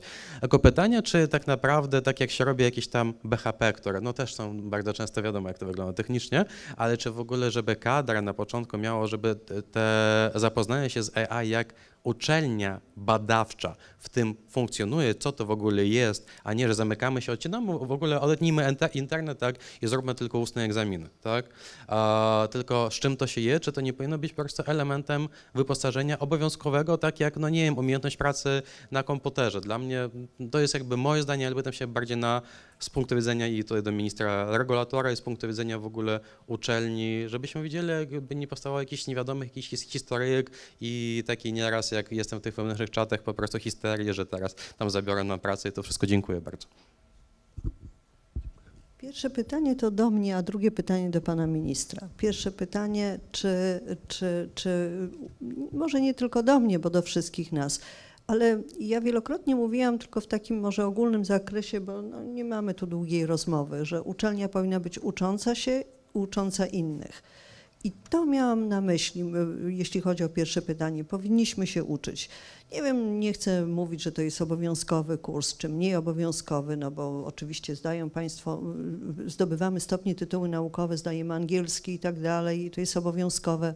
Czasem śmieszne, bo trudno sobie wyobrazić, że naukowiec nie mówi po angielsku, ale musimy tam udowodnić, że mówimy. Więc ja za obowiązkowością nie jestem taką sensu stricto, żeby narzucać, ale my wszystkie te kompetencje miękkie w zakresie transferu cyfrowego, czy transferu wiedzy w zakresie cyfrowym chcielibyśmy wprowadzić i wprowadzamy, może za wolno, może ten głos będzie ważny w planowaniu przyszłych, ale tak, to musimy się uczyć i musimy być tu na bieżąco, bo jeśli uczymy innych, musimy sami to po prostu znać.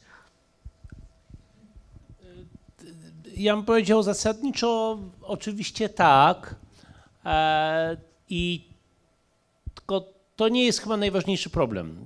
W tym sensie, że na większości kierunków studiów mamy jakieś zajęcia z informatyki, technologii informacyjnych, jakkolwiek to się nazywa, tak? I teraz jest kwestia tego, żeby to nawet nie wymaga zmiany programu studiów, to wymaga po prostu, żeby wykładowca samoistnie czy z inspiracji swoich przełożonych stopniowo ten program z roku na rok modyfikował i to się tak czy inaczej dzieje, no bo każdy widzi nowe instrumenty szybciej czy później, które wchodzą, tak?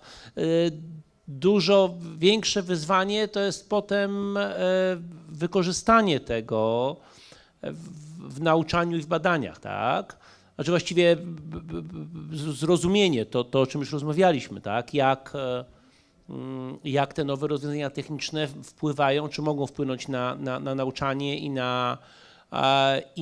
i na badania, bo no co z tego, że kogoś nauczymy używać, tak? No, nauczyliśmy się wszyscy używać Worda, PowerPointa, tak? Ale to, że nas nauczyli używać Worda i PowerPointa, to wcale nie znaczy, że umiemy robić ładne prezentacje, tak? I ja trochę sensowne artykuły pisać, tak, dokładnie. Więc ja tu widzę raczej pewien problem, czy wyzwanie.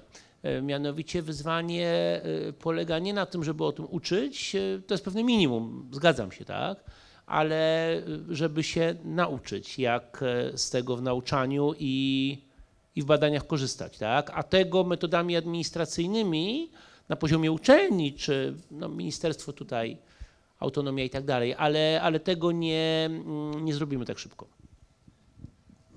Mogę tylko jeden komentarz tutaj. Oczywiście dziękuję za tą refleksję, wypowiedź pana i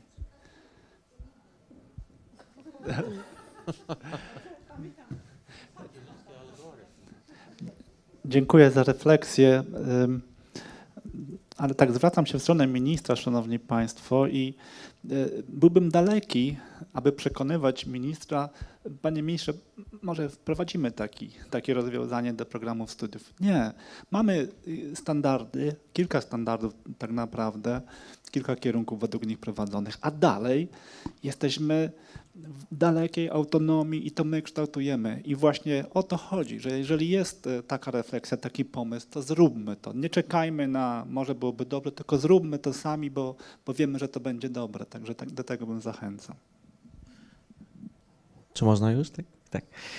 Dzień dobry, Kamil Filipak, UMC z Lublin, Centrum Sztucznej Inteligencji, ale przede wszystkim socjolog.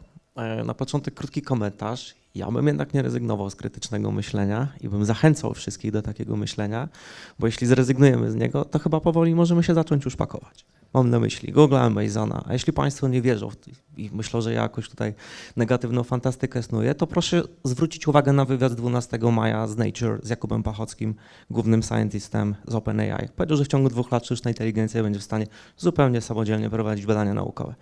I musimy się z tym liczyć.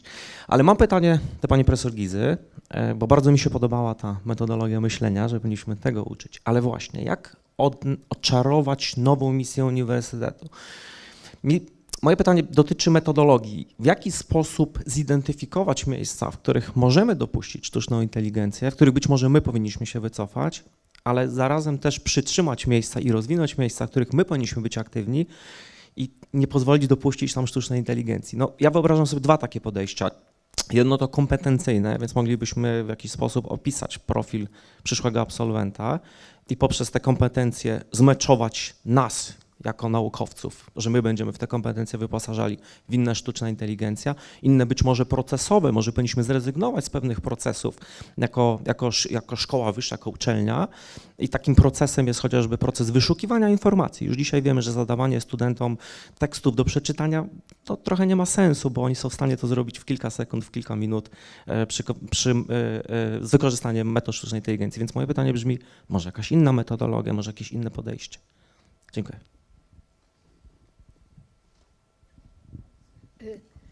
Tak, bardzo dziękuję. Jestem głęboko przekonana, że rzeczywiście musimy przemyśleć nasze metody dydaktyczne. To w ogóle nie ulega wątpliwości. I wrócę do tego, o czym już mówiłam, bo wierzę w to po długoletniej praktyce dydaktycznej, to jestem przekonana, że człowiek rozumie tylko to, do czego sam doszedł i potrafi zrobić tylko to, co dobrze przetrenował. Innymi słowy, wracam do tego, że trzeba ze studentami pracować, prawda? Trzeba z nimi iść tą drogą od początku do końca. Nikt się jeszcze nie nauczył jeździć na nartach z podręcznika, prawda? Tylko musiał wyjść na oślą łączkę i pod okiem miłego trenera po prostu się parę razy boleśnie przewrócić, potem wstać i tak dalej, co nas w ogóle prowadzi do wartości porażki. Prawda? Ale ona jest wartościowa tylko wtedy, kiedy nie kończymy na postawieniu dwój, prawda? Tylko komentujemy i pozwalamy zawodnikowi, że tak się wyrażę, zrozumieć, jakie popełnił błędy i jak to trzeba robić lepiej. Więc zdecydowanie ja na przykład ostatnio praktykuję czytanie ze studentami, ponieważ no, nie można się spodziewać, żeby licealista przyszedł i przeczytał sobie kawałek krytyki czystego rozumu Kanta, a następnie o tym żwawo dyskutował na zajęciach, prawda? Myślę, że to jest też sztuka, którą trzeba trenować. I dlatego mówię, powtarzam to, co mówili wczoraj studenci, pracujcie z nami, idźmy razem tą samą drogą. I wtedy będzie gwarancja, że my wytrenujemy nasze odruchy myślowe. No, chociażby po to, żeby nam się połączenia neuronalne nie pozanikały. Żebyśmy... Tak, jeszcze jedno ostatnie pytanie, tak. Bardzo proszę. Znaczy nie pytanie, komentarz, bo ja jednak chciałam pewne rzeczy podkreślić.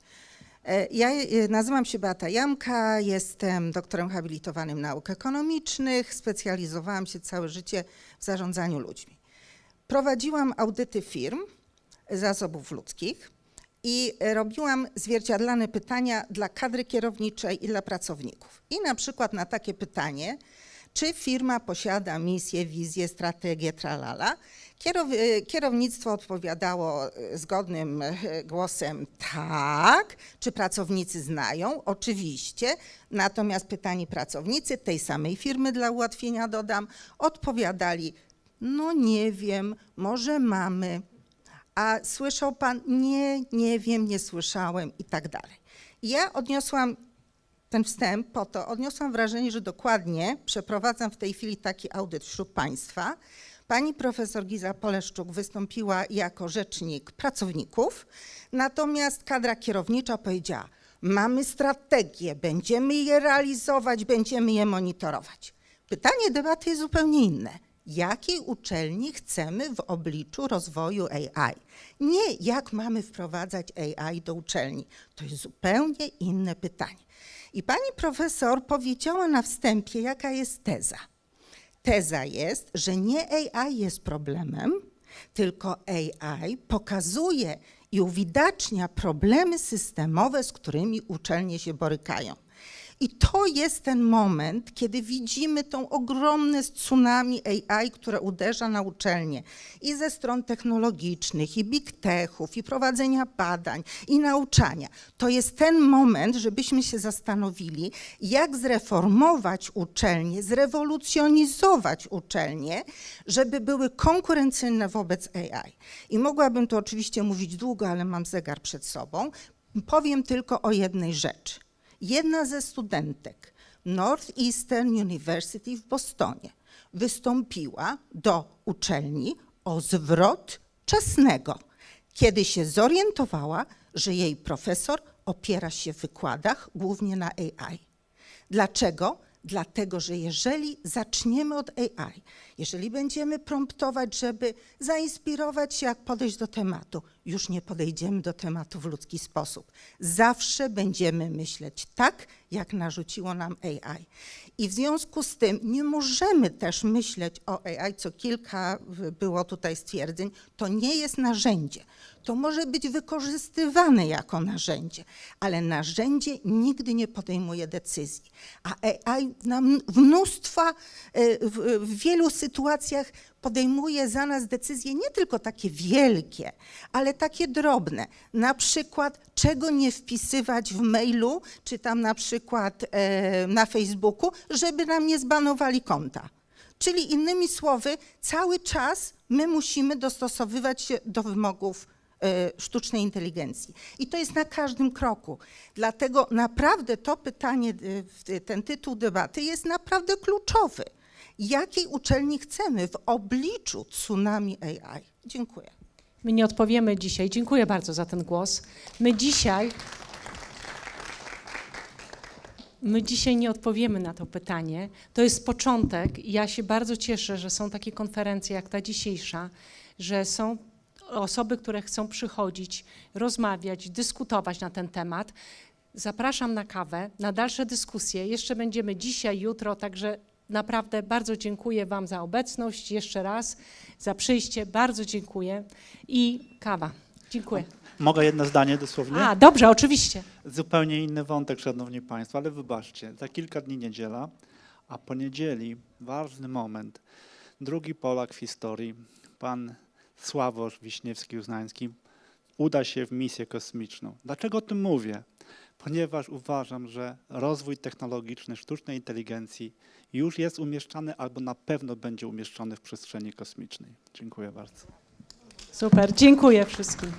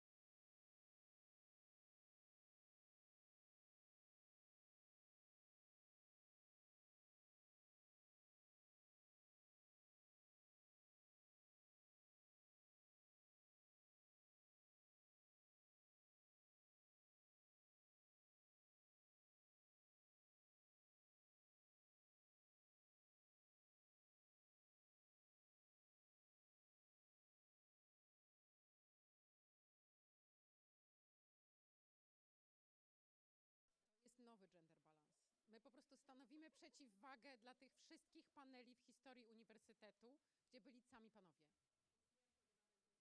Pierwsza debata była z udziałem samych panów, ale prowadziła ją Renata.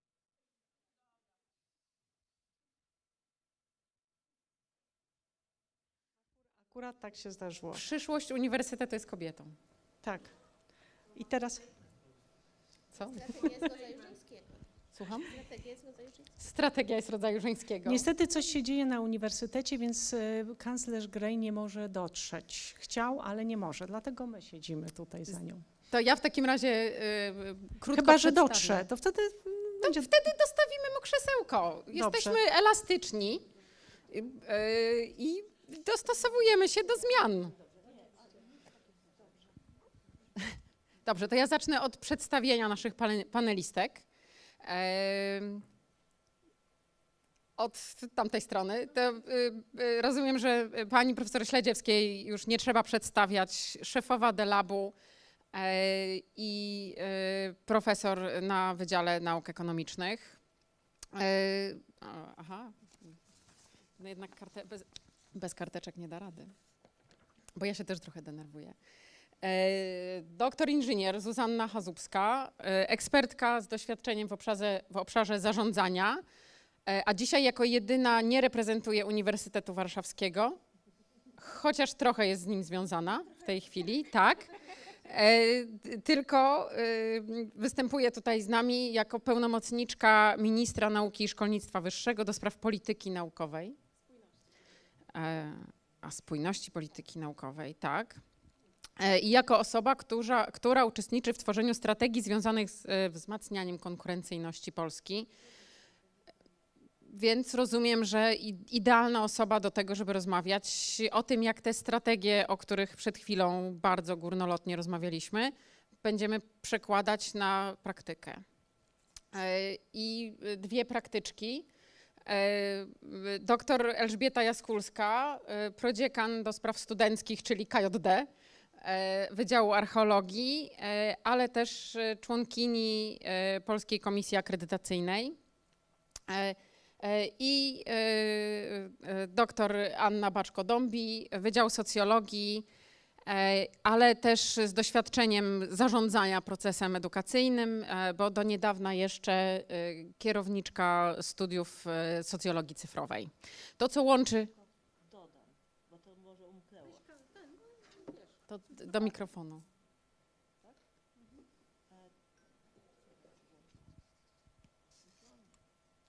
Naciska się i czerwone się Tu się naciska.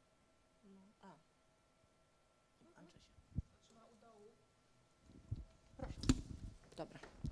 To ja tylko jeszcze dodam, że, bo to akurat umknęło, że KJD Wydziału Archeologii i chyba w tej chwili to pierwszy humanista oficjalnie w panelach, więc może to jeszcze i ten aspekt, bo do tej pory mieliśmy głównie nauki ścisłe i społeczne. Inżynieryjne tak. I społeczne. Więc. To dyskutowaliśmy, właśnie przed chwilą dyskutowałyśmy, że tak, w takim razie płynnie przechodzimy od nauk humanistycznych do nauk społecznych, ale z większym naciskiem na bycie nauką humanistyczną, po nauki społeczne, ale takie, co liczą.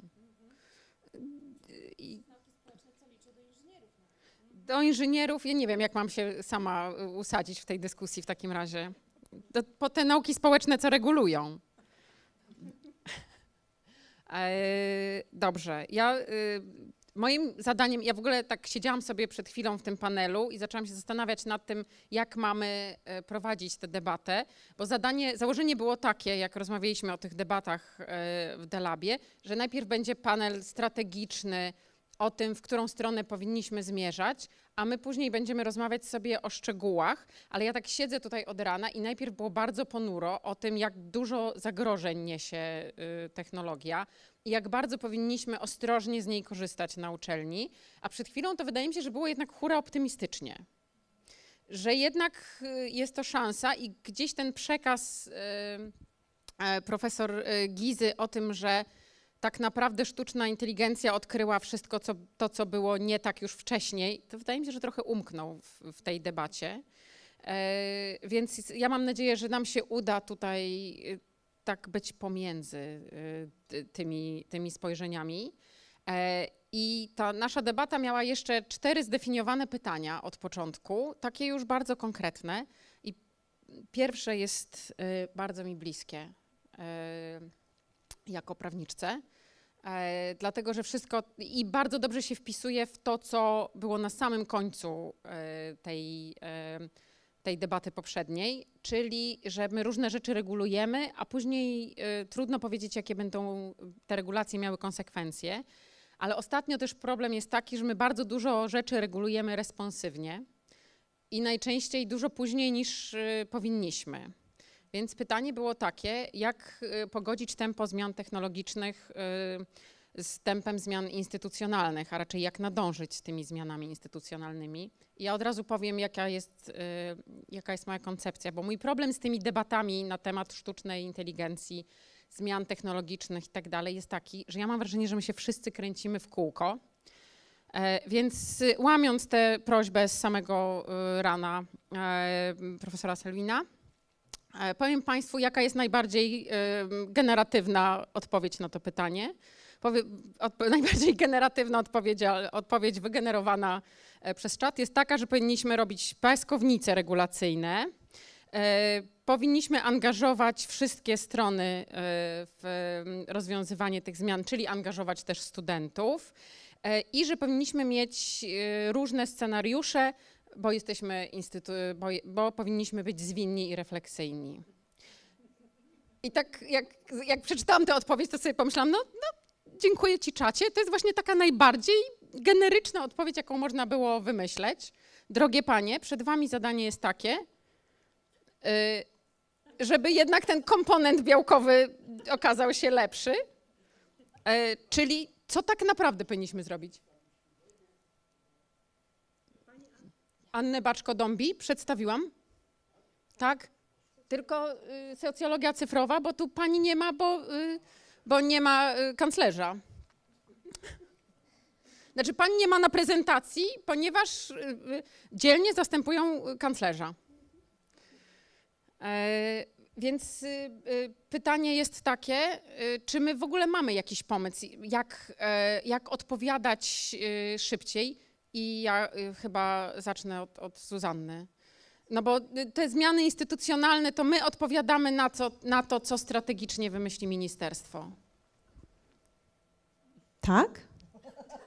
Tak sobie pomyślałam, no bo ja jestem prawniczką, to od góry idą regulacje i my się później do nich dostosowujemy, tak? Nie było żadnej nowelizacji ustawy, szczególnie ustawy Prawo o szkolnictwie wyższym i nauce, która by, no to byłaby ta regulacja, na którą uczelnia miałaby odpowiedzieć. A wydaje mi się, że uczelnie w ramach swojej autonomii jakieś działania podejmują, które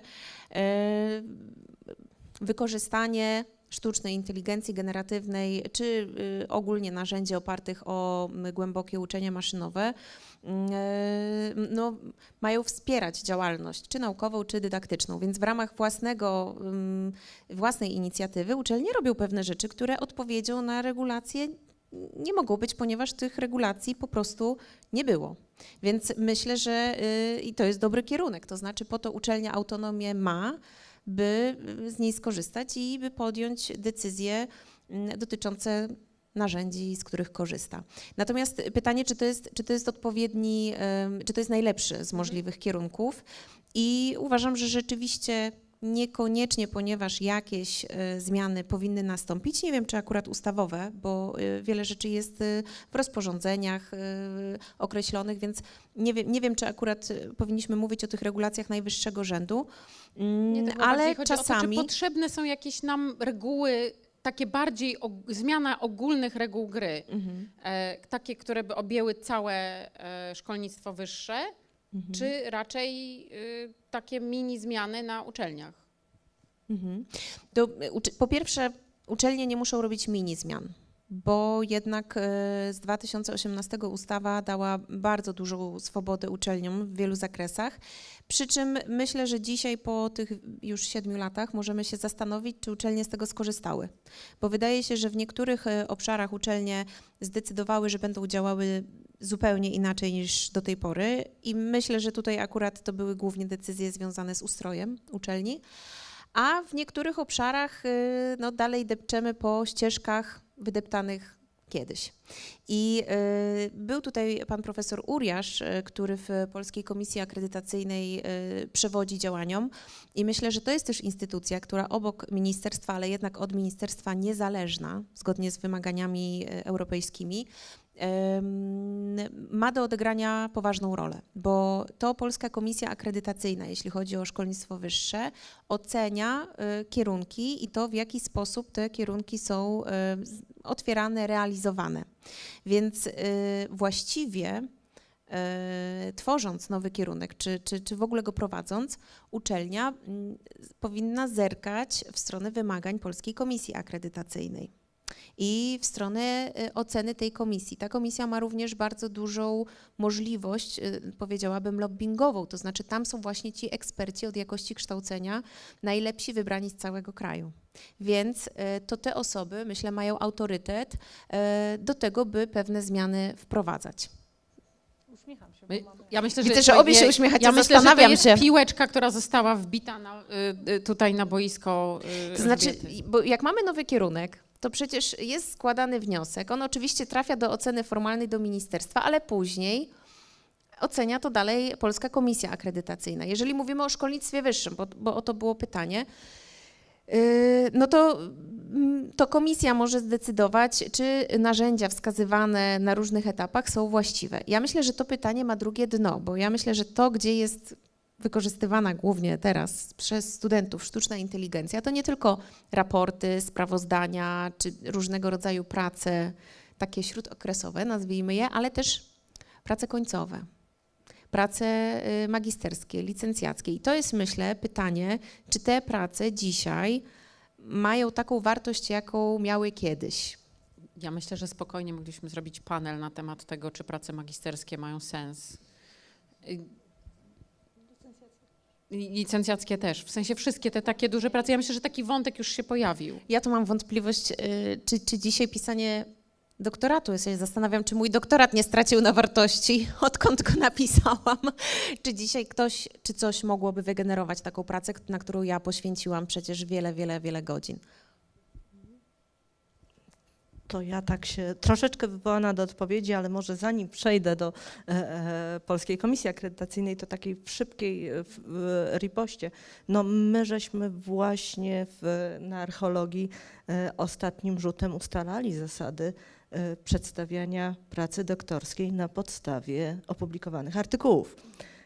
I zdaje się, że to jest chyba ta droga, która w tym momencie, przynajmniej na poziomie doktoratu, tak samo jak już na poziomie habilitacji, wydaje się rozsądna. Natomiast to nie jest nowa ścieżka. Ona była dostępna od zawsze, tylko wykorzystywana przez akurat specyficzne dyscypliny ze względu na to, jak te prace wyglądały. Teraz się okazuje, że w nowych miejscach można tą ścieżkę wykorzystywać. Tak, no na pewno trzeba powiedzieć, że jak to kolokwialnie z reguły nazywamy ustawa 2.0, która formalnie wprowadza ten zapis, no pomogła dyskutować z humanistami, bo to o to chodzi.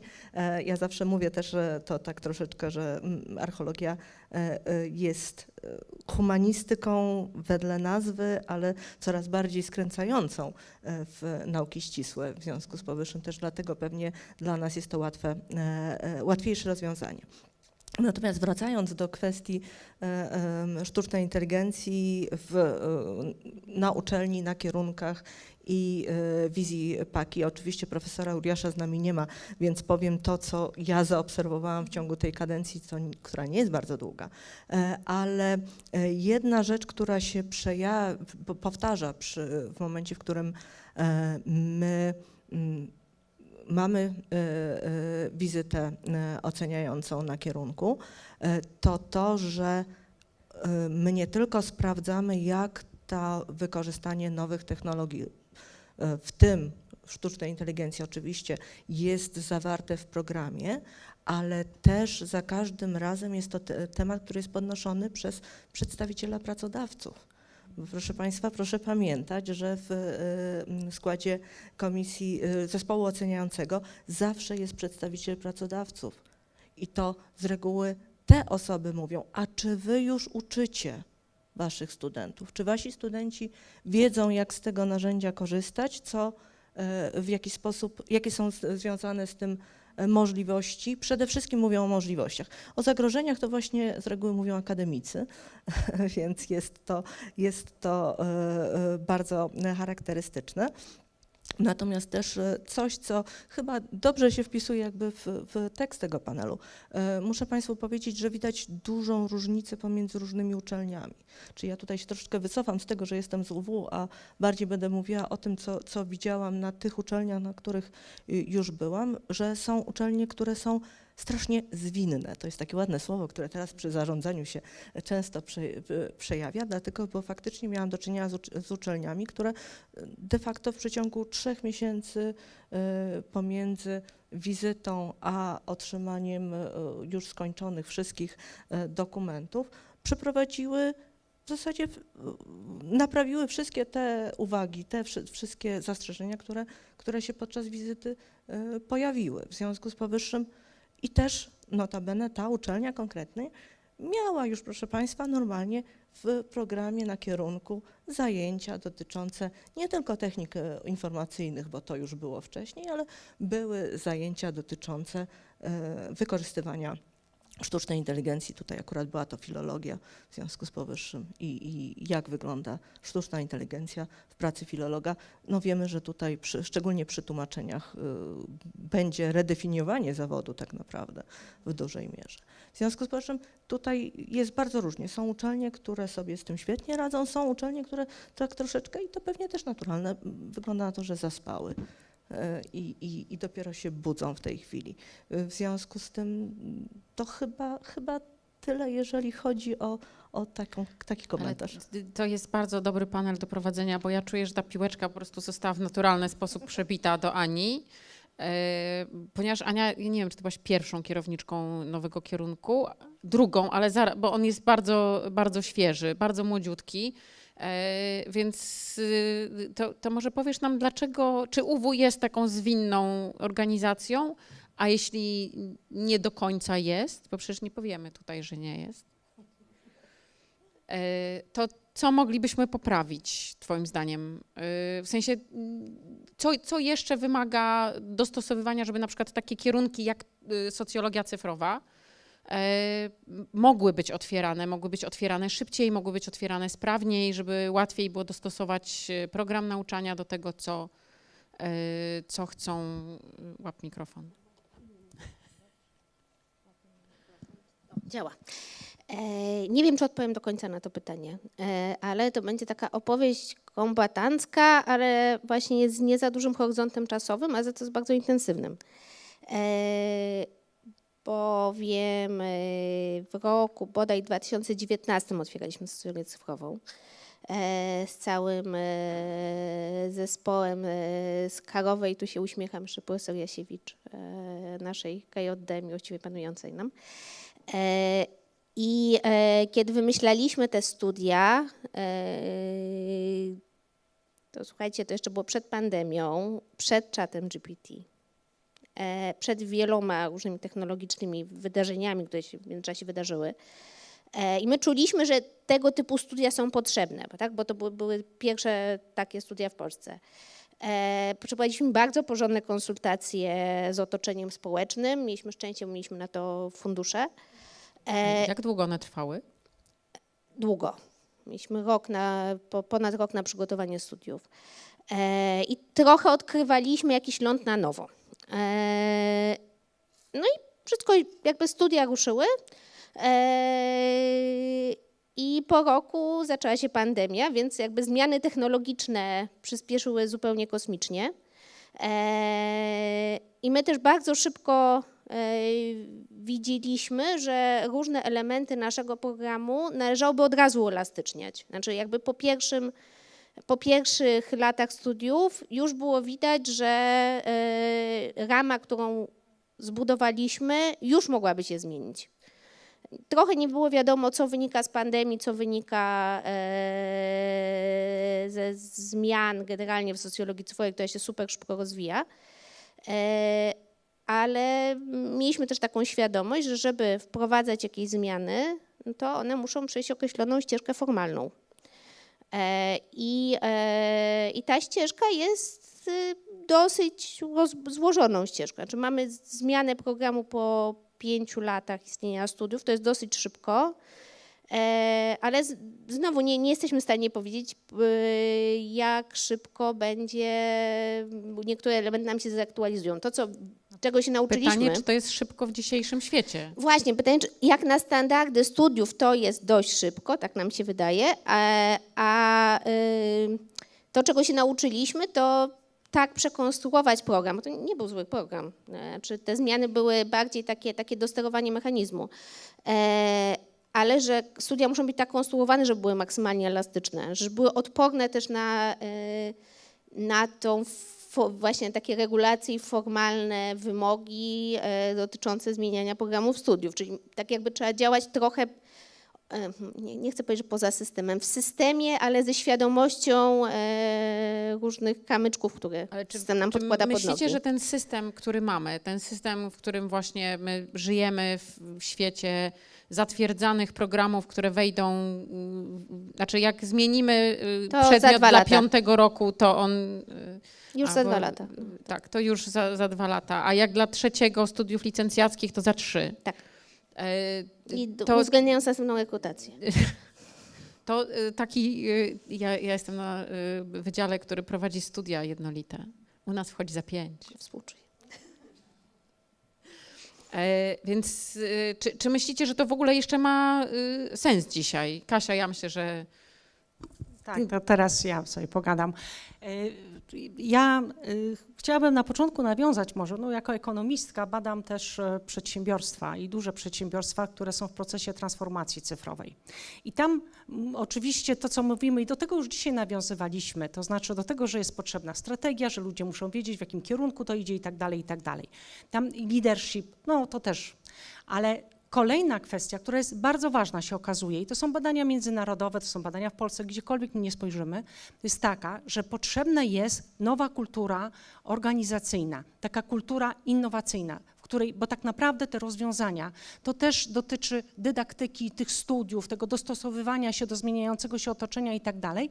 Mianowicie tego nikt nie wprowadzi już teraz odgórnie, że potrzebne jest to, żeby była ta zmiana kultury, która polega na tym, że ludzie, którzy, tak jak my, dydaktycy, prowadzący zajęcia, są w stanie zmieniać te programy, zmieniać sposoby, zmieniać w ogóle to, jak my uczymy, czego uczymy, cokolwiek jest potrzebne, żeby faktycznie budować tworzyć innowacje edukacyjne w takim elastycznym bardzo środowisku, tylko to jest niezwykle trudne. To znaczy, słuchajcie, w firmach bardzo dużo zależy to od lidera, który przede wszystkim musi zrezygnować z kontroli. To znaczy faktycznie puścić, powiedziałabym, na luz, zaufać i zrozumieć, elastyczne myślenie i elastyczne działanie. Dziękujemy bardzo. I zaufać, że faktycznie tam się dzieje, wiecie, to powstaje jakaś jakość i tak dalej. W firmach tak naprawdę, teraz mówimy firmom, że mamy gospodarkę opartą na danych i nowa wartość dodana powstaje na bazie danych na przykład, czyli to my z profesor Włoch mówimy datafikacja, algorytmizacja, platformizacja, takie nowe mechanizmy w gospodarce. Ale to tak naprawdę przykłada się do tego, że te innowacje są widziane w różnych procesach, w różnych obszarach biznesowych firm, najczęściej postrzegane i wprowadzane najczęściej przez pracowników. I oni, mając to poczucie tego bezpieczeństwa, wiedząc, że mogą eksperymentować, wiedząc, że mogą też ponieść jakąś tymczasową porażkę, oni to wprowadzają i tak naprawdę to zaczyna stanowić największą wartość dodaną w ogóle w firmie. I to jakbyśmy mogli, znaczy ja uważam, że uniwersytet czy uczelnie w ogóle są takim najlepszym miejscem do właśnie robienia tego. To znaczy po prostu eksperymentujmy i bawmy się tym, bo jeżeli tego nie będziemy robić, to wtedy utkniemy w tych naszych systemach, w tym naszej kontroli i w tym stresie i takim poczuciu, wiecie, takiego braku, braku czego, nie wiem już jak to nazwać, ale takiej misji, nie? Ale ja w czy ogóle myślicie, bardzo chętnie że naszym problemem jest to, że my jesteśmy przeregulowani i żyjemy w takiej klatce? No Ale właśnie. ja nie wiem, czy to jest, to znaczy ja wiem, że to jest fajny wytrych. Ja wiem, że to wygodnie jest tak powiedzieć, ale z drugiej strony mamy tu przykłady, że można działać w ramach obecnego systemu i powiem w ten sposób. W zeszłym roku byłam odpowiedzialna za zbieranie ze środowiska propozycji zmian w ustawie Prawo o szkolnictwie wyższym i nauce. Szczerze mówiąc, propozycje ze środowiska to było doregulowywanie, a nie deregulowywanie.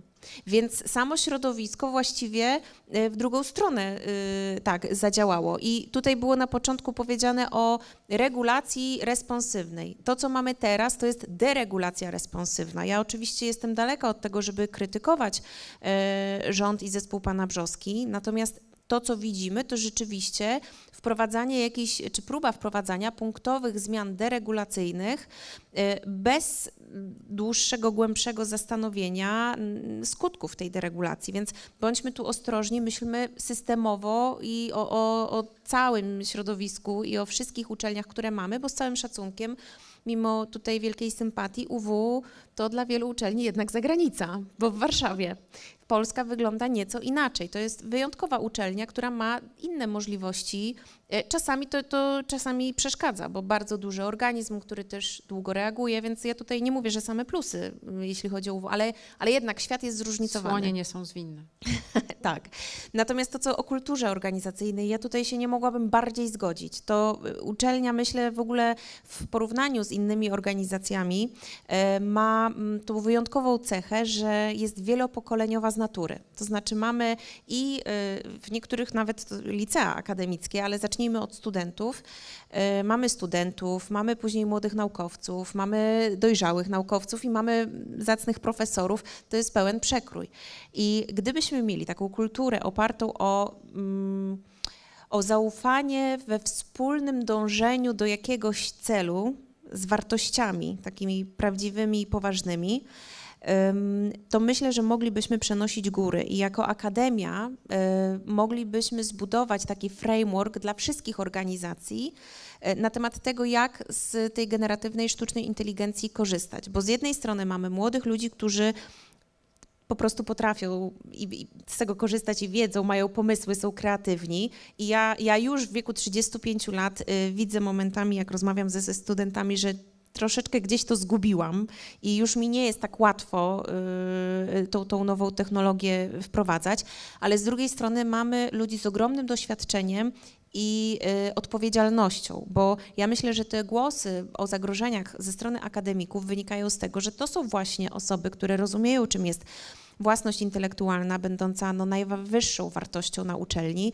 i rozumieją konsekwencje wysyłania tej własności intelektualnej na przypadkowe serwery, nie wiadomo właściwie czyje i dlatego mówią o tym, że gdzieś tam może być jakiś problem, czego studenci mogą po prostu jeszcze nie rozumieć i to jest naturalne, bo każdy z nas ma jakieś swoje zalety. Czy to jest trochę tak, że naszą rolą jest mówienie dużo bardziej niż to robimy dzisiaj studentom i o zagrożeniach, i o szansach, i o tym, w jaki sposób mądrze wykorzystać sztuczną inteligencję. No i pytanie jest takie, czy my to w ogóle robimy, czy mamy na to przestrzeń na uniwersytecie. Ale z drugiej strony ich rolą jest mówić prowadzącym, że jakby już bez powiedzmy żartów, pisanie takich prac nie ma żadnego waloru dydaktycznego, że uświadamianie, tylko chodzi właśnie o tą kulturę, o to zaufanie, że nie jest tak, że przychodzi student po papier, bo potrzebuje go to potem do dalszej pracy. I nie jest tak, że przychodzi profesor zrobić swoje, bo musi wyrobić pensum, tylko jest tak, że my, uniwersytet, szukamy prawdy i wiemy, po co to robimy. I mówimy sobie wzajemnie, ze wzajemnym szacunkiem, jak robić to lepiej. I też szanujemy swoje zdanie, to znaczy profesor się nie obraża, jak student mu mówi: człowieku, pisanie sprawozdań dzisiaj to jest w ogóle, to jest 10 minut z czatem GPT i ty się nie jesteś w stanie zorientować, a profesor nie odpowiada, co ty mi tutaj, Smarku, mówisz. No. I to o to chodzi. Mam wrażenie, że bardzo kręcimy się wokół tematu, że to nie o to chodzi, że mamy nowe zagrożenia, to chodzi o to, że one trochę inaczej się realizują, te, które już istniały. Czy my nie mamy wyboru? Wracamy do konkurencyjności, bo musimy wskoczyć na ten pociąg, bo zostaniemy bardzo, bardzo w tyle. I teraz albo przyjmiemy to do wiadomości, że mamy nową rewolucję, z którą jakoś sobie musimy poradzić. Dzisiaj rano usłyszeliśmy, że przejdzie i pójdzie. Tak? Nie było rano, więc... No ja się nie zgadzam. No. Poczekaj, Kasia, bo tu już Ania chciała i Ela. Ja o tej kulturze. Ja mam takie poczucie, że nam się udaje coś takiego budować, że mamy tą luksusową sytuację, że jesteśmy niedużym wydziałem. Przyjdź do mnie. I przyjść do ciebie, no właśnie, dlatego ja będę mówiła o naszym wydziale. Że jesteśmy wydziałem niedużym i mamy taką dosyć jednak równościową strukturę, to znaczy jesteśmy takie, ja mam takie poczucie, że jesteśmy taką całością i z osobami studiującymi i z wykładowcami, mamy bardzo dużo relacji. Wiem, nie jesteśmy wydziałem prawa. Więc... u nas też czasami takie rzeczy się zdarzają, tylko my jak ten słoń jesteśmy zwinni. Tak, ale to, co bym chciała powiedzieć, że to nam daje taką przestrzeń, że nie mogę oczywiście mówić za wszystkich i wszystkich wykładowców na cyfrowej, ale jesteśmy w stanie się stanąć ten krok dalej i powiedzieć studentom, dobra, to wy się na tym znacie, znaczy to są wasze studia, wy je tworzycie. Tak, my mamy nasze kompetencje dydaktyczne, mamy taką właśnie wrażliwość na wątki etyczne, metodologiczne i tak dalej, ale to wy budujecie ten content w dużym stopniu. To ja teraz muszę poprosić niestety Kasię, bo chciałabym, żebyś wyszła ze swojej roli szefowej najbardziej zwinnej organizacji na UW, czyli Delabu, i wsadziła się w rolę wykładowcy na bardzo dużym wydziale, jednym z tych tam największych, czyli na WNE. I spróbowała nam powiedzieć, jak to jest. Ja może zacznę od rynku pracy i od konkurencyjności, o której powiedziała przed chwileczką Zuza, bo się zgadzam.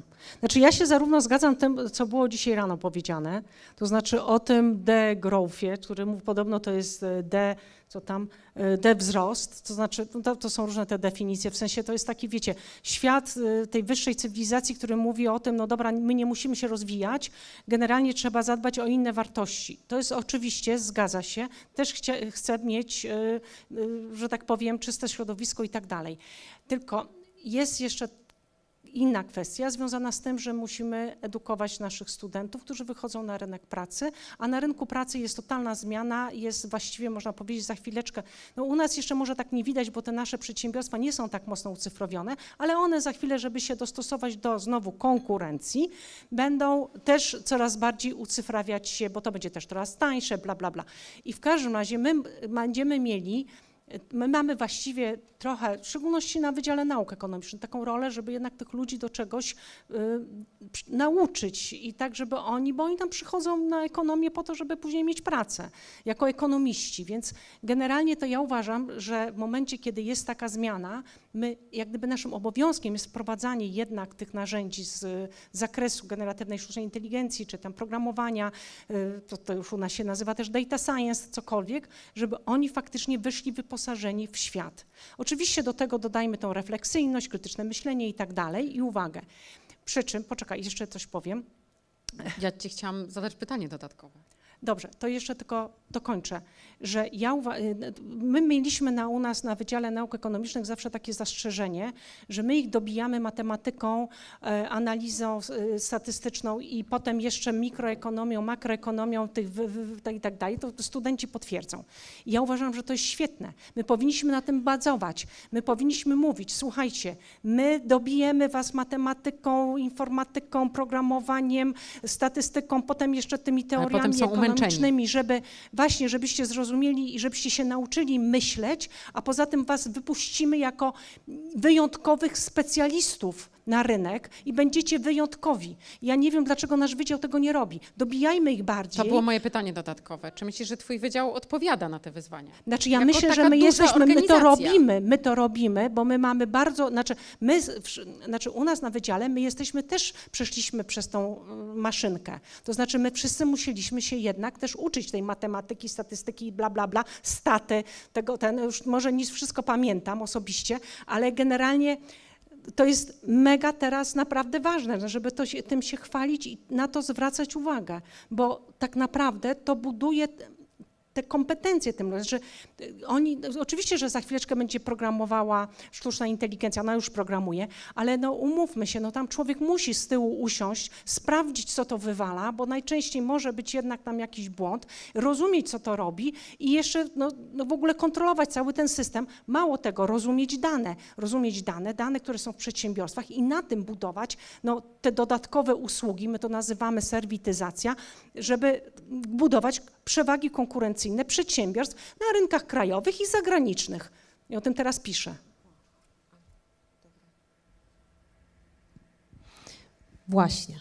Dzięki. Czekałam na to. Mi przejęły Nie no, myślę sobie o tym rynku pracy, bo ja zatrudniałam też ludzi i też prowadziłam zajęcia. I był moment taki, w którym już gdzieś tam się skończyła pandemia, wróciliśmy do sal takich normalnych, wykładowych, ćwiczeniowych na miejscu, jak to się nazywa, no takie normalne zajęcia. Na żywo.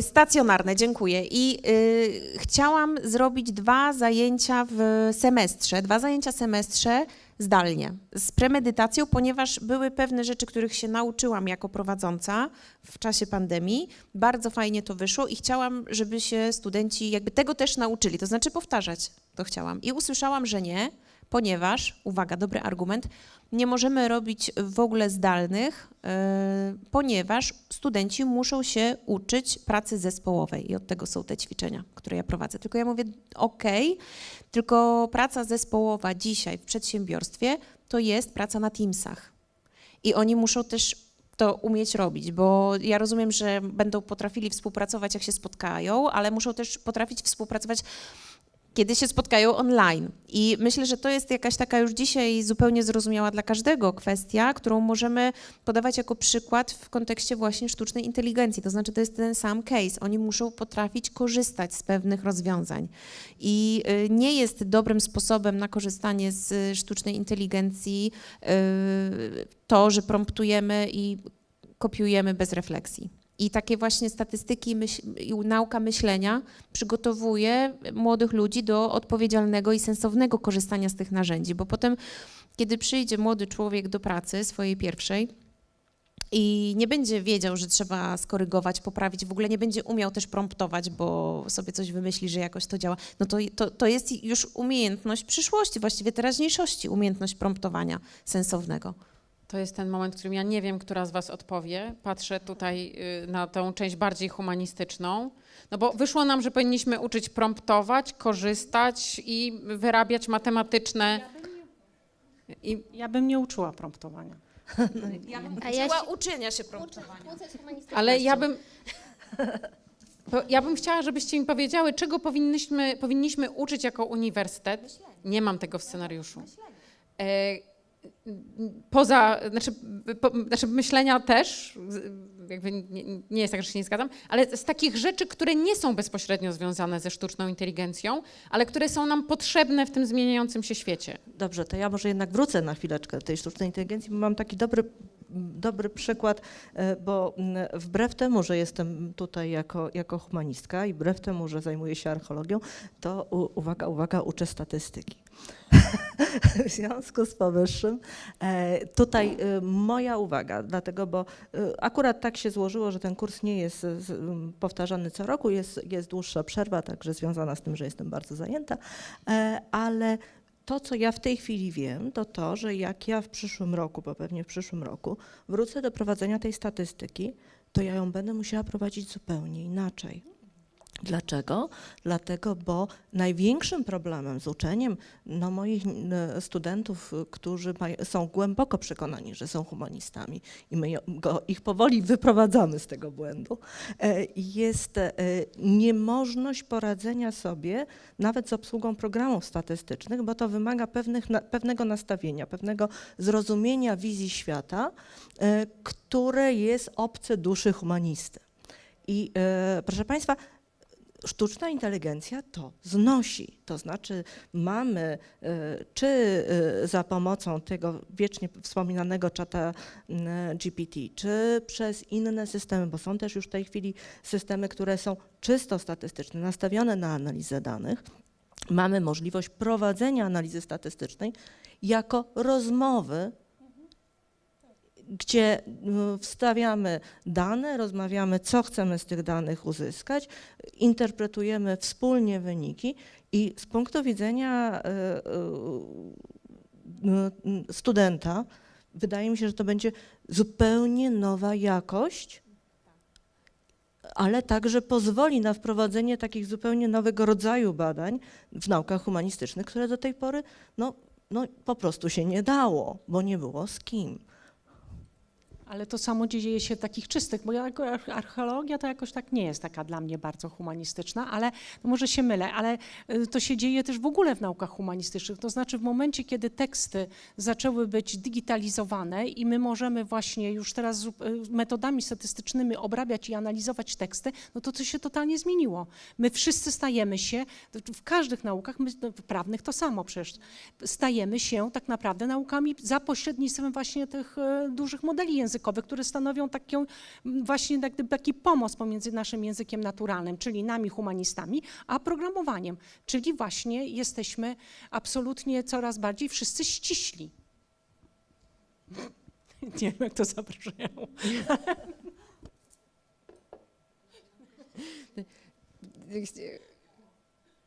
Ja mam jeszcze mnóstwo pytań, ale zostało nam 10 minut tego panelu. Wydaje mi się, że zaczęłyśmy później, ale wydaje mi się, że musimy też dać szansę sali zadawać. Ja uprzedzam, że te panie nie odpowiadają na pytania, bo ja chciałam się dowiedzieć, jakie są potrzebne niematematyczne umiejętności i one mi powiedziały, że matematyka teraz jest wszędzie. Zgodnie, wszystkie bo 3. jest. Nawet 4.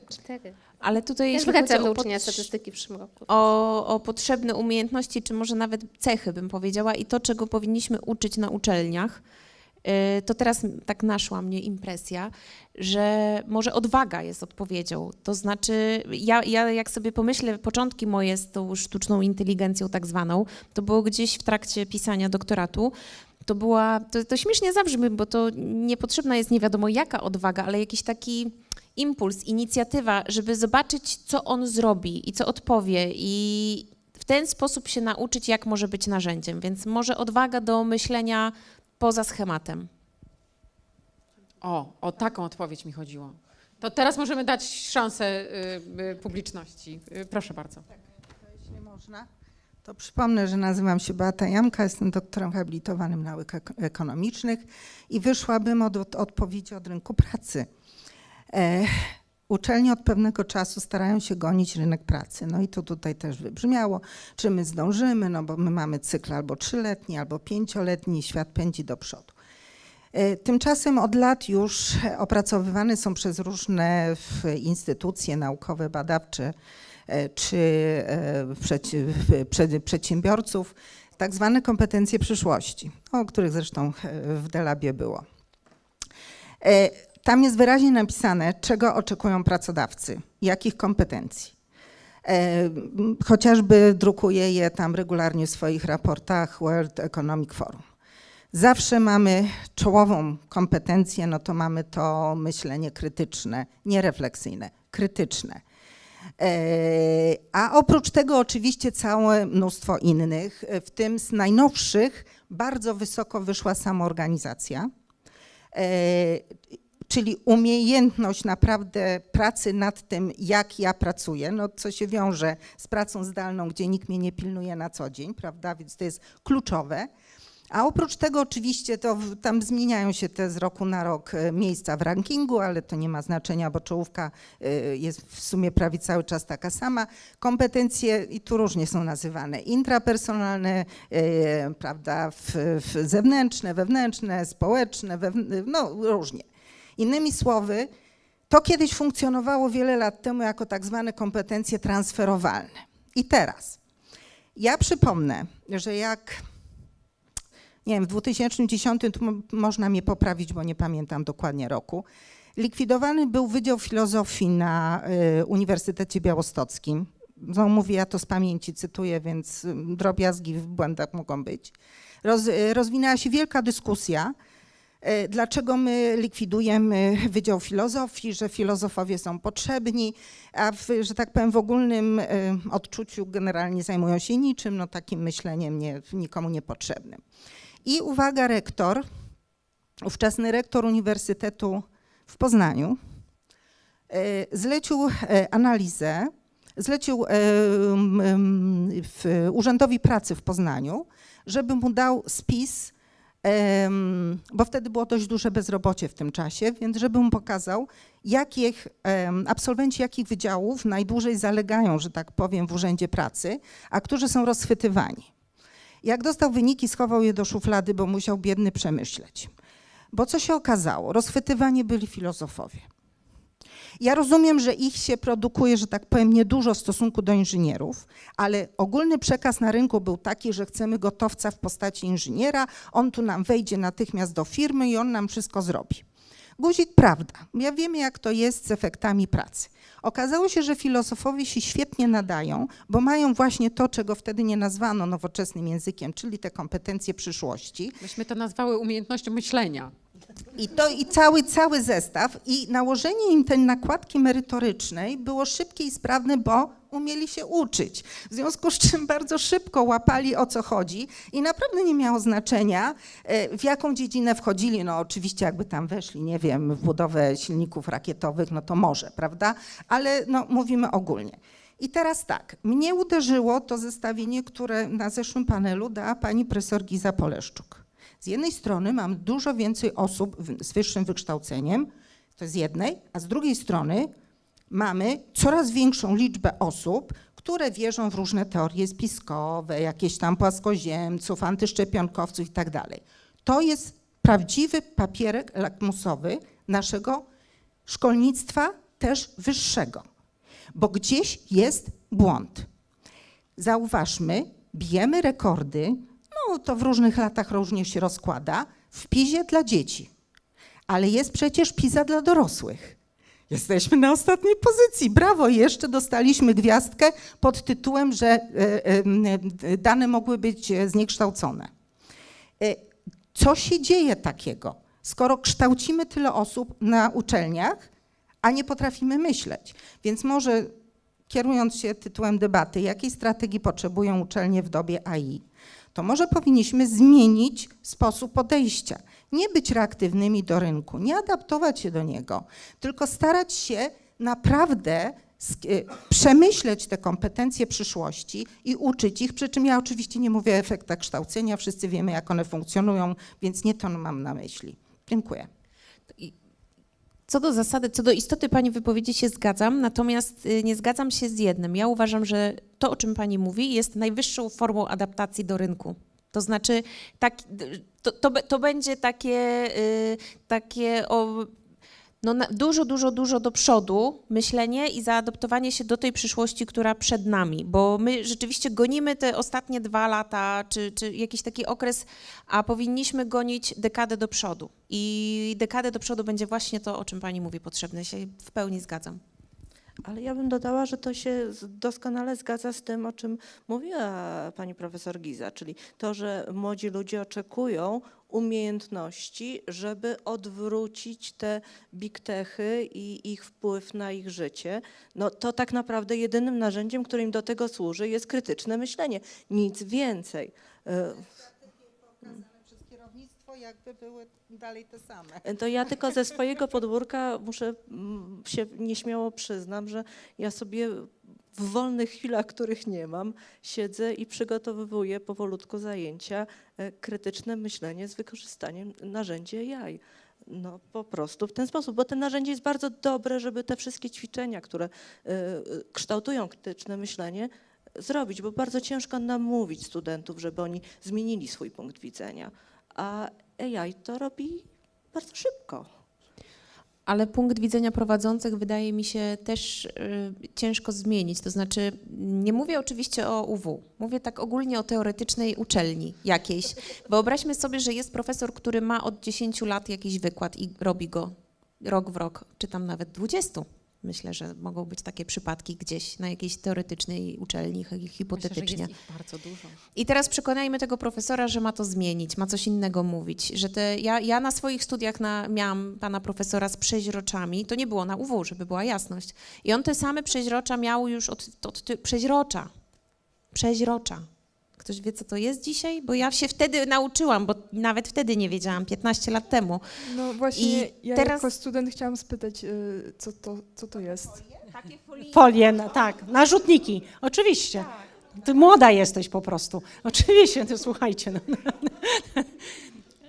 Cieszę się, że powiedziała Pani o tych kompetencjach przyszłości, bo mi się wydaje, że to właśnie te kompetencje przyszłości, czyli kształtowanie tych kompetencji społecznych i kognitywnych, to jest coś, co nas odróżnia w ogóle od kursów online'owych z programowania, że my faktycznie na uczelniach jesteśmy w stanie budować, wzmacniać te kompetencje i uświadommy sobie to i stwórzmy też z tego wartość, no bo tych innych rzeczy już lepiej się nauczyć zdalnie, online'owo. No tak. Ania, chcesz jeszcze coś dodać? Nie mogę się zgodzić, bo my jesteśmy jakieś podejrzenie zgodne. Mam wrażenie, że to jest zgodny panel, prawda? Ta energia. Ja za wszelką cenę staram się wsadzić jakieś kij w Tak, ale mamy podejrzenie. Mamy jeszcze jakieś pytania. Dobrze, dajmy mu mikrofon. Już daję mikrofon, tylko jeszcze szybko chciałam powiedzieć z perspektywy studenta WNE i matematyki. Bardzo dziękuję, że ta matematyka jest tak rozwijana, bo tylko z tego powodu w sumie trafiłam na ten wydział, bo lubiłam matematykę, a nie widziałam się na wydziale matematyki. Więc tutaj Ja tak trafiłam na socjologię, dokładnie tak samo. Dziękuję bardzo. Chciałbym się powiedzieć, zmieniają się panele, a zadający pytania pozostają ci sami. Więc kilka komentarzy. Pierwszy mi się strasznie podobał, że przyjdzie sobie ta sztuczna inteligencja i pójdzie. Ja teraz sobie tak wyobraziłem, powiedziała sztuczna inteligencja zapatrzona w bombę atomową. Dosłownie. Czyli nic po sobie nie zostawi. Myślę, że nie powinniśmy do tego w taki sposób podchodzić. Natomiast to jest bardzo ciekawy aspekt dotyczący datafikacji, czyli wszędzie mamy matematykę, na co byśmy nie spojrzeli. Pamiętam kilka miesięcy temu w Australii taki ciekawy profesor z psychologii zwrócił uwagę na coś, czego ja sobie w ogóle nie uświadamiałem, bo zawsze byłem zapatrzony w psychologię jako socjolog, który bardzo lubi liczby i lubi liczyć i psychologia robi to lepiej, nie ukrywajmy. A on powiedział, no właśnie, ale to jest nasz największy błąd. Dlaczego? Bo myśmy tak wszystko skwantyfikowali, że teraz to się wszystko da łatwo zautomatyzować. No właśnie, więc tutaj to jest taka pierwsza refleksja, powinniśmy się zastanowić, czy to jest aż takie dobre włączanie tej matematyki i tego wszystkiego, co jest ilościowe do nauki. Chociaż ja to lubię, ale widzę też pewne pułapki. Natomiast do tego, co powiedział pani profesor, też jest jeszcze jeden czynnik ważny, na który powinniśmy zwracać uwagę jako dydaktycy.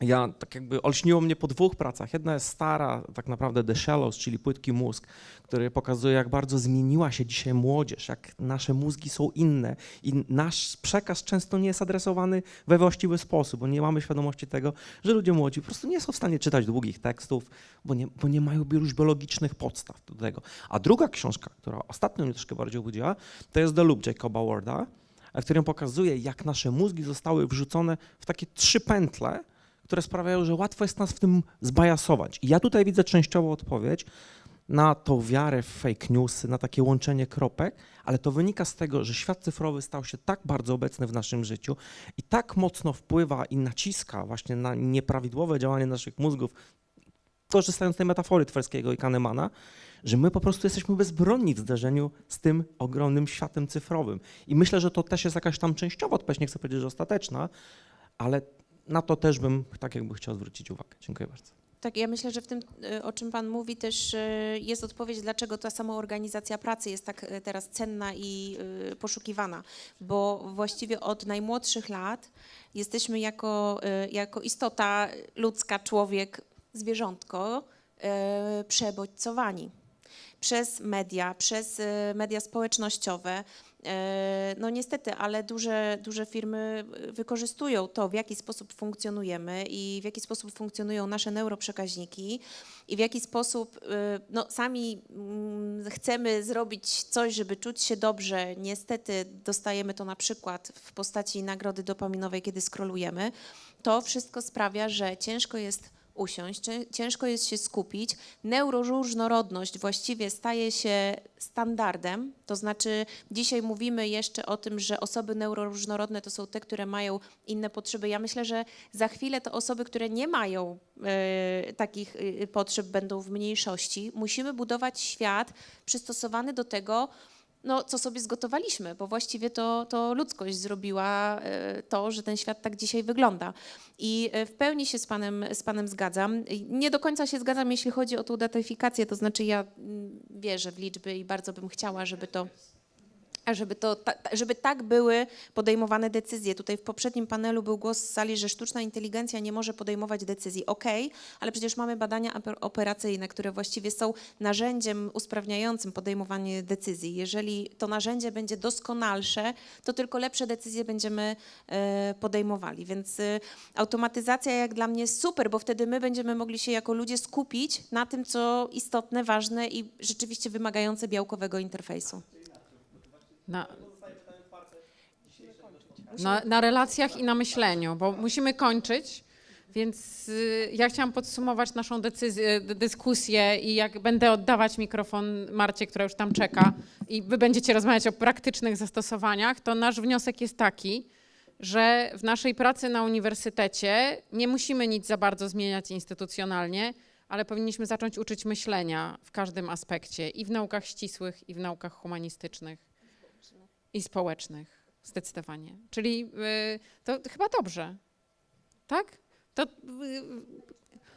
To pytanie, czy potrafimy, to jest pytanie do was. Tak, wy będziecie odpowiadać na pytanie, co mamy zrobić, żeby uczyć na uniwersytecie myślenia.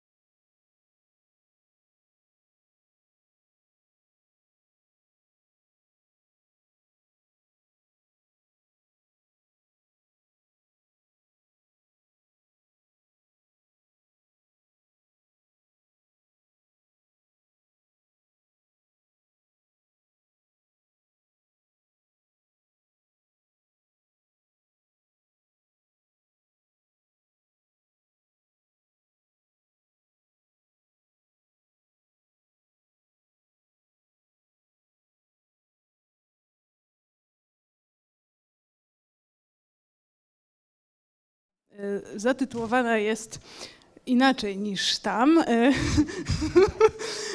czyli praktyki stosowania generatywnej sztucznej inteligencji na uczelniach, ale będziemy rozmawiać, czyli będziemy próbować odpowiedzieć sobie przynajmniej częściowo na to pytanie, jakiej uczelni chcemy. w dobie sztucznej inteligencji i jest mi również niezmiernie miło powitać naszych dzisiejszych panelistów, naszych gości. Zacznijmy sobie od strony lewej, czyli pani doktor habilitowana Anna Mierzecka, profesor UW z Laboratorium Badań Medioznawczych UW. Następnie Michał Paliński, analityk Digital Economy Lab, ekonomista. Doktor habilitowany Jarosław Chodak, Instytut Socjologii oraz Centrum Sztucznej Inteligencji i Modelowania Komputerowego Uniwersytetu Marii Curie-Skłodowskiej w Lublinie oraz last but not least dr Kamil Filipek, dyrektor Centrum Sztucznej Inteligencji i Modelowania Komputerowego z tej samej uczelni. Zanim przejdziemy do dyskusji, to chciałam tylko jeszcze zrobić taki mały disclaimer, ponieważ te praktyki stosowania sztucznej inteligencji na uczelniach to jest bardzo duży temat, więc nie zdążymy w godzinę, albo jeszcze lepiej w 50 minut opowiedzieć o kwestiach administracyjnych, dydaktycznych i naukowych, więc pozwoliłam sobie skrócić czy zawęzić naszą dyskusję do tematów pracy naukowej, bo też pojawiły się ostatnio 2 raporty. W zeszłym roku opublikowany przez DELAB raport o wykorzystaniu sztucznej inteligencji na UW, ale w tym roku też wasze opracowanie, tak, mamy tutaj autorów tego opracowania, czyli generatywna sztuczna inteligencja w badaniach naukowych i w tym opracowaniu również podnoszone są wątki, co się właściwie zmienia w pracy naukowej za sprawą tychże narzędzi, jakie są tego konsekwencje dobre i niedobre. Więc częściowo dzisiaj o to zahaczymy, a częściowo porozmawiamy po prostu o tym też, jakie macie wy doświadczenia i od tego chciałabym zacząć. Co w waszej pracy naukowej zmieniło się pod wpływem wykorzystania narzędzi generatywnej sztucznej inteligencji? Tak 2 najważniejsze rzeczy. Zacznijmy od lewej strony. Znaczy ja dzisiaj bardzo rozmyślałam na tym, jakie wybrać. Wybrałam 3, ale w takim razie ograniczę się do 2. I myślę, że to jest, tak jak słyszałam dzisiejsze wypowiedzi, jakby nie dotyczy tylko mnie. Pierwsza rzecz, że jakieś 3 lata temu już miałam takie poczucie, że ja mniej więcej wiem, co jest etyczne w mojej pracy zawodowej, że to pytanie zadaję sobie bardzo rzadko, że wiem, jakie praktyki są dozwolone, jakie nie, jakie ja akceptuję. Natomiast pod wpływem rozwoju sztucznej inteligencji w mojej praktyce badawczej ja praktycznie na każdym etapie, bo bardzo dużo korzystam ze sztucznej inteligencji, zadaję sobie pytanie, czy to wykorzystanie jest etyczne, albo na przykład, czy nie wykorzystując tej technologii, tych narzędzi, ja zostanę w tyle za tymi, którzy już ją wykorzystują. I tutaj to kwestionowanie tego, co robię na każdym etapie, to właśnie tak wyróżniłam jako coś, co uległo przemianie. I to jest negatywne w myśl tego, co słyszeliśmy na pierwszym otwierającym debacie. Natomiast coś, z czego jeszcze nie słyszałam, a ja z tego korzystam, jestem tym zafascynowana, mając narzędzia AI jako pomoc, zaczęłam sięgać zarówno do oprogramowania, po które wcześniej nie sięgałam, jak i do teorii z innych dyscyplin. Wychodząc z założenia, wcześniej miałam taką barierę, że nauczenie się tego programu, przeskoczenie na inny, spróbowanie to mi zajmie tyle czasu, że ja nie mam czasu, żeby w ogóle się w to wdrożyć. Natomiast teraz sięgam po jakieś nowe narzędzia, dopytam się AI, jak to używać. I gdzieś tam mam dużo większą, może spróbuję R, żeby mi zwizualizował badania, tak? I ChatGPT mi pomoże, jak to zrobić, tak? Więc to jest takie coś, co jakby sprawia, że korzystam z większej ilości narzędzi, traktując AI jako trenera. Halo? Okej. U mnie zmienił się cały warsztat naukowy. Tak? Znaczy, ja zajmuję się przetwarzaniem języka naturalnego, więc gdyby się nie zmienił, to znaczy, że coś robię nie tak, prawda? Ale, co zaskakujące, może o tym NLP trochę więcej powiem później, ale to, co mnie zaskoczyło, że zmieniły się też moje badania w innych obszarach, takich typowo standardowo ekonomicznych. Tak? Czyli taką działką, którą my robimy też w DELABie, są analizy preferencji. I to te analizy preferencji deklarowanych, wiecie, tam są całe różne zaawansowane metody statystyczne, tam od lat się ludzie w tym robią, że tak powiem, w tym obszarze, ale się okazuje, że przy użyciu LLM-ów możemy właściwie nie tyle, że robić coś właśnie szybciej, wydajniej i tak dalej, tylko w ogóle robić coś zupełnie inaczej. Jak powiem to na takim konkretnym przykładzie takiego badania, które robiliśmy o preferencji względem Netflixa. Zazwyczaj w takich badaniach preferencji deklarowanych problemem jest to, że jest hypothetical bias, tak? Bo ludzie jakby wyceniają pewne różne parametry usług, tutaj w przypadku Netflixa, ale nie do końca wiedzą, co oni wyceniają. Tak? I te oszacowania tej użyteczności są często od sasa do lasa.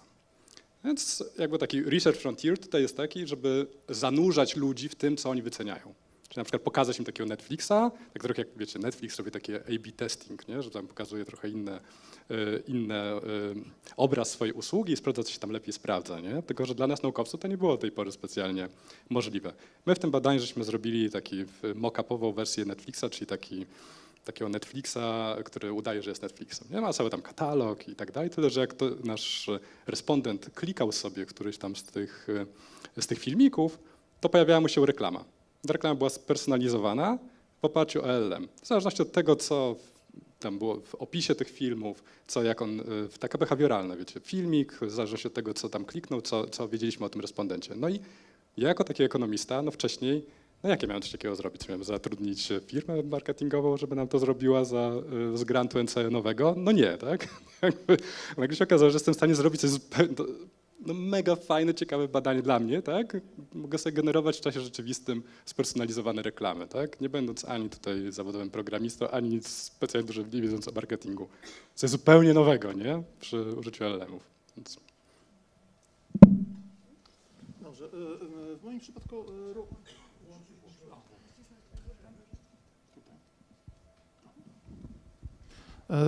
również jakby tutaj nawiązując do poprzedniej wypowiedzi, na pewno wspomaganie kodowania, więc to środowisko R, zarówno jakby odpowiedź czasami na takie pytania, które wiążą się, które wiązałoby się z dosięganiem do jakiegoś manuala, tak, podręczników i tak dalej, know-how, jak to zrobić w danym momencie, a więc przyspieszenie jakby przygotowania pewnego kodu. Duże również też w tym środowisku między innymi R-owym, ale nie tylko, jeśli mówimy o automatyzacji, no to są jakby różne strony automatyzacji, na przykład generowanie gotowych plików, a więc nie tyle daje to zadanie w pełni sztucznej inteligencji, ale na przykład jeśli mam gotowy materiał, tak, przygotowany taki outline, dajmy na to, nie wiem, wykładu, prezentacji, pozostając na tych dydaktycznych może w tym momencie przykładach, proszę na przykład o wygenerowanie pliku z rozszerzeniem OPML, tak, czy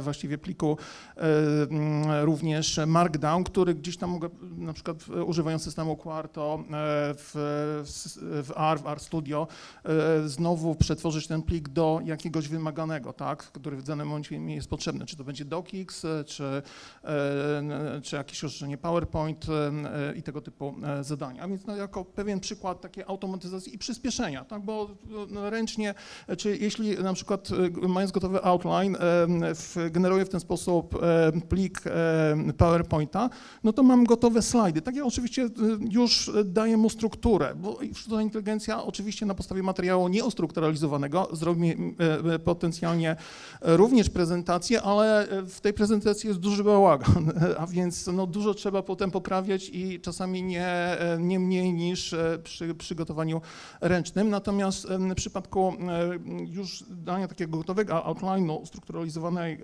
treści, właściwie i prompt, który wskazuje, że należy właśnie trzymać się takiego układu, dostaje te gotowe slajdy, czyli jakby przygotowanie w tym przypadku, no bo slajdy, tak jak wszyscy z Państwa wiedzą, troszeczkę wymagają takiego klikania, natomiast tutaj jest gotowe w systemie Quarto, jeszcze można podłożyć swój szablon, który również zostanie wykorzystany jakby przez ten system i mamy praktycznie gotową prezentację, tak, gdzieś tam na konferencję czy w przypadku dydaktyki.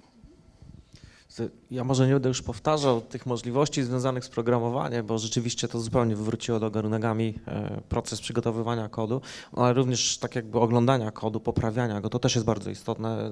Zachęcam Państwa do tak jakby dyskusji z narzędziami sztucznej inteligencji na temat jakości kodu, na temat jakości też produktu, który dzięki temu kodowi powstaje, bo to może być na przykład wizualizacja, jeśli chodzi o trenowanie modeli sztucznej inteligencji, na podstawie której dobre modele są w stanie powiedzieć, które parametry zostały źle ustawione. To jest naprawdę rzeczy niesamowite, czyli możemy dosłownie skopiować i wkleić wykres w ChatGPT i on nam podpowie, w jaki sposób usprawnić narzędzia, któreśmy do tej pory przygotowali.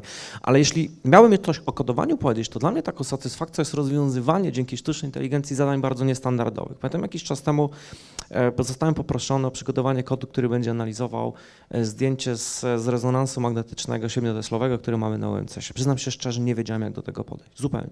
Zadanie bardzo ambitne, bo podobno jest gotowy soft, który to robi, ale ja powiedziałem sobie nie, spróbuję zrobić to w Pythonie, czyli w narzędziu open source'owym. Wykorzystam tylko i wyłącznie biblioteki, które są darmowe.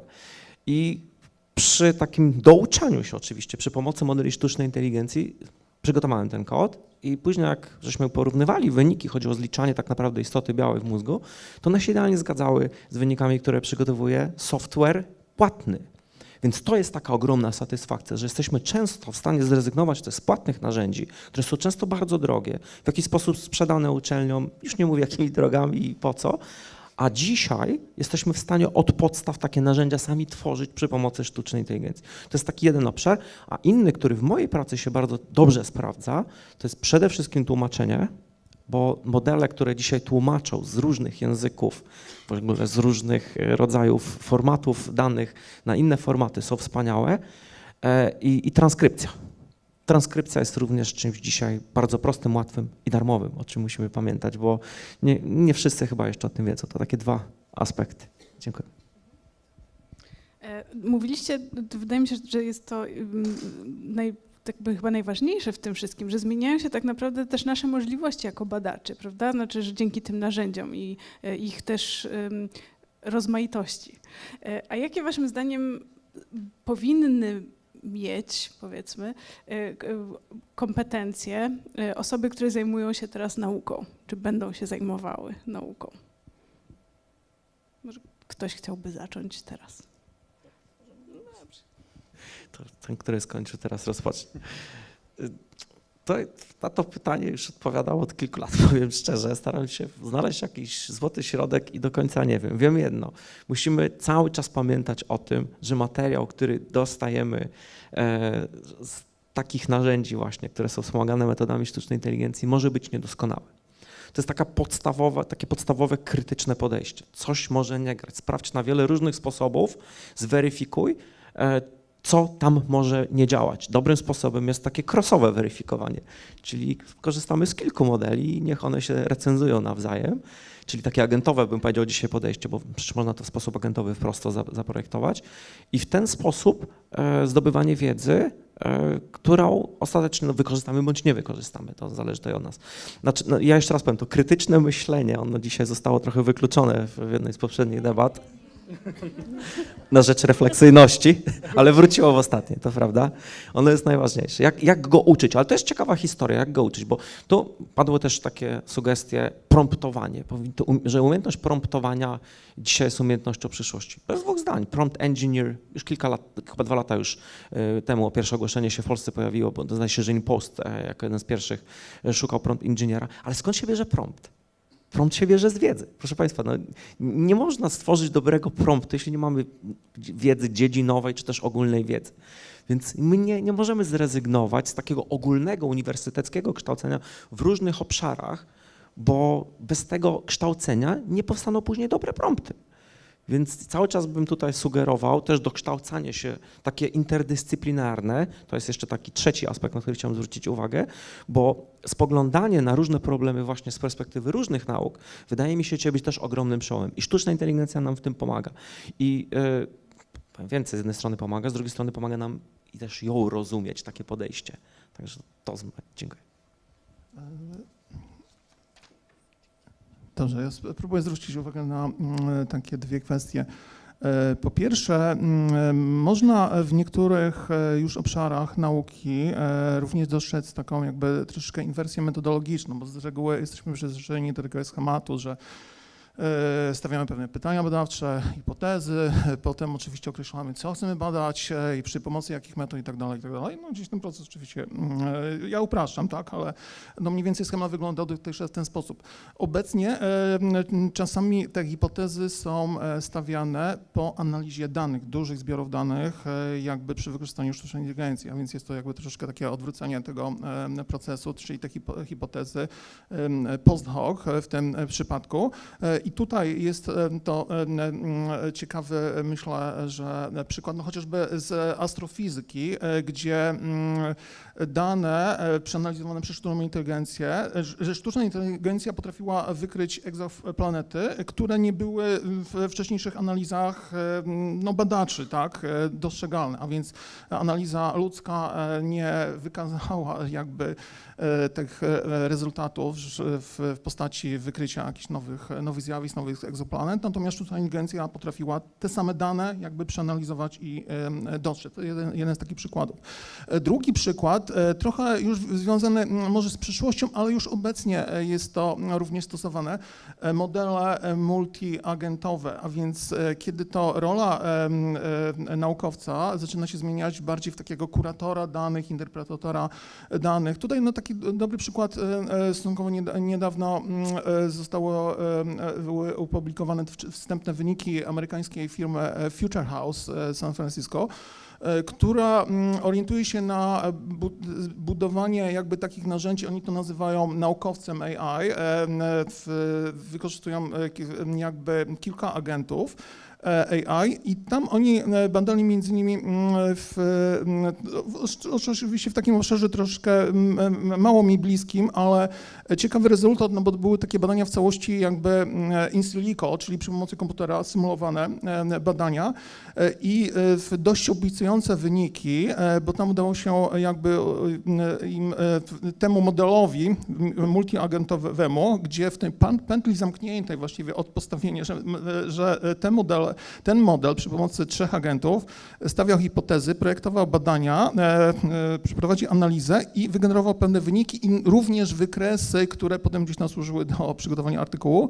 Tam chodziło o rozpoznania przez właśnie ten model czynnika, to się nazywał ten czynnik Repasudil, o ile dobrze pamiętam, który jako metoda leczenia suchego zwyrodnienia plamki żółtej, a więc jednej z głównych przyczyn ślepoty. Oczywiście to ma być potwierdzone jeszcze w badaniach klinicznych, ale to jest przykład właściwie takiego zastosowania pewnego modelu multiagentowego, który od początku właściwie generuje hipotezy, przeprowadza badania, generuje pewne wyniki i rolą badaczy w tym przypadku no już jest interpretacja, zrobienie testów klinicznych, czy rzeczywiście te rezultaty, no, czy nie jest to halucynacja AI w tym przypadku, tak? No bo tutaj też jeszcze jest takie ryzyko, ale generalnie no, jest to też firma spoza obszaru jakby nauki, ale no tutaj gdzieś też pewnie będziemy jeszcze rozmawiali o tym w tej współpracy, tak? Pomiędzy uczelniami a kwestia startupów, współpracy biznesu i uczelni, no to już się na poprzednich panelach też te wątki pojawiły. Dziękuję. Ja powiem być może coś niepopularnego, znaczy uważam, że to, czego potrzebujemy jako naukowcy, szczególnie w dziedzinie nauk społecznych, to jest skłonność do dużego wysiłku i do takiej orki metodologicznej. Bo moim zdaniem to jesteśmy w takiej sytuacji pewnego zagrożenia, że te narzędzia, które się rozwijają, one dają nam taką iluzję tego, że są w stanie wygenerować, tutaj już przedmówcy mówili też nawet pliki, tak, mamy teraz na przykład Windsurfa, takie narzędzie, które potrafi tworzyć właściwie całe katalogi, tak, nie jesteśmy w stanie tego do końca już nawet skontrolować, tak, nawet jakbyśmy chcieli, jeszcze do niedawna to mogliśmy sobie kopiować tam z czata jakieś fragmenty kodu, które działały, teraz już cała struktura nam powstaje, tak, nie przejrzymy tego. Ale o ile to jest fantastyczne w takich, wiecie, dziedzinach, do których to jest tworzone, to znaczy na przykład frontend czy backend do jakiegoś stopnia, i tam uważam, że to ma sens, znaczy tam jakby to jest taki bardziej opór środowiska tego, który spędził dużo czasu na tym, żeby się nauczyć, tworzyć te 1000 linijek kodu i teraz nagle traci pracę na naszych oczach, tak, no to uważam, że okej, możliwe, że tego typu orka nie jest potrzebna, ale w naszej sytuacji, naukowców właśnie z dziedzin społecznych, to jest pewien taki przypadek historii, że my wykorzystujemy te narzędzia programistyczne do tego, żeby modelować coś, jakieś dane, tak? To się po prostu tak złożyło, że my używamy tego Pythona czy Era i fajnie, że już to nie są pakiety w Erze pisane przez ludzi właśnie z ekonomii czy socjologii, które się wywalały co chwila, tak? I nie były aktualizowane. Okej, fajnie. Ale jeżeli my jakby przestaniemy to traktować jako narzędzie do tworzenia pewnych prototypów, do takiego hobby, jakby czegoś, żeby zrobić sobie, jakiś taki projekt weekendowy, a zaczniemy to wrzucać na produkcję tak zwaną, tak? Czyli to moim zdaniem zatracimy coś ważnego, bo ja tak z własnego doświadczenia widzę, że kiedyś byłem w stanie zrobić bardzo proste rzeczy, no bo nie jestem aż tak mądry, więc po prostu siedziałem i godzinami próbowałem klepać ten kod, żeby stworzyć coś. Ale ja bardzo dokładnie wiedziałem, co ten kod robi i bardzo dzięki temu dużo się dowiadywałem o moich danych. To był taki ciągły debugging, tak? W tym momencie włączam sobie, tak? Jestem w stanie sobie włączyć nawet w mojej działce jakąś tam analizę tekstu i patrzę, Boże Święty, tutaj są jakieś w ogóle nowe indeksy, których ja w ogóle nie wiedziałem, tak? Ale jeżeli ja na tym poprzestanę i to wkleję, to się w ogóle nie zorientuję, że one nie są, znaczy, że ja nie wiedziałem o nich na przykład z tego tygodnia historia. Nie wiedziałem o nich jakby for a reason, bo po prostu one się nie nadawały do moich danych do tej pory, ale tak jakoś ładnie to wszystko jeszcze w dokumentacji jest opisane, że jakby przekonywująco nawet dla mnie, że właściwie to, słuchaj, to może trzeba było tego używać wcześniej, nie? Ale jak właśnie dlatego mówię, wysiłek, że po prostu dobra, stworzy nam ten prototyp, ale zróbmy krok wstecz i jakby przeanalizujmy sobie, co tutaj właściwie powstało, nie? Nie wiem, czy w ogóle do zrobienia w momencie, kiedy jesteśmy w stanie robić też dużo bardziej zaawansowane projekty jako naukowcy z dziedzin społecznych. To jakby nie wiem, czy to jest w ogóle próbujmy, tak, ale wygląda, że mamy dostęp do robienia dużo bardziej ambitnych rzeczy. Pytanie, czy będziemy w stanie je kontrolować. Tak, rzucam. To ja chyba chciałam powiedzieć o tym samym, co Michał, tylko trochę może nazywam to inaczej albo patrzę z innej perspektywy.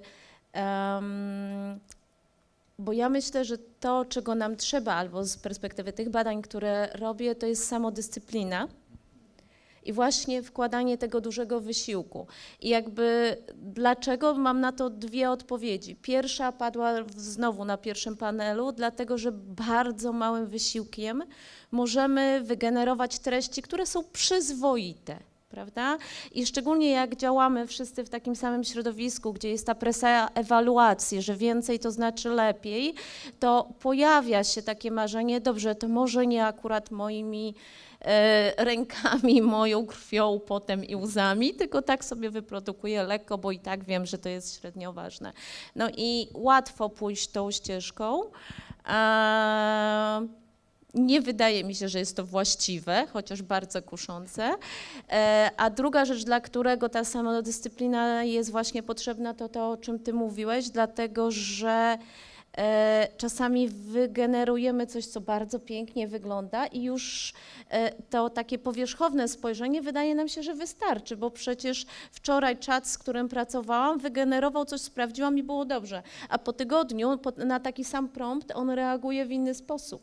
I jeżeli ja jednak będę na tyle leniwa, powiem, to jest dobre i na przykład to jest coś, co jest już, nie wiem, nie pisaniem sylabusa, ale częścią mojej pracy naukowej, no to abstrahując, że prawdopodobnie to byłoby mocno nieetyczne, no to też to po prostu może być nieprawdziwe, tak?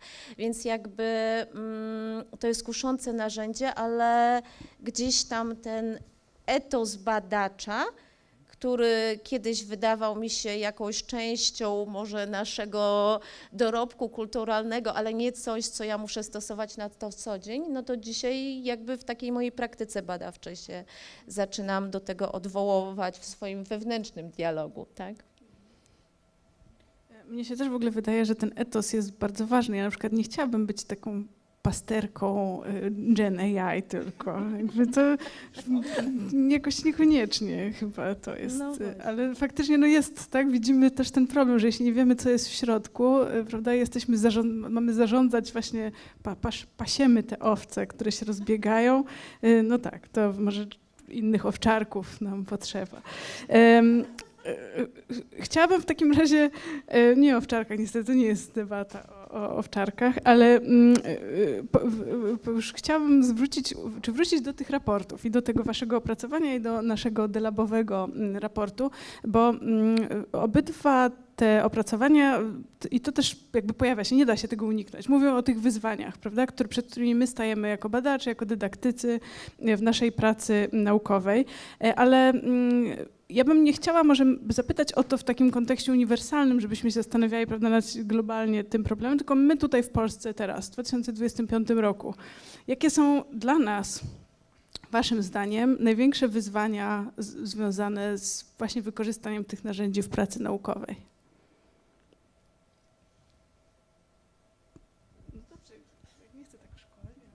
Było trochę skierowane do nas. Więc ja powiem Państwu z własnej perspektywy, co jest największym wyzwaniem, myślę, że polskiego uniwersytetu i to się bardzo mocno nasiliło w ostatnich miesiącach po tym, jak zmieniła się władza w Stanach. Przede wszystkim, to już dzisiaj padło w kilku dyskusjach, budowanie tej własnej autonomiczności, jeśli chodzi o sztuczną inteligencję, czyli budowanie własnych modeli, ale to jest jeszcze większe wyzwanie. My musimy mieć moce obliczeniowe na poziomie uniwersytetu, żeby po pierwsze móc udźwignąć takie narzędzia, a będzie ich tylko więcej. Wszędzie, w administracji, w badaniach naukowych, w dydaktyce. I mam wrażenie, że tutaj jeszcze polskie ministerstwo do końca tego nie rozumie. Znaczy to się zmienia, mam nadzieję, że się szybko zmieni. I jak rozmawiam ze swoimi władzami, to też tłumaczę, że my musimy mieć po prostu zdolności na poziomie jednego, nie wiem, czy kilku superkomputerów, które będą ze sobą połączone, będą ze sobą współpracowały i zasilały naukowców w różnych jednostkach naukowych. Bo też jest taki chaos dzisiaj, jeśli chodzi o prowadzenie badań, bo jedni badacze przychodzą, my chcemy takie narzędzie, my chcemy takie, my chcemy inne. Nie da się kupić wszystkiego. Uczelnie też mają ograniczone zasoby. Więc taka integracja i takie myślenie strategiczne na poziomie uniwersytetu jednostki w kierunku z jednej strony absorpcji i wsparcia naukowców jest czymś moim zdaniem bardzo ważnym. To nie jest proste, no ale moim zdaniem najważniejsze i bez tego nie jesteśmy w stanie zrobić kolejnego kroku w przód. W tym kontekście jeszcze bym dodał, no bo zasoby to jest jedno, ale energia. Tak? Od kilkudziesięciu lat w Polsce buduje się elektrownię atomową i końca nie widać.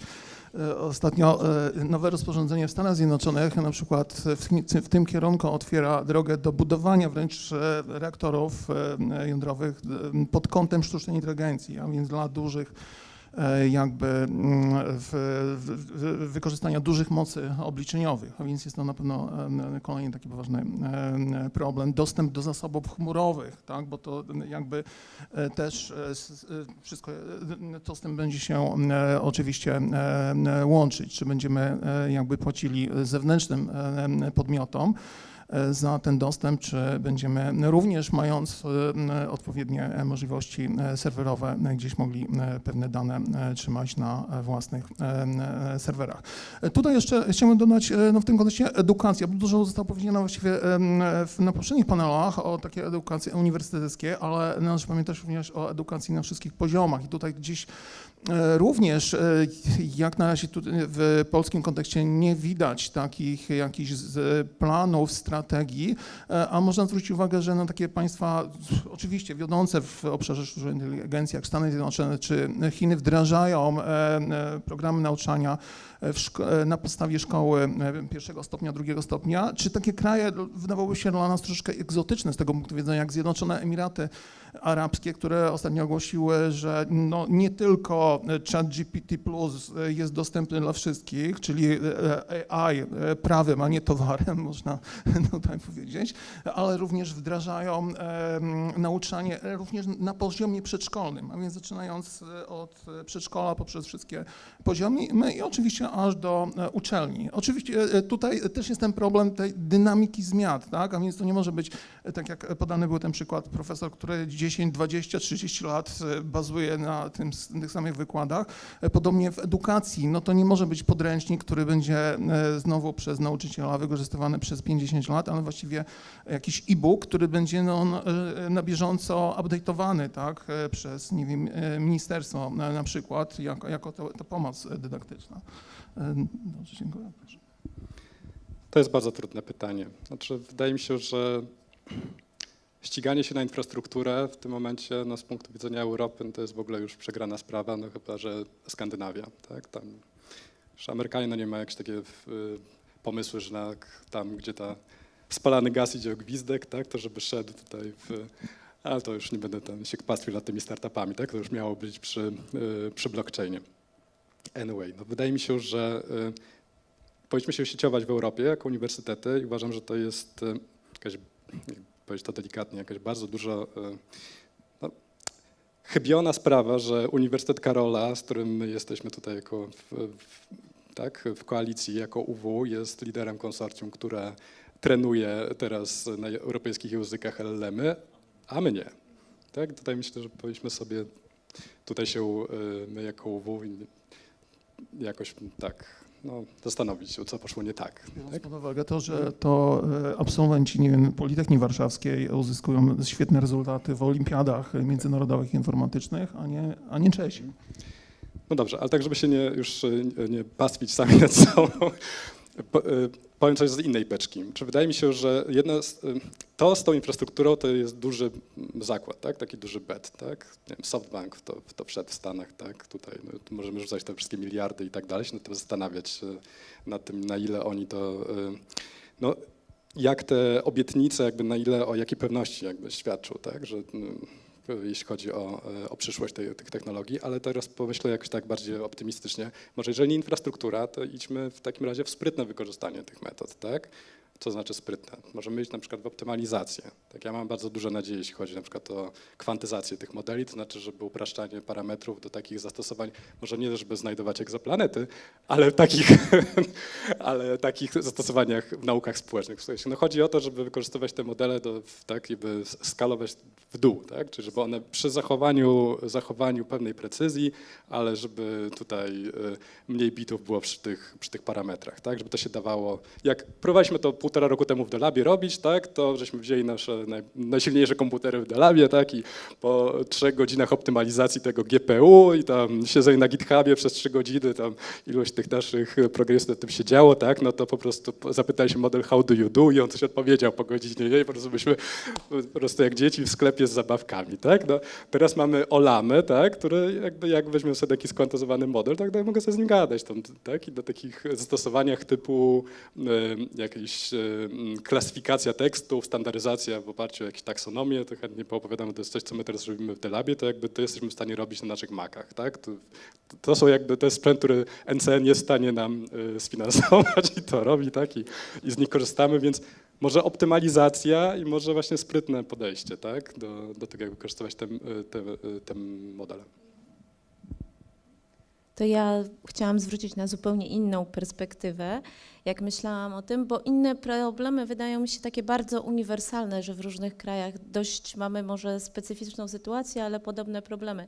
Natomiast ja myślałam o perspektywie dydaktycznej prowadzenia badań, jak mamy tego uczyć. Tutaj kilka razy jako taki właściwie akceptowalny obszar wykorzystania sztucznej inteligencji przy prowadzeniu badań to były przeglądy literatury. Ja tego uczę, jak to robić przy wykorzystaniu takich baz jak, nie wiem, Web of Science, Scopus i uczę również, jakie są, testuję sama, jakie są narzędzia sztucznej inteligencji, które można do tego wykorzystywać i na obecnym etapie to głównie pokazuje, dlaczego tego nie robić, bo wyniki nie są takie, na których chcielibyśmy bazować, prezentując nasze badania. Ale tutaj jak mówimy o polskim kontekście, no to problem jest jeszcze dalszy. W badaniach właśnie z zakresu nauk społecznych to my zazwyczaj jednak musimy uwzględnić ten polski kontekst, polskie warunki i te materiały, na które obecnie te systemy bazują, no absolutnie tego nie uwzględniają i to może być niebezpieczne, nawet jeżeli, ja już nie mówię o takich zastosowaniach, które na pewno są w ogóle nieetyczne, jak napisz za mnie przegląd literatury, a tutaj jest mnóstwo, nie wiem, na YouTubie tutoriali, jak można to szybko zrobić, ale nawet jeżeli byśmy poprosili na przykład o narzędzia sztucznej inteligencji, żeby nam przygotowały konspekt naszej części teoretycznej pracy, to bazując na tych materiałach, które są dostępne, tej specyfiki sytuacji, w której my tutaj prowadzimy badań, tam zapewne tego nie będzie. Albo musimy być bardzo wyczuleni, żeby to tam dodać. Więc ja jakby patrzę z takiej typowo badawczej i właśnie jak jesteśmy już bardziej zaawansowani, to my wiemy, czego tam brakuje. A jak jesteśmy na początku naszej kariery, jest doktoranci, studenci, to można po prostu tego zupełnie nie dostrzec i moim zdaniem to jest bardzo niebezpieczne. I w takim razie też wspomnieliście o tym, chociaż trochę w innym kontekście, ale żeby zakończyć już naszą dyskusję i otworzyć naszą, rozszerzyć ją też na Państwa, chciałabym się Was zapytać o to, jakie Waszym zdaniem instytuty i uczelnie badawcze, jaki rodzaj wsparcia mogą oferować naukowcom. Nie chodzi nam już teraz o jakby infrastrukturę w myśleniu o Polsce, prawda, tylko zespołom badawczym, indywidualnym naukowcom, naukowczyniom. W jaki sposób uczelnie, instytuty mogą wspierać w rozwijaniu kompetencji badawczych, w rozwijaniu etosu naukowca w dobie narzędzi AI? To może ja nawiążę nie do osobistych doświadczeń, o których mówiłam wcześniej, tylko teraz mieliśmy przyjemność testować na razie takie narzędzie, które nazywamy AI Readiness Scale. I żeśmy tutaj prowadzili takie wstępne właśnie testy tego narzędzia na naukowcach z naszego uniwersytetu, Uniwersytetu Jagiellońskiego. I ja jak myślę o AI, to jest to dla mnie przede wszystkim narzędzie, które pozwala mi oszczędzić czas. I my żeśmy tam umieścili takie kilka pytań, żeby spytać, czy dla innych to również jest to, co widzą jako zaletę tego narzędzia. Ale tak jak mówię, to na razie są testy, to nie są wyniki badania na reprezentatywnej próbie, ale wyszło nam, że te osoby, które zdecydowały nam się pomóc i odpowiedzieć, to w większości wcale tego tak nie widziały. Widziały to narzędzia AI, mówiąc ogólnie, myśmy tam pisali o zastosowaniach w różnych obszarach pracy naukowej, jako coś, co jest dla nich kolejnym obciążeniem, jest taka teoria, nawiązuje do digital stress, tak, że naukowcy czują się przeciążeni tymi kolejnymi narzędziami, których muszą się douczyć. I okazało się w tych naszych odpowiedziach, jak mówię, absolutnie niereprezentatywne, że to narzędzie jest widziane właśnie znowu jako obciążenie. W związku z tym ja tutaj już na Uniwersytecie Warszawskim dla nas są co jakiś czas tutaj ta oferta jakichś kursów. Ja z ciekawości też się chciałam zapisać. Nie wiem, czego tam uczą, ale zawsze jak próbuję się zapisać na ten kurs o narzędziach AI w pracy badacza, to nawet jak klikam 2 minuty po mailu, to tam nigdy nie ma miejsc, żeby się zapisać. Więc ja myślę, że może tego... Zaczęliśmy śmiać, bo wydaje nam się, że to jest kurs, który prowadzi Michał. Aha. Ja twardo odmawiam, że jak jest więcej, ale to jest akurat coś, co w IDUB-ie się udało zdecydowanie. Słuchajcie, to tak, znaczy dobra, bo teraz będę sam sobie słodził, ale dla mnie, nie wiem, czy komuś się to podobało, ale mi się bardzo podobało, bo to była taka okazja, dla mnie unikatowa na UW, że na sali byli muzykolodzy i fizycy. I dla mnie to było tak po prostu intelektualnie stymulujące. Znaczy ja przez pierwsze tam pół godziny siedziałem sobie cicho i po prostu słuchałem, jak oni ze sobą rozmawiają, jak oni to wykorzystują. Ja w życiu nie miałem takiej sytuacji, tak? Jak jeżdżę na konferencje ekonomiczne, to nie dość, że ja tam nie spotykam ludzi nawet, wiecie, z mikroekonomii, tylko spotykam po prostu z tej działki mikroekonomii, która akurat się zajmuje, tak? A tutaj po prostu profesor muzykologii gada z fizykiem i naprawdę było to bardzo pouczające, ale dobra, to tak jakby, to jest towarzysko fajne, jak się rozwijające intelektualnie, ale tam jakby chodziło o to, że ja pokazywałem, jak w Pythonie z tymi LLM-ami sobie radzić, tak? Czyli właśnie jak na przykład przetwarzać sobie PDF-y, tam wyciągać z nich informacje, coś właśnie standaryzować czy coś. Ja nie wierzę, żeby tam 30% niż więcej jakby osób jakby potem zaczęło kodować w tym Pythonie, ale to nie taki był cel. Jakby chodziło o to, żeby właśnie osoby, które kierują, które są bardziej ode mnie jakby tak doświadczone już w tej karierze badawczej, kierują jakimiś zespołami, jakimiś projektami właśnie NCN-owymi czy coś, wiedziały, co można zrobić, tak?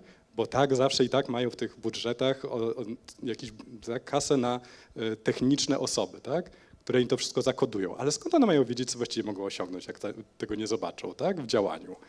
Więc jakby no, wydaje mi się, że więcej, jeżeli coś mają robić uniwersytety, to robić więcej tego typu właśnie historii, gdzie przez ileś tam, nie wiem, 3-4 spotkania pokaże się, co można takim LLM-em zrobić i też jakby dadzą feedback, a słuchaj, a w ogóle, a dałoby się zrobić to inny sposób, a nie wiem, na jakichś innych tekstach, to jest generalizowalne, tak? A czy moja wiedza dziedzinowa może posłużyć do tego, żeby fine-tuningować taki model, tak? Bo się w ogóle w trakcie tego kursu dowie, że można ten model, co to znaczy fine-tuningować model, tak? Czy na czym polega jakiś reinforcement learning, czy coś, jakby zaczyna się rozmowa, tak? Jak można wykorzystać tą jakościową wiedzę, tak? Do tego, żeby to automatyzować. Bo w ogóle wydaje mi się, że to, co jest w tych naukach społecznych najfajniejsze, to jest to, żeby automatyzować pracę doktorów socjologii, etnografek i tak dalej, ale semi-automatyzować, tak? Taką bombę rzucę doktor Kołodziejski na koniec. Tutaj jakby kontynuując ten wątek różnych warsztatów, szkoleń na uczelniach, bo i na pewno jest bardzo duże zapotrzebowanie. Na przykład tydzień temu na naszym wydziale filozofii socjologii UMCS mieliśmy taką mini konferencję pod nazwą Dzień Jakości Kształcenia. Kamil miał wystąpienia, potem było wcześniej ja potem w panelu uczestniczyłem podobnym jak dzisiaj. Natomiast równolegle odbywały się również warsztaty, takie mini warsztaty, na przykład o promptowaniu. To akurat prowadził nasz doktorant, to znaczy mój doktorant Kamil jest pomocniczym promotorem również i okazuje się, że wydawało, że no takie banalne warsztaty, no to kilka osób może przyjdzie, natomiast sala była pełna, tak, a więc olbrzymie zainteresowanie. Podobnie również sugestie ze strony władz, na przykład historia tego przewodnika. Początkowo przygotowaliśmy zakładkę na naszej stronie internetowej, taka przeglądówka narzędzie AI, no ale Kamil mówi, no zróbmy raport, coś większego, nie tylko strona. Przygotowaliśmy raport, wysłaliśmy do rektora do spraw nauki, któremu Centrum Sztucznej Inteligencji i Modelowania Rozwoju, tak, podlega.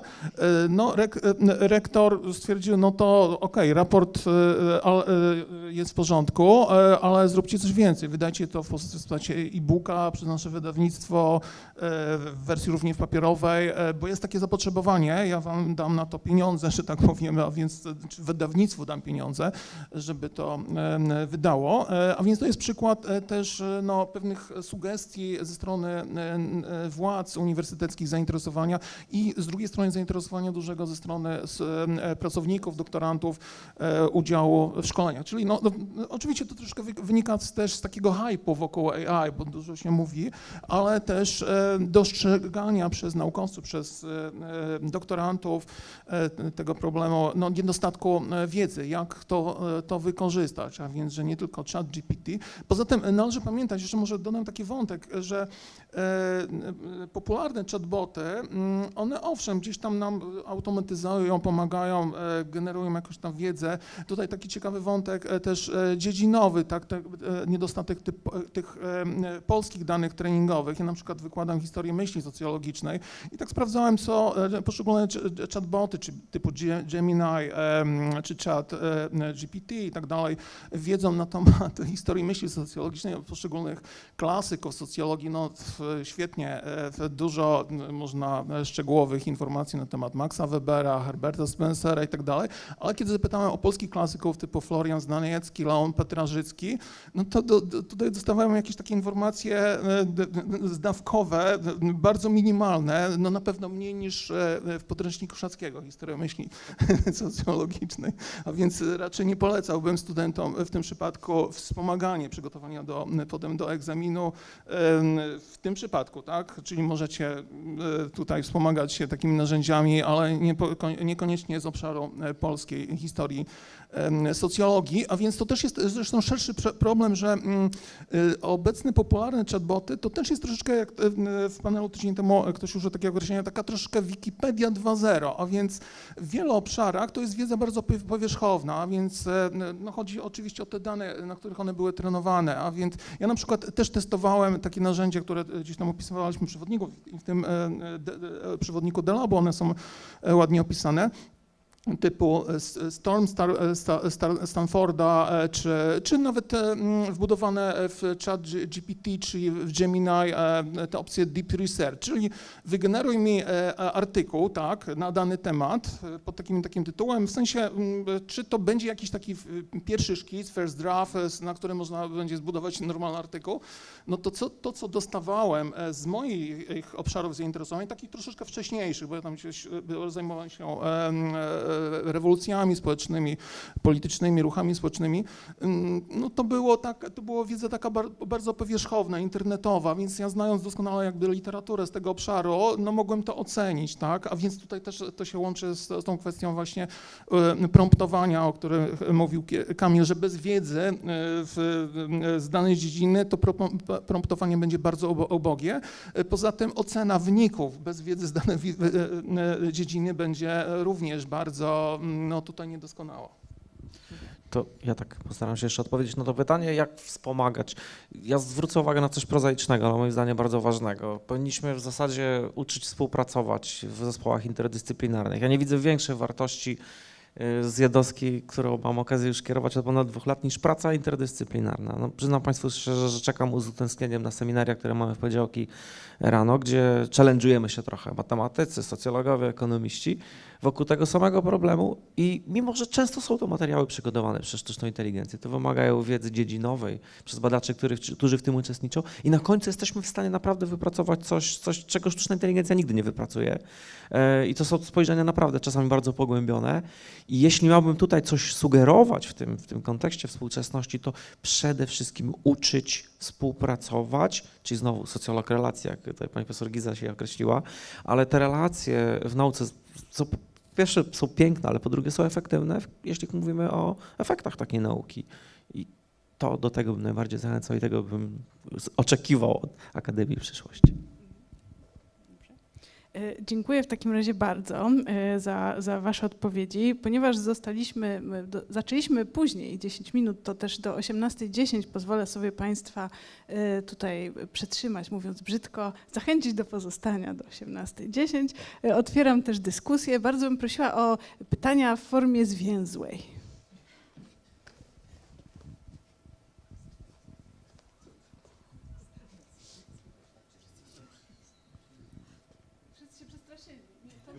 Nikt nie umie zwięźle. Semi, tak półzy. Odpowiedź tak wie.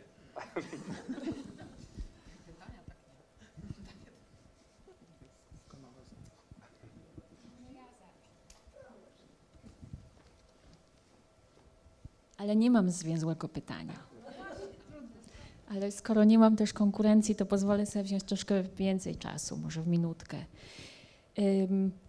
Ci, którzy mnie znają, wiedzą, że jestem bardzo mocno w big data, siedzę w tym od lat, zajmuję się tym i generalnie bardzo lubię technologię i przyszłość uniwersytetu. Widzę jakby w oparciu też o rozwój nowych technologii. Natomiast bardzo mnie interesują ci, którzy czują się tym zmęczeni i to, o czym pani powiedziała, czyli technostres, przebodźcowanie, czego wszyscy doświadczamy, nieważne czy lubimy technologię czy nie. I strasznie bym chciała, żebyśmy nie zapomnieli o tych, którzy nie chcą iść z prądem, którzy nie chcą iść na tej fali AI. I w poprzedniej sesji był taki komentarz o profesorze, który być może używa jeszcze przeźroczy. Co w tym złego? Jeśli dobrze uczy, to może nawet to jest ta jego siła, że właśnie dzisiaj pokazał nam blackout w Hiszpanii, jak niewiele trzeba, żebyśmy naprawdę do tych przeźroczy za chwilę wrócili. Może są jakieś już takie zupełnie oldschoolowe, z którymi sobie damy radę i bez prądu, ale możemy się z tego śmiać, ale to my jesteśmy tym pokoleniem, które sobie daje radę analogowo. Ale najmłodsi, którzy dzisiaj wchodzą na uniwersytet albo za chwilę wejdą, już naprawdę nie wiedzą, jak zadzwonić ze starego telefonu, nie wiedzą, co to jest budka telefoniczna i w momencie, kiedy nie można podpiąć się z ładowarką, to oni po prostu są zupełnie bezradni. Więc to jest ta jedna grupa, która staje się jakby wykluczona, ale analogowo znowu, tak? Że oni jakby bez ładowarki nie funkcjonują. Ale właśnie jest też ta druga grupa, która po prostu nie chce. I badania, które ja prowadzę, dotyczą Digital Disconnect. W Polsce zbliżamy się do 50% ludzi, którzy ograniczają technologię z różnych powodów. Tutaj nie mam teraz czasu, żeby mówić, ale którzy czują, że tego jest po prostu za dużo. I właściwie moje pytanie jest zwięzłe. Czy będzie dla nich miejsce na uniwersytecie?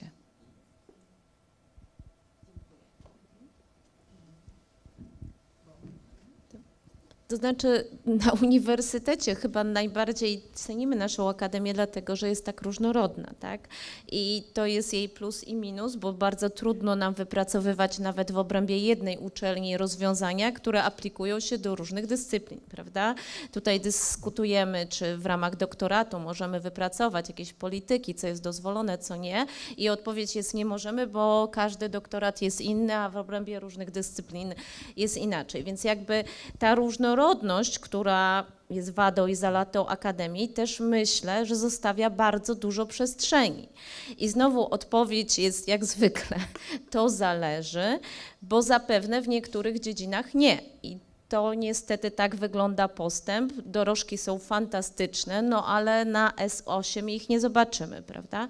Więc no niestety w niektórych dziedzinach nie. Natomiast ja w ogóle nie czuję się jako wykładowca akademicki zagrożona przez AI, bo uwielbiam mówić do swoich studentów i uwielbiam widzieć, jak oni reagują, tak?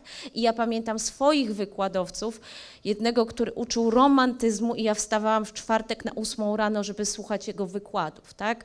Dla żadnej AI bym nie wstawała o 8 rano, żeby dojechać, znaczy wcześniej, żeby dojechać na 8 rano. Więc myślę, że tak, w bardzo wielu obszarach, ale też w niektórych nie będzie dla nich miejsca. I jakby niestety, no, ja pamiętam, jak był moment, kiedy na moim wydziale profesorowie się skarżyli, że e-mail jest obowiązkową metodą komunikacji. Tak, rozumiem, że dla niektórych to było ciężkie, ale tak jest, no i niestety to po prostu. Jeśli mogę coś dodać, bardzo ciekawy problem, który Aniu poruszyła się, tak powiem, na swoim przykładzie, ale chyba nie tylko na swoim. Myślę, że każdy z nas ma swoją granicę, jeśli chodzi o korzystanie i też optymalizowanie pracy naukowej. To nie jest tak, jak nam się czasami wydaje, że kolejne narzędzia skrócą nam ten proces, następny i my zrobimy ich o 10, 20, 30 więcej. To jest niemożliwe. Właśnie to jest to przebodźcowanie. Sam znajduję siebie często w sytuacji, kiedy wracam po pracy, jestem tak zmęczony, przebodźcowany, że muszę się położyć, posłuchać jakiejś spokojnej muzyki, bo nie jestem w stanie funkcjonować dalej. I mam wrażenie, że myśmy już chyba osiągnęli tą granicę jako ludzkość i narzędzia AI nie sprawią, że będziemy efektywnie pracowali, po prostu biologicznie jesteśmy do tego nieprzygotowani. Więc myślę, że jest miejsce, wręcz przeciwnie, powinniśmy nawet uczyć takiej higieny pracy z narzędziami IT, z technologiami, a zwłaszcza ze sztuczną inteligencją. I być może to też jest ważny kierunek, który jeszcze chyba tutaj dzisiaj nie został w jakiś sposób podniesiony, żeby tej higieny uczyć studentów, bo studenci przychodzą, może to głupio zabrzmi, ale bez higieny cyfrowej. Ale skąd ją mają wziąć? Jak w szkole średniej się też takiej higieny cyfrowej nie uczy. No bo znowuż pytanie, kto ma ich uczyć? Jak wiemy, że kadra w szkołach średnich też jest nieprzygotowana do tego. Więc to jest bardzo ciekawy aspekt i dziękuję Aniu za to pytanie. To mi troszeczkę przypomina z manifest Henry David Thoreau. Zamieszkałem w lesie, żeby żyć świadomie. A więc ten minimalizm cyfrowy, na pewno tutaj to się wiąże oczywiście z pewną postawą, ale no wydaje mi się, że taka postawa też nie wyklucza jakby, no, czy jest miejsce na uniwersytecie, tak, studiowania, a więc można, czyli studia, tak, praca zawodowa, która będzie, no, z przyszłości będzie pewnie związana z wykorzystaniem AI. O ile AI nas nie zastąpi, tak? Bo tutaj też mamy tę dyskusję o dochodzie gwarantowanym i to się pojawia pytanie właśnie w kontekście, jakiej uczelni potrzebujemy, czy w ogóle będzie komu, albo inaczej, po co będą studia, tak? Jeśli wszyscy będą mieli gwarantowany dochód. To jest jakaś wizja przyszłości, być może, tak? Być może to nie nadejdzie, ciągle jednak będziemy potrzebowali tego czynnika ludzkiego, ale w perspektywie, no nie wiem, co się zdarzy w perspektywie 10, 15, 20 lat i czy być może wtedy studia będą miały sens nie w takim kontekście rynku pracy, ale podnoszenie swojej jakości, tak, życia, a więc tej wiedzy, również tej takiej samoświadomości i to gdzieś się będzie łączyło pośrednio też no, z tymi podstawami, o których też mówimy, a więc niektórzy wybiorą taki, być może będą studia jakby bardziej zorientowane na tych minimalistów cyfrowych. To ja może podejdę do tego trochę tak przewrotnie, bo też zależy, gdzie ta granica jest stawiana, tak? Bo przecież są te różne powody. Tak? Jest pytanie, gdzie granica tego kontaktu z technologią, ale w sumie, no jak patrzymy na ten rozwój LLM-ów, no to też można powiedzieć o tym, że demokratyzuje się pewien sposób kontakt z technologiami i być może, tak jak teraz nie mówi się, że ten najgorętszy język programowania to język angielski, tak? Bo mamy vibe coding i możemy sobie w języku angielskim powiedzieć coś i to nam wygeneruje jakiś kod, tak? Trochę to żeśmy tutaj krytykowali, tak? Ale z drugiej strony, jakby na to spojrzeć, no to mamy tych naukowców, którym od tam paru lat mówi się, słuchaj, naucz się tego Pythona, naucz się tego Era, tak? A może właśnie Czesi tych rzeczy właśnie nie będą musieli robić, tak? Znaczy pytanie właśnie, gdzie jest ta granica, tak? No bo jeżeli to już będę takim technooptymistą zupełnym, tak? Te narzędzia się tak rozwiną, że właściwie to będziemy z tego korzystać jak z Google'a, no to jeżeli ta granica jest tak zarysowana, że z takiego Google'a to ja mogę korzystać, no to może właśnie oni będą chcieli, tak? Przy tych wszystkich zastrzeżeniach, że to jest niebezpieczne bardzo, tak? Ale może właśnie, no... Tak, jeszcze jedno pytanie, na pewno nam się uda. Tam tutaj jeszcze jedno. Dwa pytania? Okej, dobra. Tam jest jeszcze pan na górze.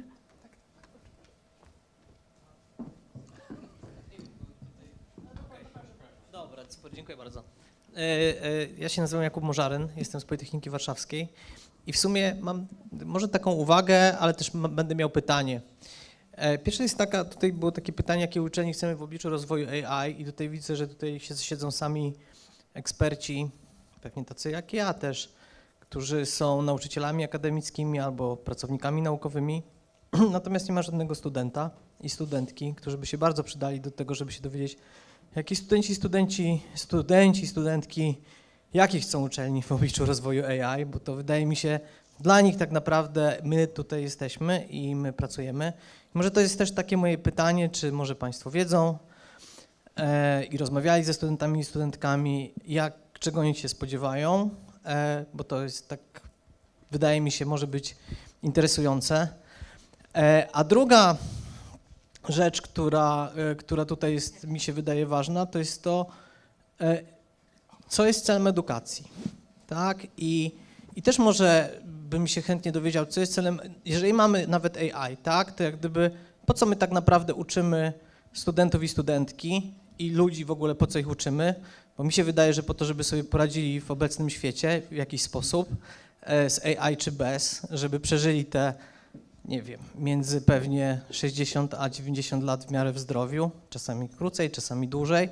Więc jak gdyby to jest takie, moim zdaniem, takie otwarte pytanie tak naprawdę, po co my tak naprawdę edukujemy ludzi i po co nam w tym dopiero będzie przydatne to AI.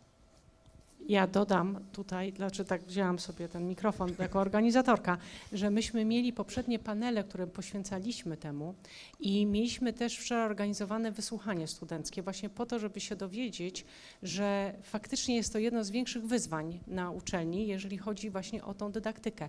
I studenci tego, co najbardziej chcą, i to chyba my też wszyscy chcemy, to tak naprawdę takiej dydaktyki, no wiecie, w relacjach. Takiej nastawionej na człowieka, a ten AI dziś jest tam z boku. Także to jest tak w skrócie, ale była cała dyskusja na ten temat.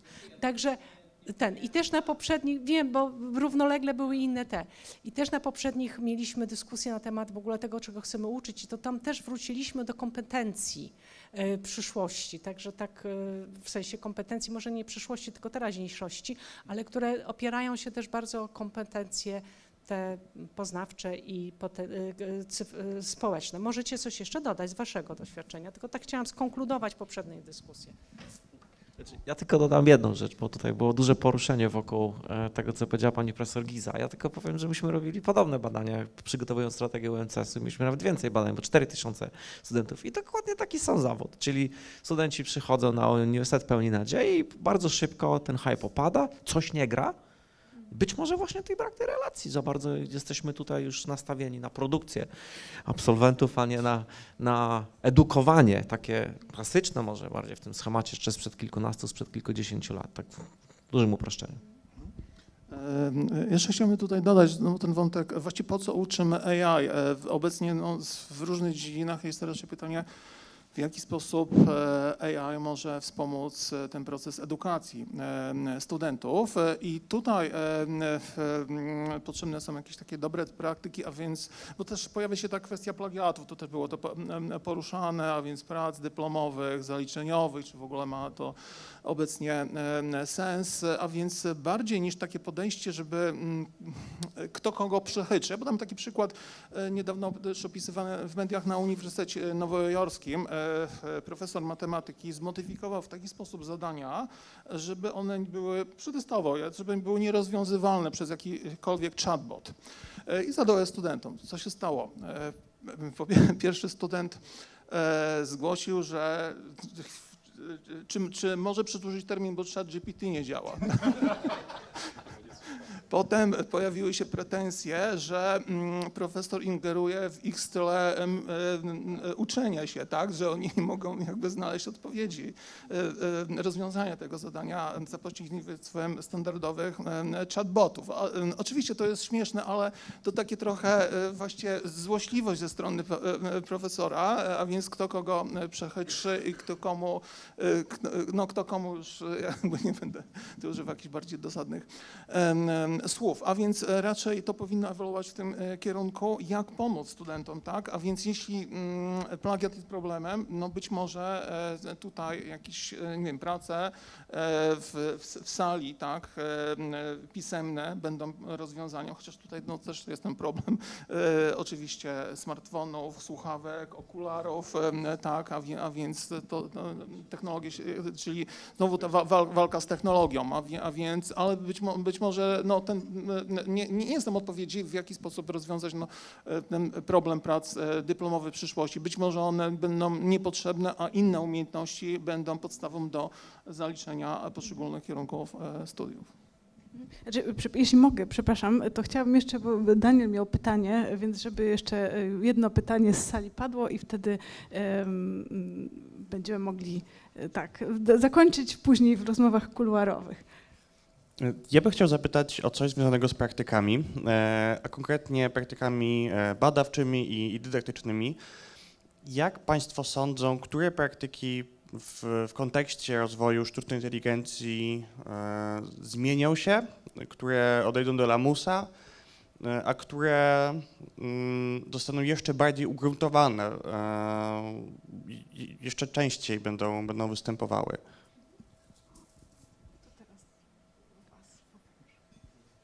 No, to jest temat na następne 1,5 godziny, ale to znaczy jest bardzo wiele rzeczy, jeszcze ja za swoich czasów uczyłam się, jak wygląda przypis w stylu APA, gdzie stawiać kropkę i gdzie przecinek. Teraz mamy menedżery bibliograficzne, a ChatGPT robi to za pomocą jednego polecenia, więc jest całe mnóstwo takich rzeczy absolutnie automatycznych, które ja z wielkim upodobaniem wykonuję za pomocą narzędzi sztucznej inteligencji. Natomiast to, co było już wzmiankowane, transkrypcje, jak wspaniale moje badania międzynarodowe, że możemy sobie nie dość, że zrobić tą transkrypcję, to na poziomie podstawowego tłumaczenia pomiędzy językami możemy używać tych modułów, tak? Tam, gdzie tam jest istotne, to tam się już pojawia badacz i zwraca uwagę na niuanse, ale to jest absolutnie przełom.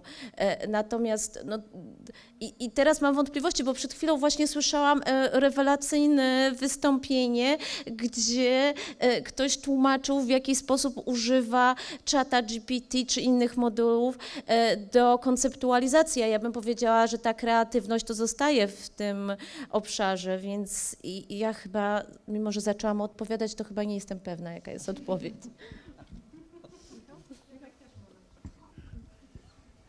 Ja mam wrażenie, że w najbliższych latach zatrą się granice pomiędzy naukami takimi właśnie ilościowymi, a jakościowymi w naukach społecznych i będziemy widzieć cały wysyp takich badań, które do tej pory były właśnie przy użyciu metod ilościowych i były bardzo skalowalne na milionach tekstów, ale były dość, mimo swojego wyrafinowania statystycznego, to jeśli chodzi o ten insight, który dawały, to były powiedzmy dość skromne. A z drugiej strony, tak, jakby mieliśmy badanie jakościowe, tak, to właśnie doktor Kołodziejską, która to była tym komputerem biologicznym i ona miała bardzo duży insight, ale się szybciej męczyła niż nasz model. I moim zdaniem będzie tak, że my się teraz moim zdaniem jesteśmy w takim momencie, że te metody ilościowe no nie są na poziomie doktor Kołodziejskiej, ale są gdzieś na poziomie jej na granicy matury i pierwszego roku studiów, tak mówiąc takim skrótem anegdotycznym, a wydaje mi się, że w najbliższych latach będziemy się przesuwać coraz dalej, tak? I być może do bardzo fajnych zastosowań nam wystarczy taka z drugiego, trzeciego roku. I będziemy w stanie skalować to i analizować w zupełnie nowy sposób, nieopisany jeszcze w podręcznikach do nauk społecznych i tworzyć bardzo fajne badania.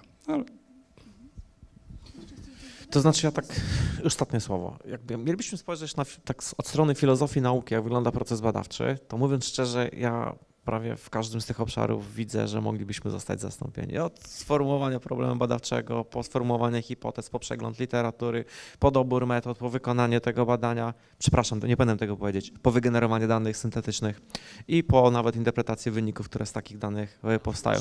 Ale zawsze tak, ale na końcu pozostanie jeszcze na szczęście jedna rzecz, czy to ma sens i po co.